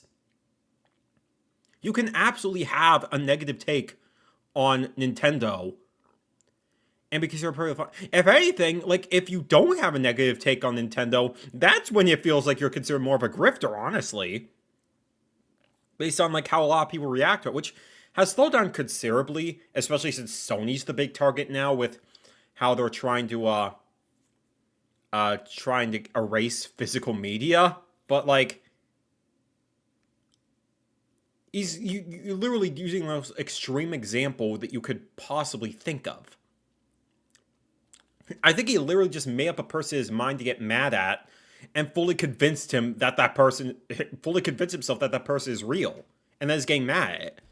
Which is a terrible way of framing your argument. I mean, look at this tweet you see right here. People just, you know, taking screenshots of people posting something that they don't like about a game and teasing them about it. But it's this comment from Nas Lilat System. I'm telling you right now, this needs to be put into the Hall of Fame of tweets because it's so freaking underrated. I don't know if it's been said before. Underrated, but, yeah. Dude, toxic positivity versus acceptable negativity. Which, like, on a surface level, I do agree with that. I just feel like he might be the wrong person to say this, because, like, from what I see of him, it mainly is just toxic negativity, because he's constantly complaining about games getting announced because they're not what he wants or what he thinks Nintendo needs. And that's sort of the problem with this guy. And I constantly notice. So, maybe give him more nuanced take off this time. I don't know. We'll see. Let's see. So I was like, daggone it. That's the title of the video. That's what we're going to be talking about. That is exactly what we're talking about today. Toxic positivity versus acceptable negativity. What am I talking about with this, and what does this even mean? Well, enjoy some gameplay of me playing whatever's on the screen right now as I rant. So, it's been very clear that I think since the Switch 2 era, not only has there been a lot of negative press with everything that's come out, there's been so-called actual grifters that just hate Nintendo and that attack every little thing that they do without even giving them their flowers for anything good that they do. That's all. Landon, you're allowed to say Nintendine. You're allowed to name and shame. I get that you probably don't want the smoke, but that is, like, the prime example. I still saw that guy making videos about Sony cutting, like, physical media and trying to tie Nintendo into it. Oh, how it's like, oh, it's their fault and Nintendo's like, Nintendo is, like, the big one to blame here. Because, like, frickin' the game key card thing. And he's, like, the only person I know that is, like, trying to drag Nintendo into it. You can name and shame easily. Nintendo doesn't bite. It's just bark from him. That's just what it is. Always wrong. But goodness gracious, it's been absolutely evident that the toxic positivity has in many ways been way, and I mean way, way, way worse than the negativity. I have never seen an era for any gaming company ever in my life at the age of 28. I'm getting up there, I know. But I've never seen an age quite like this where it's so daggone toxically positive. You cannot go to any online space, any forums, and express your opinions if it's even slightly negative about a game. You can express your opinions, though. Oh my... It literally is just... Oh my... I think this is less so... If anything, I feel like it's the opposite. If you express anything positively about it, it was just... You're just gonna be done for dinner. Like... I was eating a freaking barbecue wrap from Salad and Go. Those burgers are so freaking good. They're so freaking good. But like, essentially, what is it? Gotta get some of the food out of my teeth. My apologies, fellas. But like, I think he's just been discourse poisoned to the point where it's just like, the algorithm that he creates is just what he believes to be the sole truth. Because if we look at his channel again, let's pull up his channel again. If you look through his videos, Look at what it is. Hype Beast. Fair news. Hype Beast. Hype Beast. Rumor Mill. Review. Hype Beast. Review. Hype Beast.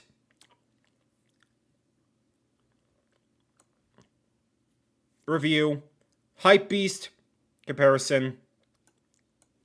Hype Beast review. Every other video is just him being a hype beast, basically.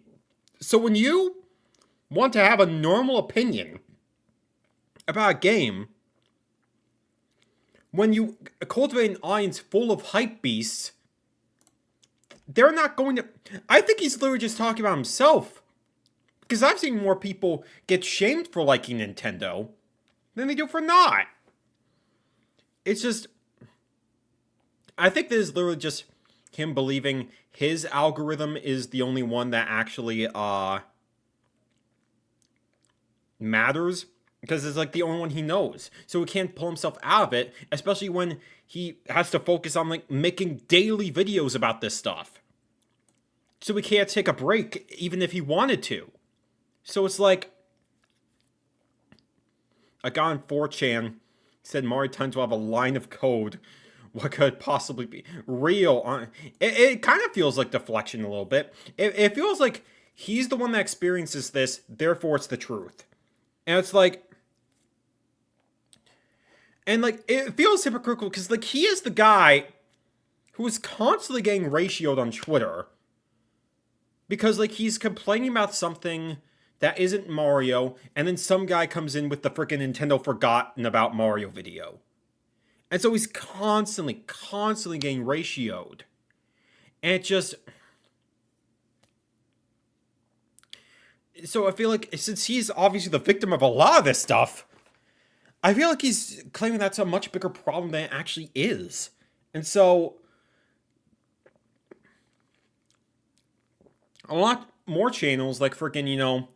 I don't know, like Nathaniel Bandy and Scott the Woz, for example, you know, they've built up communities that are like freaking can give a more normal take. Even when Scott said he didn't like the last Nintendo Direct, I saw a lot of people who've been using Scott's videos, making fun of Nintendo fans as ammo against him, which I thought was really funny.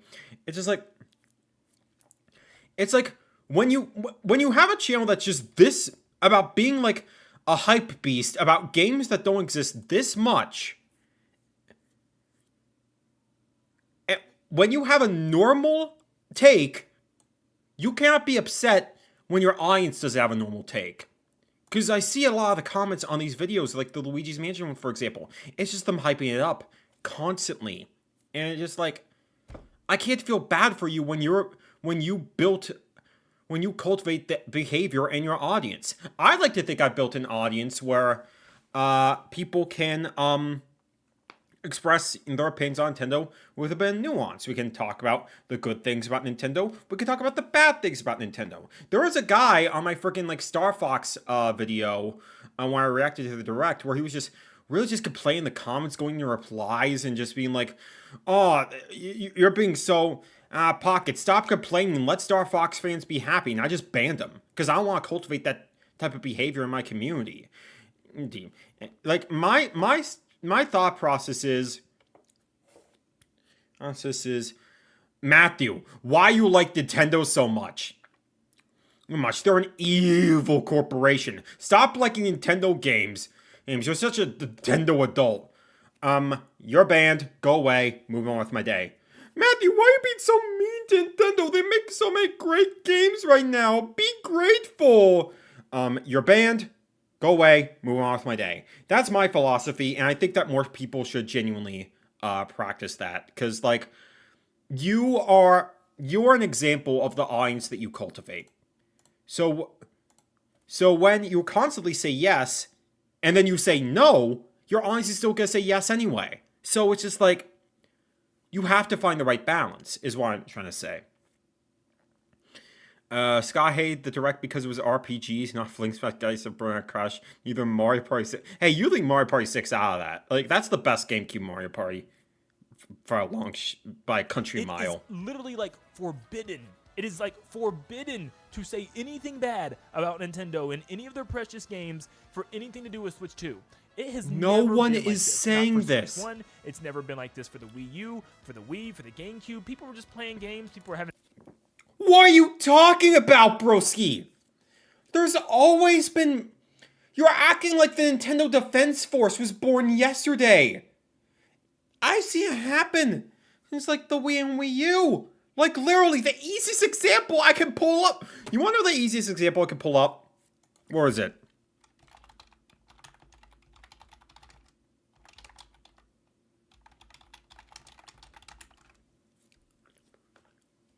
This video right here. This video right here. Y'all remember friggin' Sammy Classic Sonic fan? Mr. Stop criticizing the Wii U. I'll keep this very brief since I don't want YouTube to ding me because, like, he's very, very young in this video. But, like, this isn't... Stop criticizing the Wii U! Makes me so fucking mad! I'm not fucking enough! Why do we have to deal with this? Why do we have to deal with it? It's like, for the record, I love Sammy. I want to make that very clear. Sammy's one of the GOATs in, like, YouTube. I want to make that very, very clear. Alright? These people have existed. Why are you assuming that, like, this is just a new phenomenon? This is, like, this is a tale as old as time. He's acting as if freaking, Nintendo discourse is so poisoned. You can't criticize anything about this company. I'm just saying, it's been poisoned from the word go. It's been poisoned from the word go. Like, freaking... Harmon Smith has been around. He's a tale as old as time. It's like freaking... The actual bootlickers have been around since the beginning. And it's just like...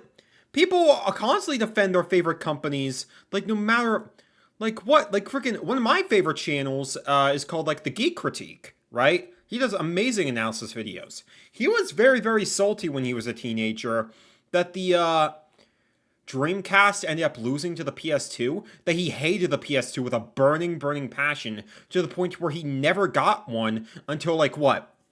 2005, when it was, like, 5 years old. And so... The actually that consequences iconic video. Sammy usually is, he seems like a genuine cool guy. He follows me on Instagram actually, which, you know, doesn't really matter to me just because, like, I stopped using Instagram a while ago. But, like, just in general, you're acting as if this is a new phenomenon when I think it just... I think it's just self-projection, because literally, you had the most spoiled reaction in the world to the Switch 2 Direct, because why isn't there a 3D Mario? Why can't my channel get views anymore? It's like, I don't feel sorry for you. I don't. When you're like that, I don't feel sorry for you. Opinions on when things were good or when things were bad, and life was simple. Make your own opinions, play your games, and formulate your own opinions about them. Like, that's just how it's always been. But now, dude, oh my gosh, it is absolutely insane. And it's not just certain websites like Twitter or Reddit. You should stay away from those anyways. They're toxic minefields. But it's also just plaguing YouTube. And but then get off Twitter. Get off Twitter yourself. Get off Twitter. But I don't care. You constantly get ratio on there anyway. You get harassed on there a lot anyway. I'm always sorry that happens. But, like, but just, like, just focus on yourself. You upload videos on the daily. You're not getting many more views off of Twitter anyway. Especially since, like, links are suppressed on that website anyway. So it's just, like, just focus on yourself, man. And, you know, just anything where you consume media now. People hate it when you talk bad about their precious company. And who is saying this, though? Name and shame, okay? I will happily name and shame people that are just glazing Nintendo. Harmon Smith, perfect example. I will happily name and shame people that are grifting Nintendo. Nintendine, perfect example. You have to give examples or else I don't believe you. You know, it's like... No one is out here constantly glazing Nintendo. And if they are, it's probably some dude who constantly gets ratioed anyway that gets like what, 2,000 views on a video max, but no normal human being says you can't criticize Nintendo. It's like, I don't know, man. It's so absolutely insane. Almost every single day I see a tweet from a fellow content creator or somebody on the platform that just simply says, I hate the internet because I can't even, express my disdain for a part of a game that I didn't like. You know what I mean? It's Then get off the internet then! It's unbelievable. We got to the point now where we don't even want to criticize Nintendo when they I don't believe you. I don't believe you. I do not believe you. Like if he's talking toxic positivity, yes, I agree. But I haven't seen examples of it. If anything, you were considered lesser for liking the Star Fox remake, because it's just Star Fox 64 again. I hear it's good. I'm sure I'll play it eventually. But, if you like Star Fox on Switch 2, you're likely going to be made more fun of than someone that doesn't. Because, yeah, what is Nintendo doing? Why did they remake this one again after, a decade of silence? Actually, kill me, broski. genuinely make mistakes and they mess up. And I'm going to give some examples because trust me. Okay, please do. Because so far I don't believe you. And you have to give me sources. It's not going to do it justice unless you see what I'm talking about. But there's just two sides to every coin. And you got a lot of people that criticize things with Nintendo, and there's so many people that just love everything Nintendo does. But those two sides are starting to really just be one extremely positive, toxic side, if that makes sense. Toxically positive side. Okay, I'm speeding this up.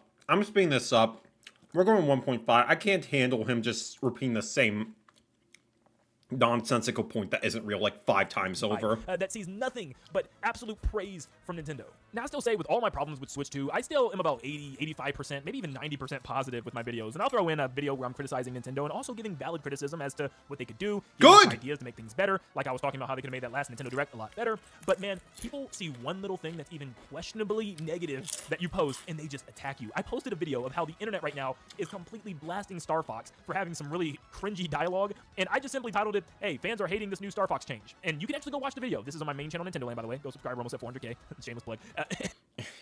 No, you should subscribe to me instead. We're almost at 3K. I'll do absolutely nothing for it, but, you know what? I will subscribe just to unsubscribe just to spite you. How you like that? Anyways, but yeah, I just pretty much talked about how fans are angry at it. Gave some comparisons from the original game to the new game, and I simply stated at the very end that, you know what, I don't really care. This isn't something that's going to make me, like a game or dislike a game more. I'm just looking for the gameplay. So, voice acting, whatever. I'm just telling you what other people are saying. They blasted me and immediately just said, oh, you're hating for no reason. The voices sound great. You're complaining. This may not look like a low like to dislike percentage, but trust me when I say it's lower because my average is 96, 97%. Oh, boo-hoo. Cry me a river, broski. It'd be something if it was 60-40 or something. But 91, cry me a river, broski. I got friggin' 80% likes on my YouTubers and Grifters videos. That's a given the subject matter I'm talking about. 90%, dude. Oh, my God. It feels like it really is just the green post of gets criticized once and dies, isn't it? That's what this feels like. A lot of people got angry over this. We also know a lot of people didn't like the recent Nintendo Direct. Also, let's actually go and check the comments on that video. Let's actually check the comments. Are people actually mad, or are you just trying to push a narrative?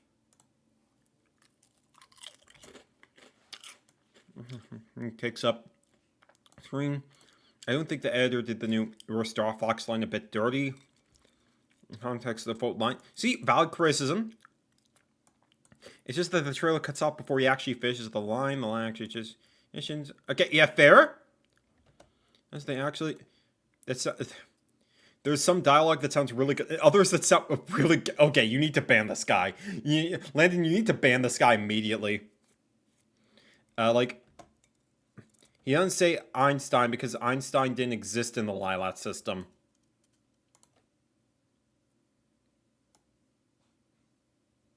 What's Landon's comment to it?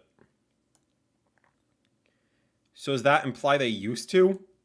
People need to get over yourself. Okay. Okay, that's mean. That's mean. That is mean. You need to ban that guy too. Give me a sword and I will ban these people for you. Am I the only one that likes it? And see, they definitely know their language. See, a lot of these comments are like fairly reasonable. A lot of this is far from toxic positivity. It's just people giving their opinion.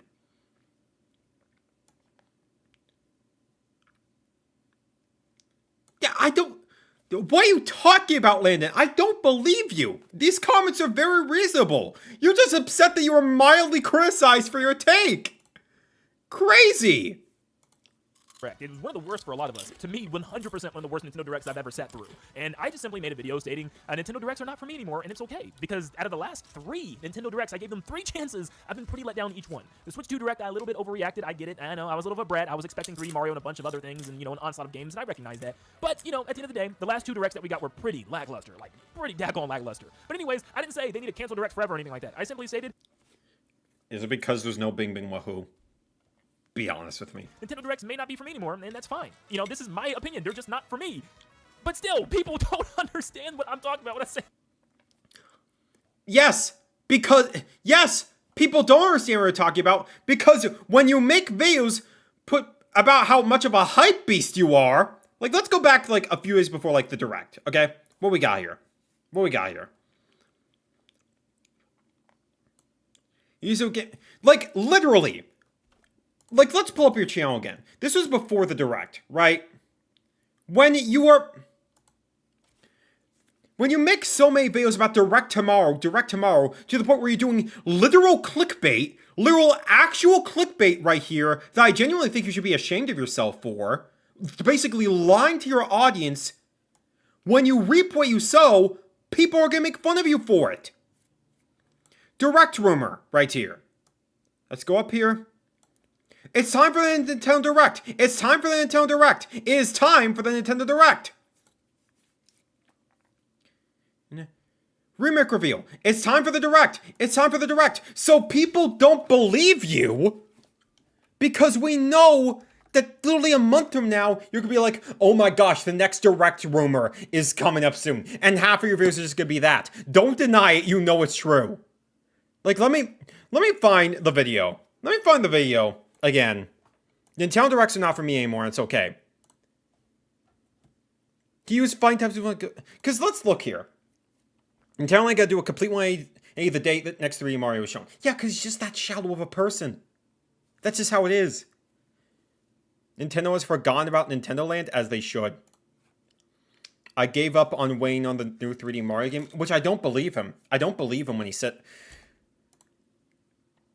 I gave up 9 months ago. I don't believe you. Because you constantly... Every other video was just you complaining about why isn't it announced yet? Can't wait what he will think when they finally reveal 3D Mario. Stage 1 denial. As soon as 3D Mario is out, I'm back in Best Director. That literally is just what it is. It's just so shallow. Like, literally is just, what is it? If the game I want got announced, the Direct was good. If the game I, isn't announced, the Direct was bad. Nintendo only had a few months leading up to September. Nintendo Direct coming soon. You are literally a walking stereotype. And you cannot be mad when you've cultivated this type of behavior in your videos when you cannot be mad when it's flipped back on you when you don't immediately get your way. Now, you want to know something, actually? There was a great video I watched earlier today from Good Vibes Gaming, right? And he basically talks about how he's just sort of done. John Cartwright, I should say. And John Cartwright is an absolute, this guy's phenomenal. This guy is absolutely amazing at what he does. Like, freaking one of the best people to ever do it in my lifetime. Genuinely great guy. He basically talked about how he was just sort of done with how frustrated he was with how physical media sort of is, just sort of going on the decline, and also just how corporations are just sucking the soul out of the gaming industry with layoffs and everything, and trying to announce more games that are just so shallow in order to freaking justify it. But, like, he makes a point in this video, and I want to play this part for you. It was about Nintendo Directs in particular. Let me see if I can pull it up in the transcript.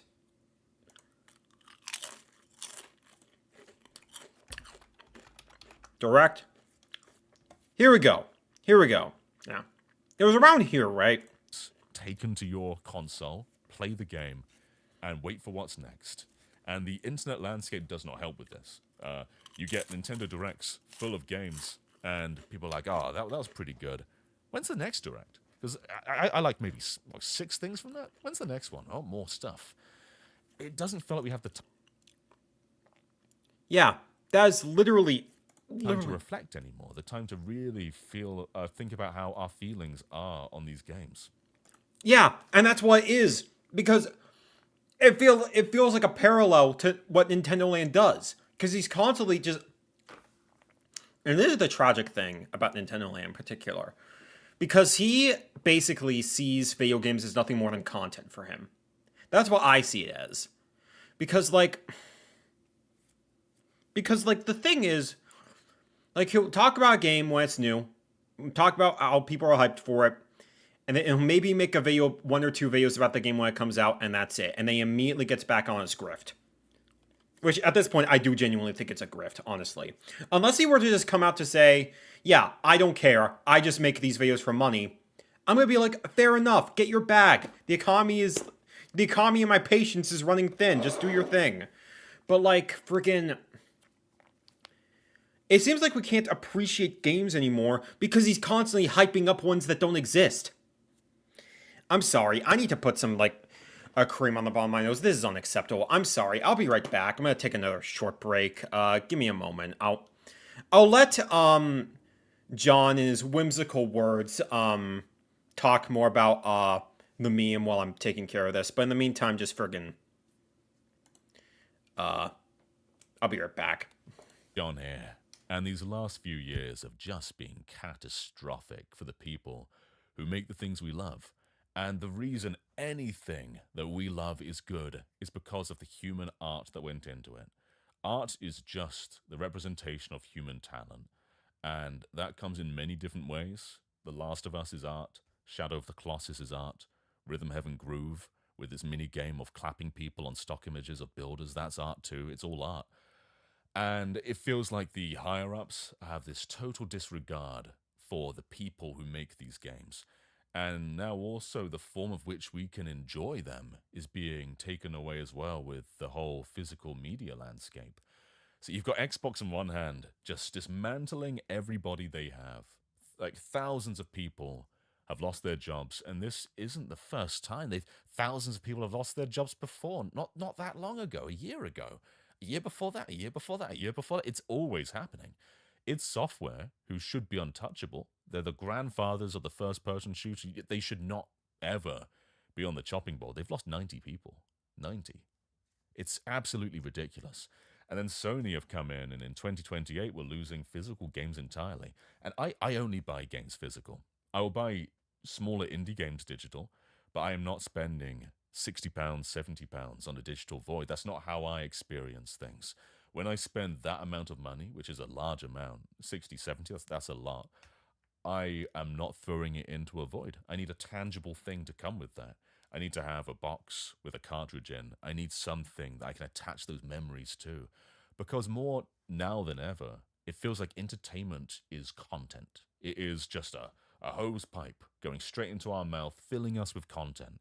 You get streaming services like Netflix and Disney Plus. I don't know about you, but my wife and I, because we're so tired with kids, we end up watching the same thing a lot. It's rare that we're engaging with this endless stream of content. We find our favorite things, and it gets to the point where it's like, why don't we just own this stuff rather than pay a digital borrowing license every month? Because it all adds up, especially with how many there are and how divided the movies and TV shows are among all of them.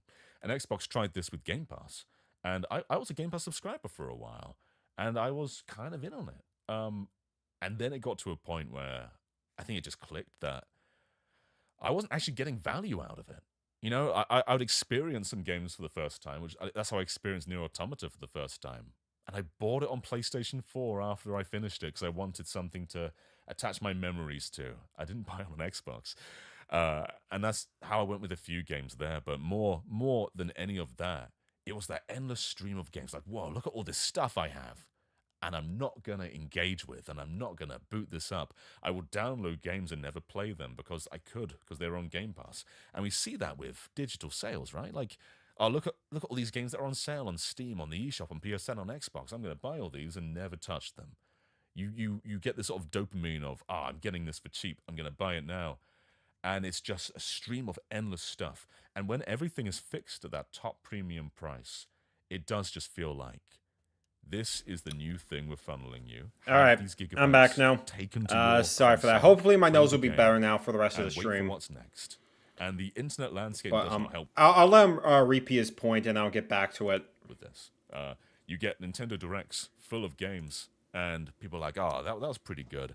When's the next Direct? Because I like maybe 6 things from that. When's the next one? Oh, more stuff.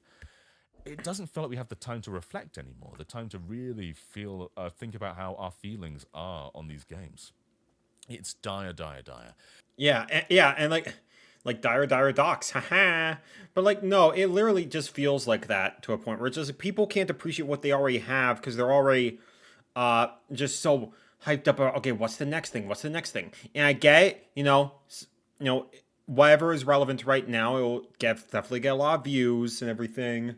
But when it reaches a point where it's just like you can't appreciate what you're in it for, I'm just sort of like, it's the saddest thing to me. I genuinely feel like when Nintendo Land is begging for the next 3D Mario, I genuinely feel like he only wants it because he just wants to get easy views off of it. That's genuinely how it feels to me. Like, I'm not going to sit here and act like I'm above this. To an extent, I do want a new 3D Mario game myself. But when I'm the one that's saying that, then you should be able to figure out that I'm saying, oh yeah, the only reason I want that game is because, yeah, I really like 3D Mario. I'd love a new one. Those are really fun games. Because, yeah, like, I love the Galaxy games, I love 3D World, I love Odyssey. I'd love a new 3D Mario game. But the difference is that I'm an adult who understands that my expectations aren't always going to match with reality. And so trying to keep an open mind about what is coming up instead of complaining about what doesn't exist. I just think it's more important to judge things for what they are rather than what they're not, which is a trap that Landon is constantly falling into. And it feels like he's just constantly looking for self-validation for getting the Switch 2 in the first place. Because, like, a lot of it comes down to... let's move away from John for a bit, because like he's innocent, okay? We're talking about the guilty man right now. It just feels like, for me, when it comes to how people are like, I'm sorry, what was my last point? I'm blanking now. I was too focused on John's handsome mug right here. But yeah, no, it just feels like how just a lot of people just, yeah, okay, yeah, I just think it's more important to judge things for what they are rather than what they're not. That way, yeah, because with Landon, it's just he's constantly hyping himself up to a frenzy to be like, this is the one. Yeah, okay, here we go. Yeah, I remember now. Man, it just feels like he wants to feel self-validate for getting the Switch 2, because he's constantly complaining, oh, these games aren't going to sell systems. These games aren't going to sell systems, everything. And I'm going to say this till the end of time, I don't care.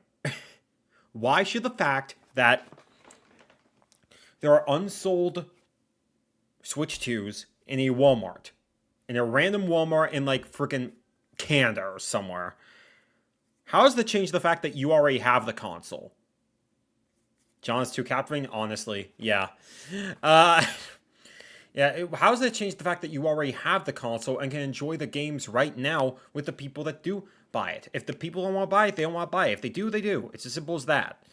Like, you know, the GameCube was one of Nintendo's worst selling consoles of all time. Do I care? No. I was way too busy playing friggin' the Super Monkey Ball games, Mario Kart Double Dash, Tony Hawk's Pro Skier, SSX3, Melee and everything.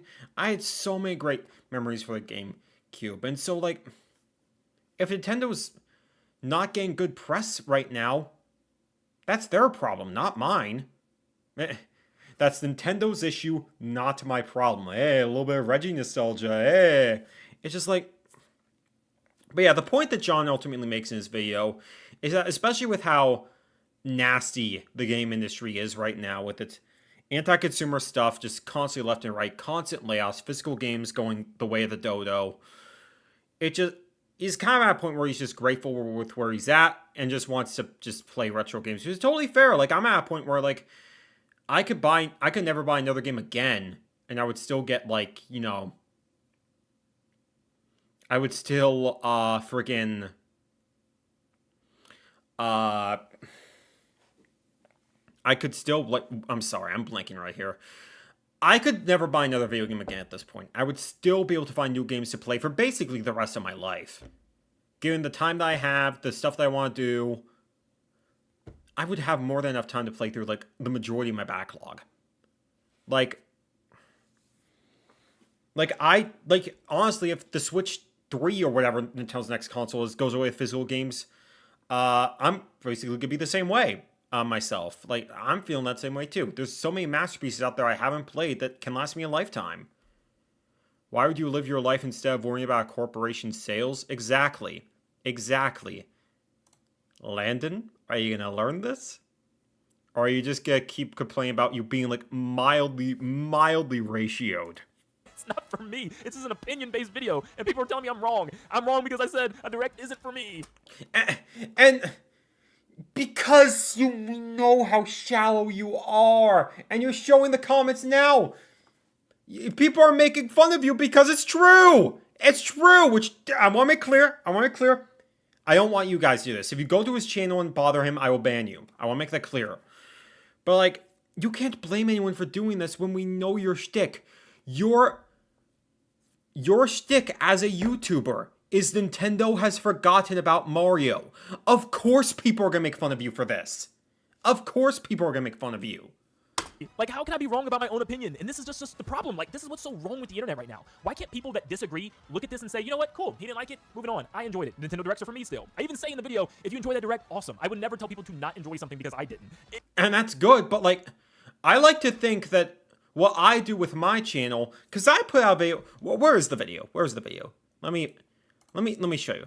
I put out a video that, not too long ago, it was basically talking about Nintendo Directs in the way of expectations. Because I do agree that Nintendo didn't have many heavy hitters here that I feel like were, like, mass appealing.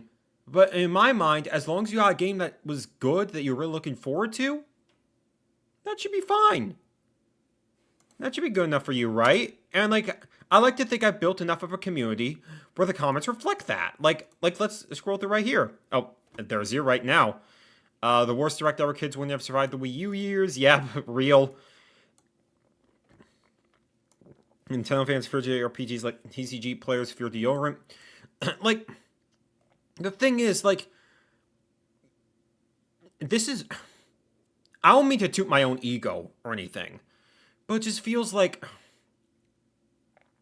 you cannot be mad at people making fun of you for the stereotype that you cultivated. Like, to give an example, let's say, like, freaking, you know, let's say Game Grumps, right? You know Game Grumps, right? Like, freaking, they've been doing the same thing for, like, so many years now. They've been doing this for over a decade at this point. They haven't really changed their style all that much. And, like... And so it's like, I think a lot of people have gotten really tired of their shtick in general. Because it's just like, they don't get the views that they used to. It'd be like, you know, it's just sort of gone stale for me. It's just sort of fallen off. But imagine if freaking Aaron Hansen came out and was like, Guys, why don't people why do people not want to see me yell at video games because of my own issues anymore and make poop jokes the entire time? Why? I'd be like, just shut up, Aaron. Just shut up, okay? You're a voice actor in your friend Ross's Gameoverse show now. You got better things ahead of you. Do your thing. It's like, so when you react this toxically over Nintendo Directs because you're not getting bing bing wahoo, I don't feel sorry for you when people feel a certain way when you say, oh, Nintendo Directs are not for me anymore, but we know, come August, every other video is going to be Direct tomorrow, Direct tomorrow, Direct tomorrow. No, Game Grumps is still uploading daily, actually. They've still been doing their thing for the longest time. It's kind of commendable, honestly, but, like, you know, I stopped watching it many, many ages ago. It's just so strange. People don't like to feel like they're not validated. You know what I mean? They want to feel like they are correct. Like, hey, I'm not the only one that really liked this show. Other people need to like this show too. And that's the problem. They try to force their own thoughts and their own opinions and their own likes and dislikes on everyone else. And that should not be the case. We are each our own person. We should be able to like and dislike what we want. I have my own channel that I should be able to express if I like or dislike something. Yes, and you can express your opinions. And whenever someone pops in to my community and yells at me or calls me like horrible things for having... You want to know something? I was literally called on my Nintendo YouTubers video. Because I wasn't blindly hating Nintendo, I was called a pro corpo groomer. I got called a pedophile because I didn't just blindly hate Nintendo. And you want to know what I did? I went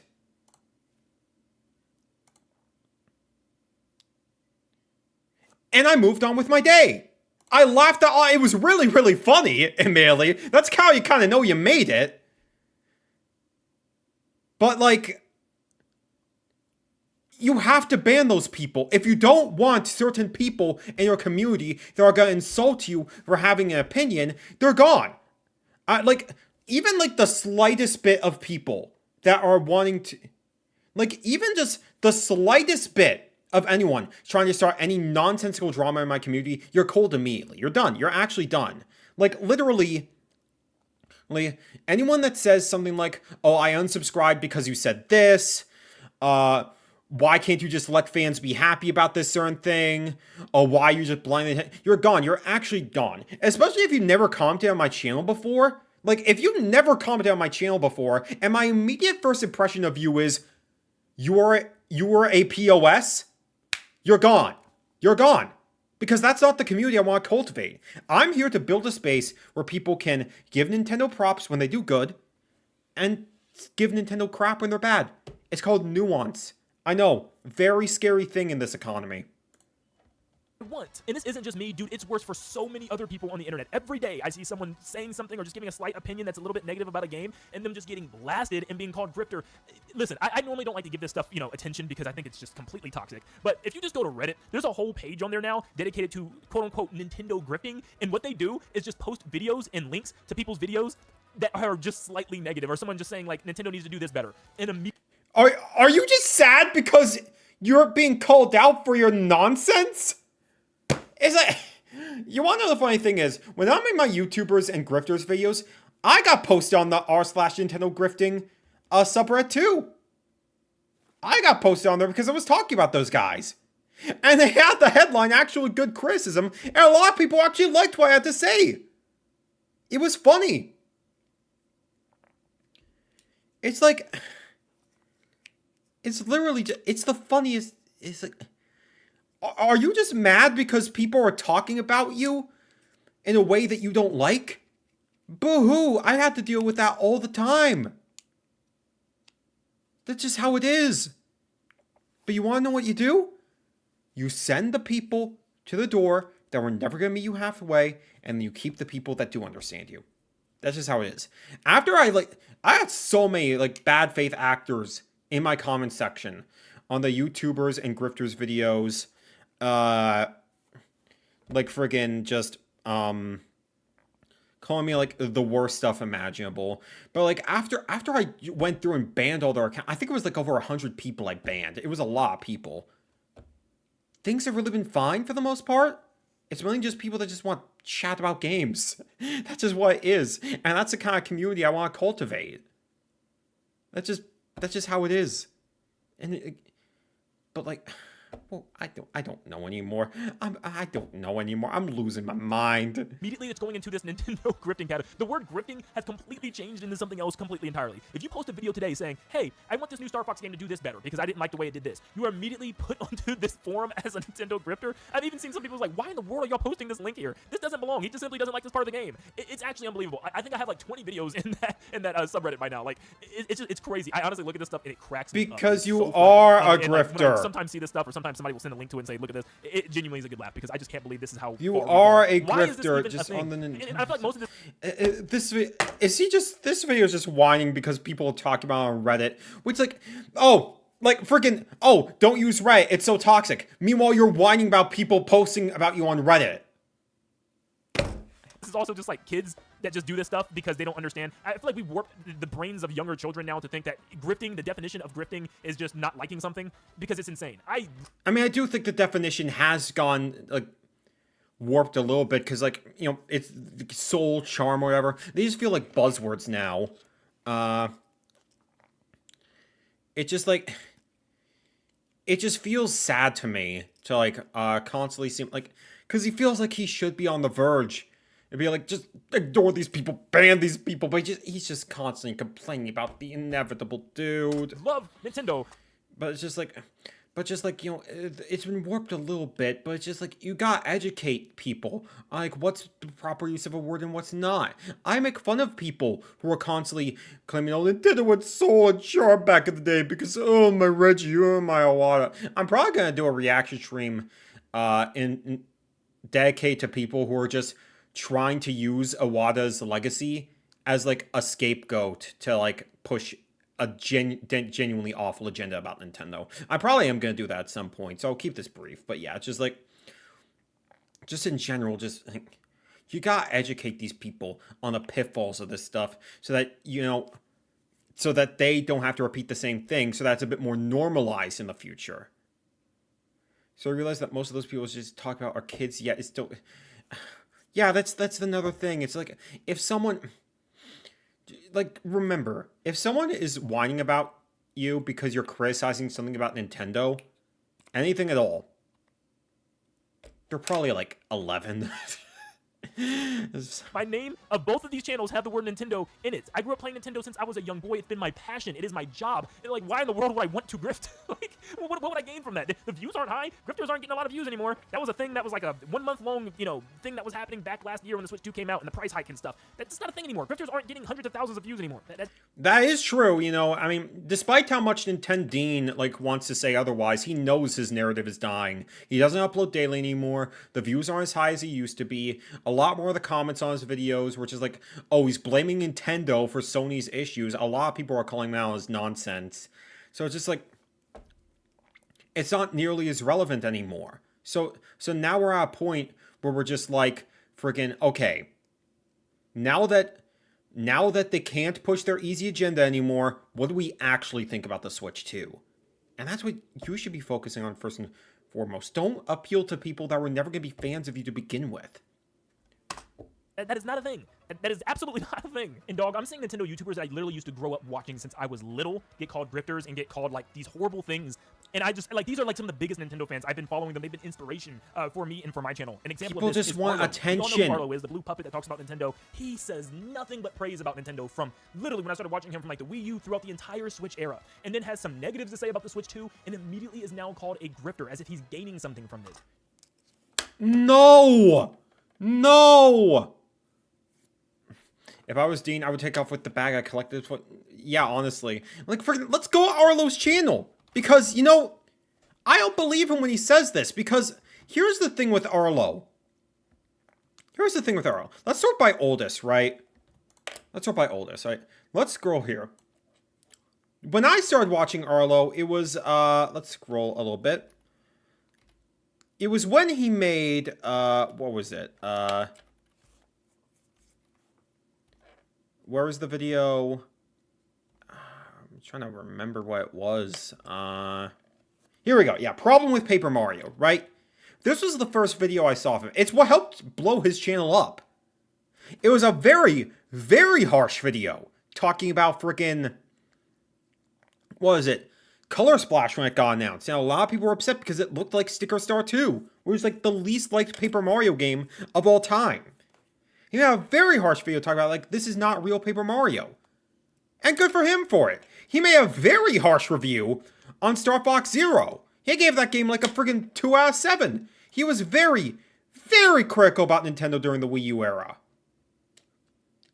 Like friggin', sure, maybe he's more positive than others, but like, he's constantly given Nintendo crap for like a lot of stuff, genuinely. And he's made it clear when he's not interested in something, he's not interested in something. He talked about friggin' Metroid Prime 4. He hasn't even finished the game yet. Now, granted, I did watch part of this video, and it literally is just a masterclass of, oh, I can't finish this game because people are saying it's bad, instead of, you know, forming his own opinion on it. So that's kind of pathetic. But, like, in general, like... But I think the grift for him is just, like... His criticism with Nintendo has been very, very strange because he masks it, like... It feels like he is trying not to give Nintendo too much flack because he's trying to protect them from, like, the evil people or whatever. Or, like, freaking, like, freaking, like... What is it? Or just, like, he's trying to mask it in, like, oh, what's the word I'm looking for when I say this? It feels like he masks his genuine criticism over wanting to protect Nintendo from, like, bad people. Or it's just like, he's just ignoring all the really good games coming out because they're not, like, freaking system sellers. It's just like... I'm just sitting here like, freaking... Like, this video. I watched this video, right? This was about, like, the Switch 2's first year. This was a terrible video for the most part. This was a terrible video. I'm not ashamed to admit that. Like... It was mainly just, the first half of it was literally just, him just being, like, so concerned about the state of Nintendo. It's being so concerned about, like, friggin',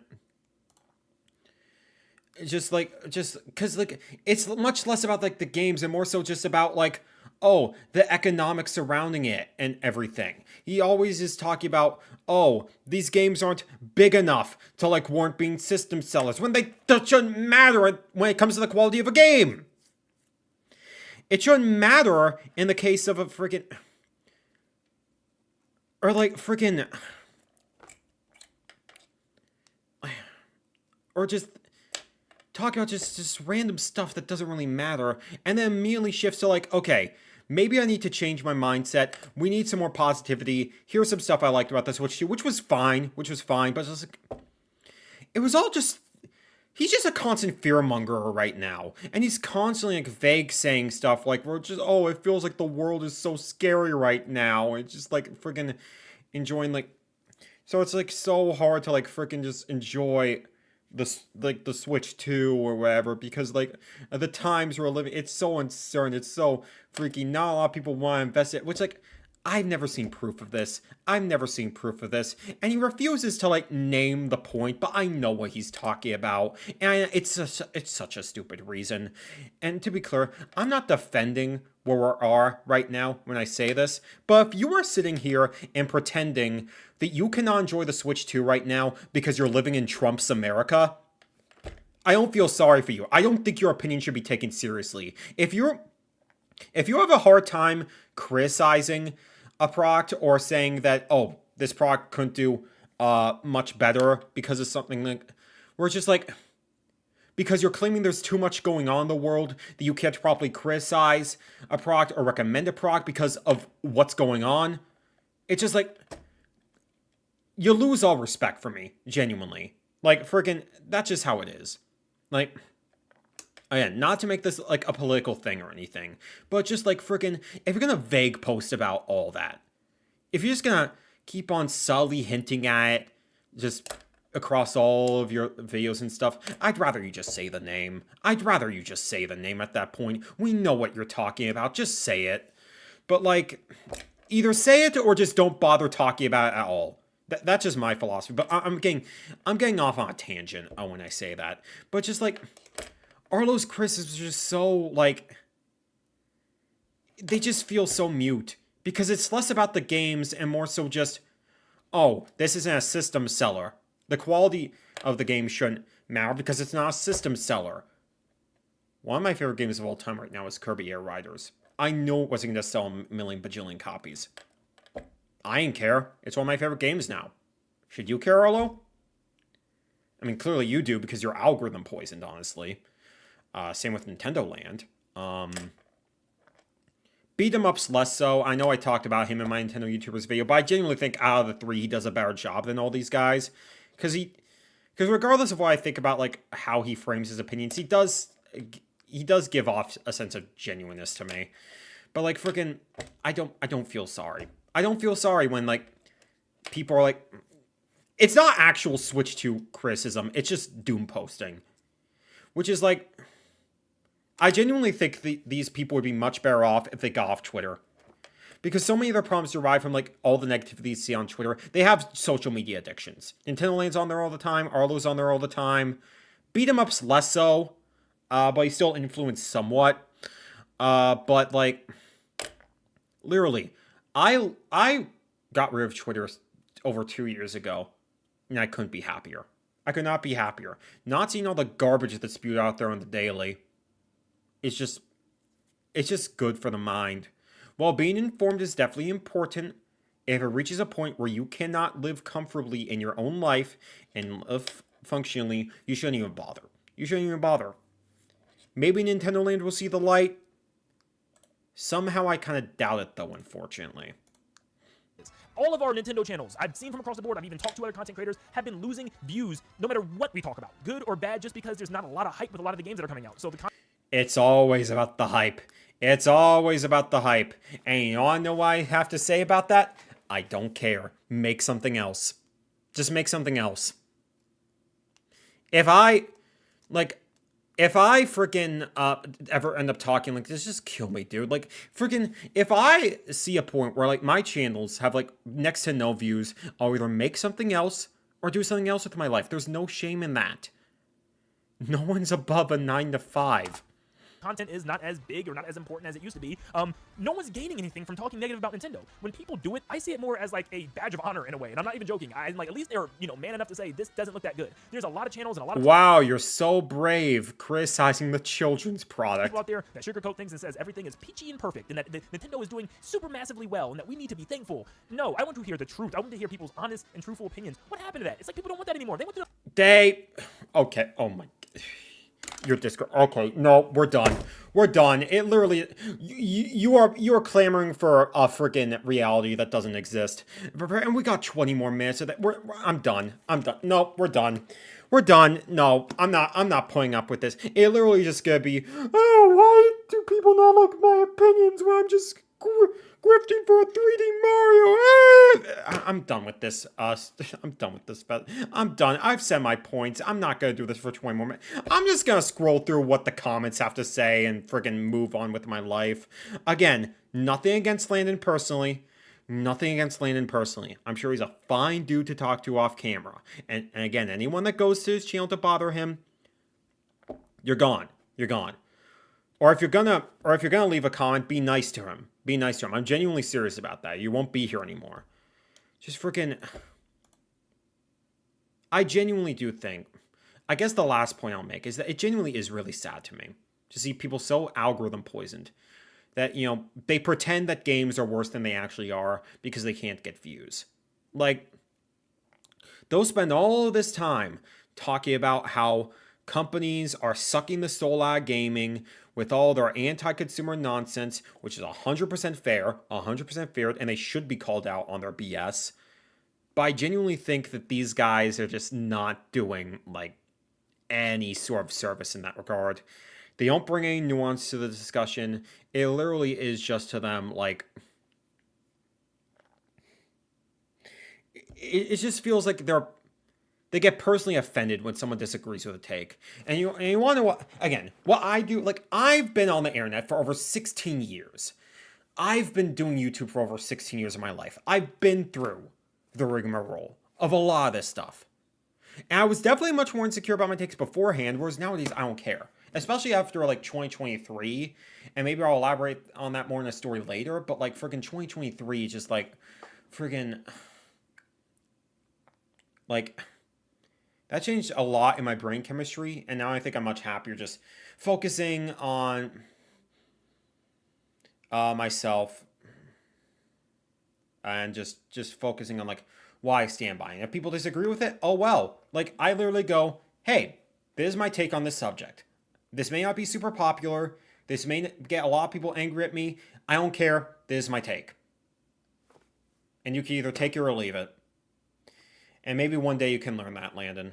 But, like, but you are never going to hear me, like, talking about friggin', like, friggin', you're never going to hear me say friggin', oh, I didn't buy Star Fox on Switch 2 because, Star Fox is not a relevant IP like Mario. It's not going to get the views. It's not a game that's worthwhile to talk about in the algorithm. No, it's just because I didn't want to buy a remake of Star Fox 64 when the last game was basically a remake of Star Fox 64 a decade ago. And the last game before that, 5 years, was a literal remake. I didn't want to support that. That's literally it for my reasoning. Gaming is not content to me. Gaming is art as far as I'm concerned. And to see a Landon just talk down to it like this is just freaking... It's the saddest thing in the world to me. It really is. It really is to me. And like, I really do think it's embarrassing if you fall for this mindset. And like, especially like when people are just whining about, like, I've seen this happen with so many people. It's like, whenever you see someone in their community tab and they're just whining about, oh, the algorithm's not serving this video, the views are not serving this video. There has only been like a single time in my life where the algorithm just hid videos for me, like from a glitch, and that was it. One time. The algorithm doesn't hide videos from people. You just refuse to sort by your subscriptions tab. Like, friggin'... Like, I want to make the term. Not even just for me. For any YouTubers that you like and you watch and you enjoy. Do not bookmark YouTube subscription. Do not bookmark the YouTube homepage. Bookmark the subscriptions page. That's what I've always done. That way you'll see every video you could want in the algorithm without friggin', what is it? You'll see every single video without any algorithmic nonsense from newest upload to latest newest upload to oldest upload. That's how I've always done it. That's how I always will do it. The day that YouTube gets rid of the subscriptions tab and just makes it the homepage is the day I stop doing YouTube. I'm going to tell you that right now. Do not let an algorithm tell you what you should watch. And so when the person is putting the pressure onto their audience to be like, money this, algorithm that, you should never know if I made a video for the algorithm or if I made it for like pure consent. That's not what I made it for. That's not. Maybe it's easier for me to say because it's not a job for me. But when you built your brand off of talking about the newest Nintendo games and then you only talk about Mario, Zelda, Mario, Zelda, Mario, Zelda, you can't be mad when you can't get views off of other things. Sorry, not sorry. And when you build up an audience of people that only want Mario, Zelda, Mario, Zelda, Mario, Zelda, and just glazing Nintendo all the time, you can't get mad when they glaze at you because you are spoiled and didn't get what you wanted. Sorry. But yeah, this is just sad to me. Genuinely embarrassing, and I think that Landon should be ashamed of himself. Unless he comes out someday and says, yeah, I don't care, I never had passion for this. I just did this. I just do this because it makes me money. Then you know what? Fair enough. I'll take back everything I said. Get your bag, brother. Do your thing. But the fact that he's acting like this is like genuine, it's just sad. It's just really, really sad. And I think that's where we're gonna close it out. That's where we're gonna close it out. So we're just gonna just stop worrying about what other people think. Freaking just again, friggin', it's just freaking, like, my point, the point that I want you all to take away, especially if you become a YouTuber, is freaking... Matthew, stop praising Nintendo! Matthew, stop criticizing Nintendo! Block them and move on with your day. That's all I gotta say. So let's just take a look at some of the comments and I'm gonna get out of here. Honestly, every time someone talks openly about the problems now and criticizes it, I respect that person because the problems being discussed are real and would be much easier to scream and jump around during every single direct for every single announcement instead of looking at things as they are and criticizing the problems to try and make Nintendo change from a company that makes games you like to a company that you completely like. See? This guy is spitting! This guy is actually spitting! Honestly. I hate when people call hot takes rage bait. Many times I express positive or negative opinions and immediately 30 people jump, yell at them, rage bait. That's just the internet, broski. There have been way many more people before you that have tried to change internet discourse. There's gonna be way more people after you that are gonna try to change it. I'm telling you now, it never works. So the best thing that you can do is to focus on yourself first and foremost. That is the thing. And if that's something that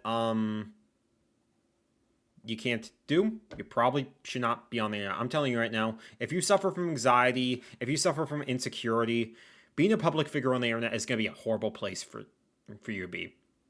I'm telling you that right now. Because you're going to deal with a lot of people that will take what you say out of context and just completely write you off entirely. That's just how it is. But, yeah. So in other words, there's your rant channel. Yep. I actually do understand what that Red said about you wanting Splatoon to be Mario. I've watched your videos about your hopes for the next 3D Mario and a single-player Splatoon. And frankly, a lot of other games, and they sound extremely similar to each other. Sometimes I do get the impression that you want to fly out different series for the exact same mold instead of branching out into their own niches. Splatoon Rares honing in on shooting mechanics with an expansion on Sand/side order is a lot more interesting to me than the open world platform you proposed before. And that's what you've proposed for Mario as well. Something similar could be said when you spoke of Fire Emblem Xenoblade once. I forgot if you said that's another thing he does. Like every single time, like he's talking about, oh, what's the next Mario game gonna be like? Like Luigi's Mansion or Splatoon. It's always just open world, therefore, right? Which is just like, I'm not saying open world can be bad. Breath of the Wild did it beautifully, but when that's literally just the last vision of a game instead of just a tightly made experience as is, again, it's just you're hyping yourself up to disappointment. Just make sure your expectations are kept in check, or you're gonna end up being sad and disappointed like this guy all the time. The stupidity evolving. Hold on, let me check this timestamp real quick. Know if this is just the internet evolving and this is just, you know, the aftermath of that, things like Twitter and Reddit really taking off and you're starting to just see it more, it's more in your face. I don't know. I feel like the president is also there more than normal on YouTube. Like Again, maybe it's just because people are more cynical in general. Maybe it's just, you know, but again, like rage sells, negativity sells, always has been, always will. But you gotta tune your algorithms out so that you don't see it. Whenever I see something I don't like, I immediately don't recommend. I filter out key words on the stuff that I'm supposed to care about right now, and I never see it again. Or if I do, it's like very, very rarely. Very, very rarely. Grifting can also be faking positivity reviews. It's not necessarily about negativity and criticism. Yeah, true. You almost got me there. I thought you were Nintendo. Never changed, Landon. Minor spelling mistake. You lose. Downvote. You had me at the start until you brought up Twitter. Yep. I think when you're deep in the industry and have a big online community, you're naturally more exposed to both sides of the state and coin. Yeah, that's just how it is. Jesus loves you? He does. He sure does. Like, Twitter openly hates Steam no matter what, but will show... That's just your algorithm, broski. I don't love it if you say that you... No one will love it if you say they want the Ocarina of Time remake to have to break weapons and divine beasts like dungeons. Yeah, because that's a terrible idea. The real Jay Stone... Hey, this guy appears in some of my video comments, actually. I remember the earliest days of YouTube grifting about the Wii U's Black... I remember Black Bond. I didn't really watch his stuff, but I remembered him. Which he made a video about... that man... That... Awada? I mean... yeah, obviously, if you're gonna make a video just disrespecting its death, it's gonna get you ratioed easily. I've also started my channel because of YouTubers like you, and it really does suck to see this happen. Even though my channel is way smaller, I've also lost views because I said the direct could have been better. So thanks for touching on this topic. Oh, the guy who names his channel after Nintendo doesn't get views when he's criticizing Nintendo. And it... Super Mario Journey, yeah. I think this is a case of pot calling the kettle black. Ah, boy. There are so many RPGs announced at every direct because it's Japanese, and we'll get basically every Japanese game and RPG possible. RPGs are generally a lot... Yeah, how dare the Japanese company make Japanese games? Man, I'm with you, bro. Too many emojis. I'm the same age as you. I've had many consoles since the DS, but I have to admit the only Switch 2 games I got are Donkey Kong Bonanza and Mario Kart World, which I hardly play compared to Mario Kart 8, which has hundreds of hours, and Yoshi and the Mysterious book, which is amazing. So 90% of my time is on my PS5. I love Nintendo, but I've been quite disappointed recently. The Wii U failed, yet it was first party after first party. We're talking about a console that didn't get a game 6 months after, until 6 months after launch. And that game was Game & Wario. What happened? The most recent direct was abysmal? Yeah, because they showed other games. I know, scary. Halloween came early. I get the third-party support is epic if we always needed that. But it's meant to support... Yeah, they're meant to support the real game. That's just how... That's literally how it feels like. This first paragraph is fine. This second paragraph is like when you lose me. It's just like friggin'... I'm sorry, like, look, Nintendo, I love Nintendo to death. Like, they made some of my favorite games of all time. But my attachment isn't tied to the company, it's attached to their games, dude. I love video games, dude. Balatro is not a Nintendo game. I don't care. That game is one of my favorite games of all time now. Such a genuinely brilliant, like, roguelike poker game. If you haven't played it, you'll suck dozens of hours of your life trying to beat that game. It's so good. I also don't like some being closed-minded, judgmental, ego mindset. I also think there's nothing wrong with having wrong with different opinions. There's popular and unpopular mindsets. There are unique differences, even when we agree or disagree. Or maybe bad to some, maybe good to someone else. I love some that my respectful allows to... A fork found in kitchen, sure. I guess I'm a grifter for thinking. The Tears of the Kingdom story should have played in the Breath of the Wild story better, and that'd be a totally alternate universe thing. I haven't even played Tears of the Kingdom yet. I think that's just cope. COVID screwed up the generation that's doing it. To an extent, yeah. Positive nihilism is better than boat. Nihilism, and I don't disagree. Be optimistic for once in your life, boy. You'll thank me later. Most people who should see this likely won't. Yeah, because your video was terrible. I love everything to him, but if I see someone being negative, I suppose ignore them and state my own opinion too, because a fork found in kitchen. There are some good things and some bad things, but you all keep playing to the extremes. You either like or hate. God forbid you like it and see the flaws at the same time. You can.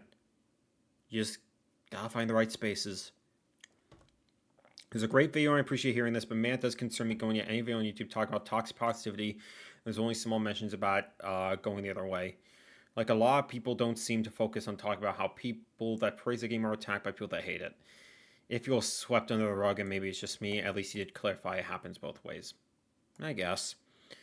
Here's the thing. It's not toxic positivity because Nintendo is doing well right now.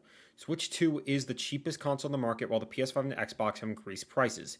You guys, meanwhile, treat every new game either like it's bad or that it's good, but not a huge system seller.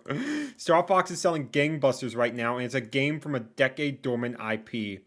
Also, the Mario thing is absolutely true. If the Direct had your platforming plumber, you would have loved it. Don't be coy. In conclusion, just be honest about the games you review and don't be biased. You aren't sugarcoating anything for enjoying a modern Nintendo release.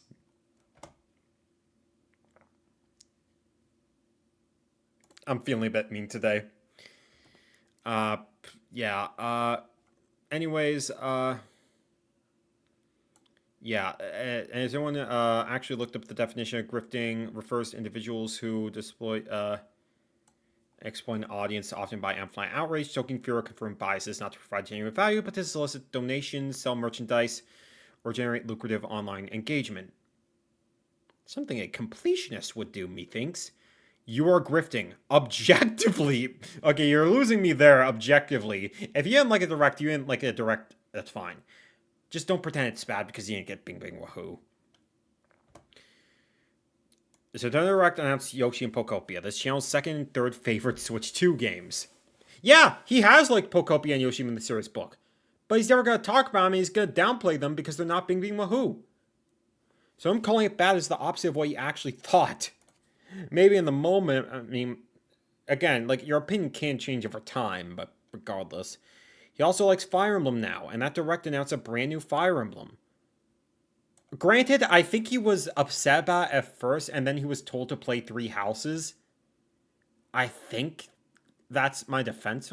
I think he played 3 Houses after Fortune's We've Gone announced, so that's why he was upset. He also announced Resident Evil 9 for Switch 2 day and date with PS, Xbox, PC. Had strong Switch 2 sales. Dragon Quest 7 Reimagined was announced. Dragon Quest was one of the biggest franchises in Japan. Do you have to like all the games? No, absolutely not. But you can separate what you don't like and determine whether the Direct was good or bad. Objectively, these are good. Again, objectively, you're going crazy.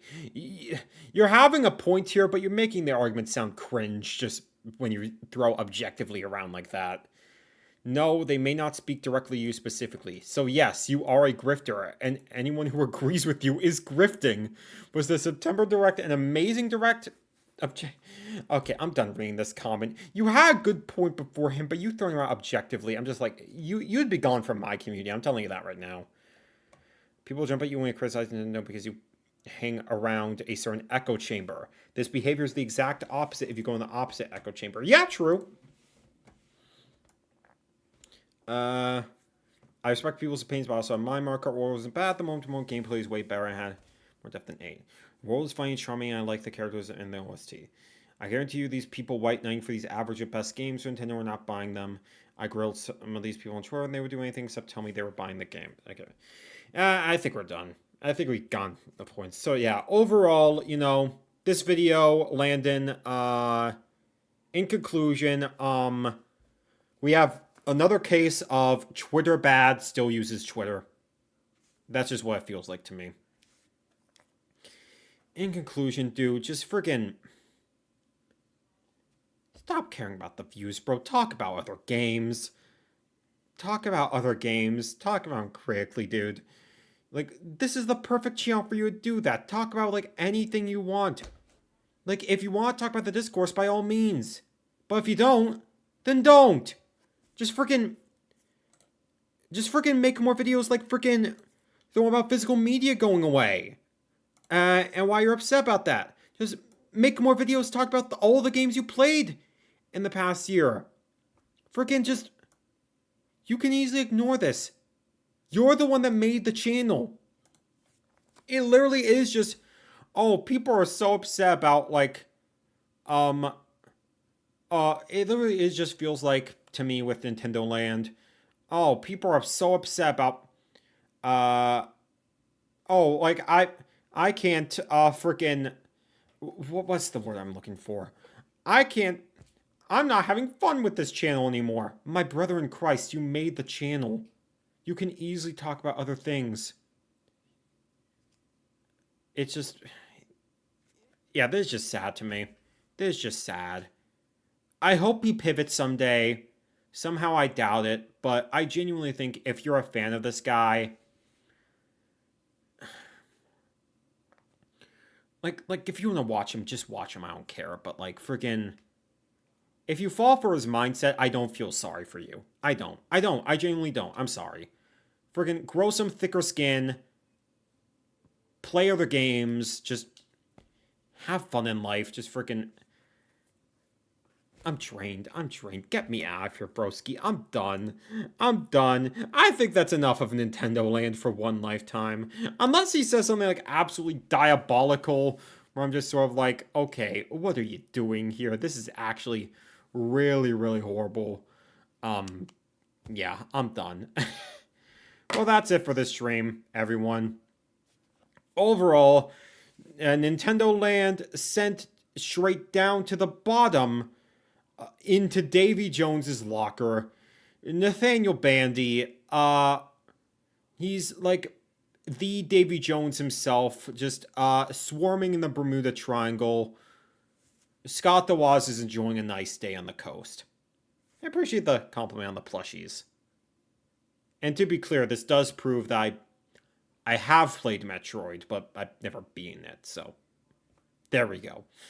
Either way, yeah. We'll be back on Nintendo YouTuber stuff in the future. Hopefully we can find some stuff that's a bit more nuanced next time. Let me see if the Discord's posted anything. And nothing today. It's fine. But, yeah, I'm done for today. I'll be back Friday. We're gonna do, I'm gonna play other games instead of hyping up ones that don't exist. I know, scary, right? There's a Splatfest on Splatoon 3 this Friday. Because I want to do some stuff with Splatoon Raiders. So, I'll be there for the Splatfest on Friday. I might be there for Saturday as well for the Day 2 shenanigans. In the meantime, frickin'... I'm gonna go ahead and play Rhythm Heaven Groove now. Repost to Scare Nintendo Land. Ooh, a good game that's not Mario. Ooh! I'm sorry, I'll stop. Again, I want to make clear, I don't hate the guy. I just don't have sympathy. I don't. I'm sorry, I don't. Either way, hopefully we can have a bit more fun over the next couple of days. Splatoon 3 coming out. I got a discussion with my buddy Aquatwist about how the death of physical media is like really, really bad. That should be out within the next week or two. That should hopefully be the next video on this channel. Other than that, be back with Splatoon on Friday. Thanks for watching.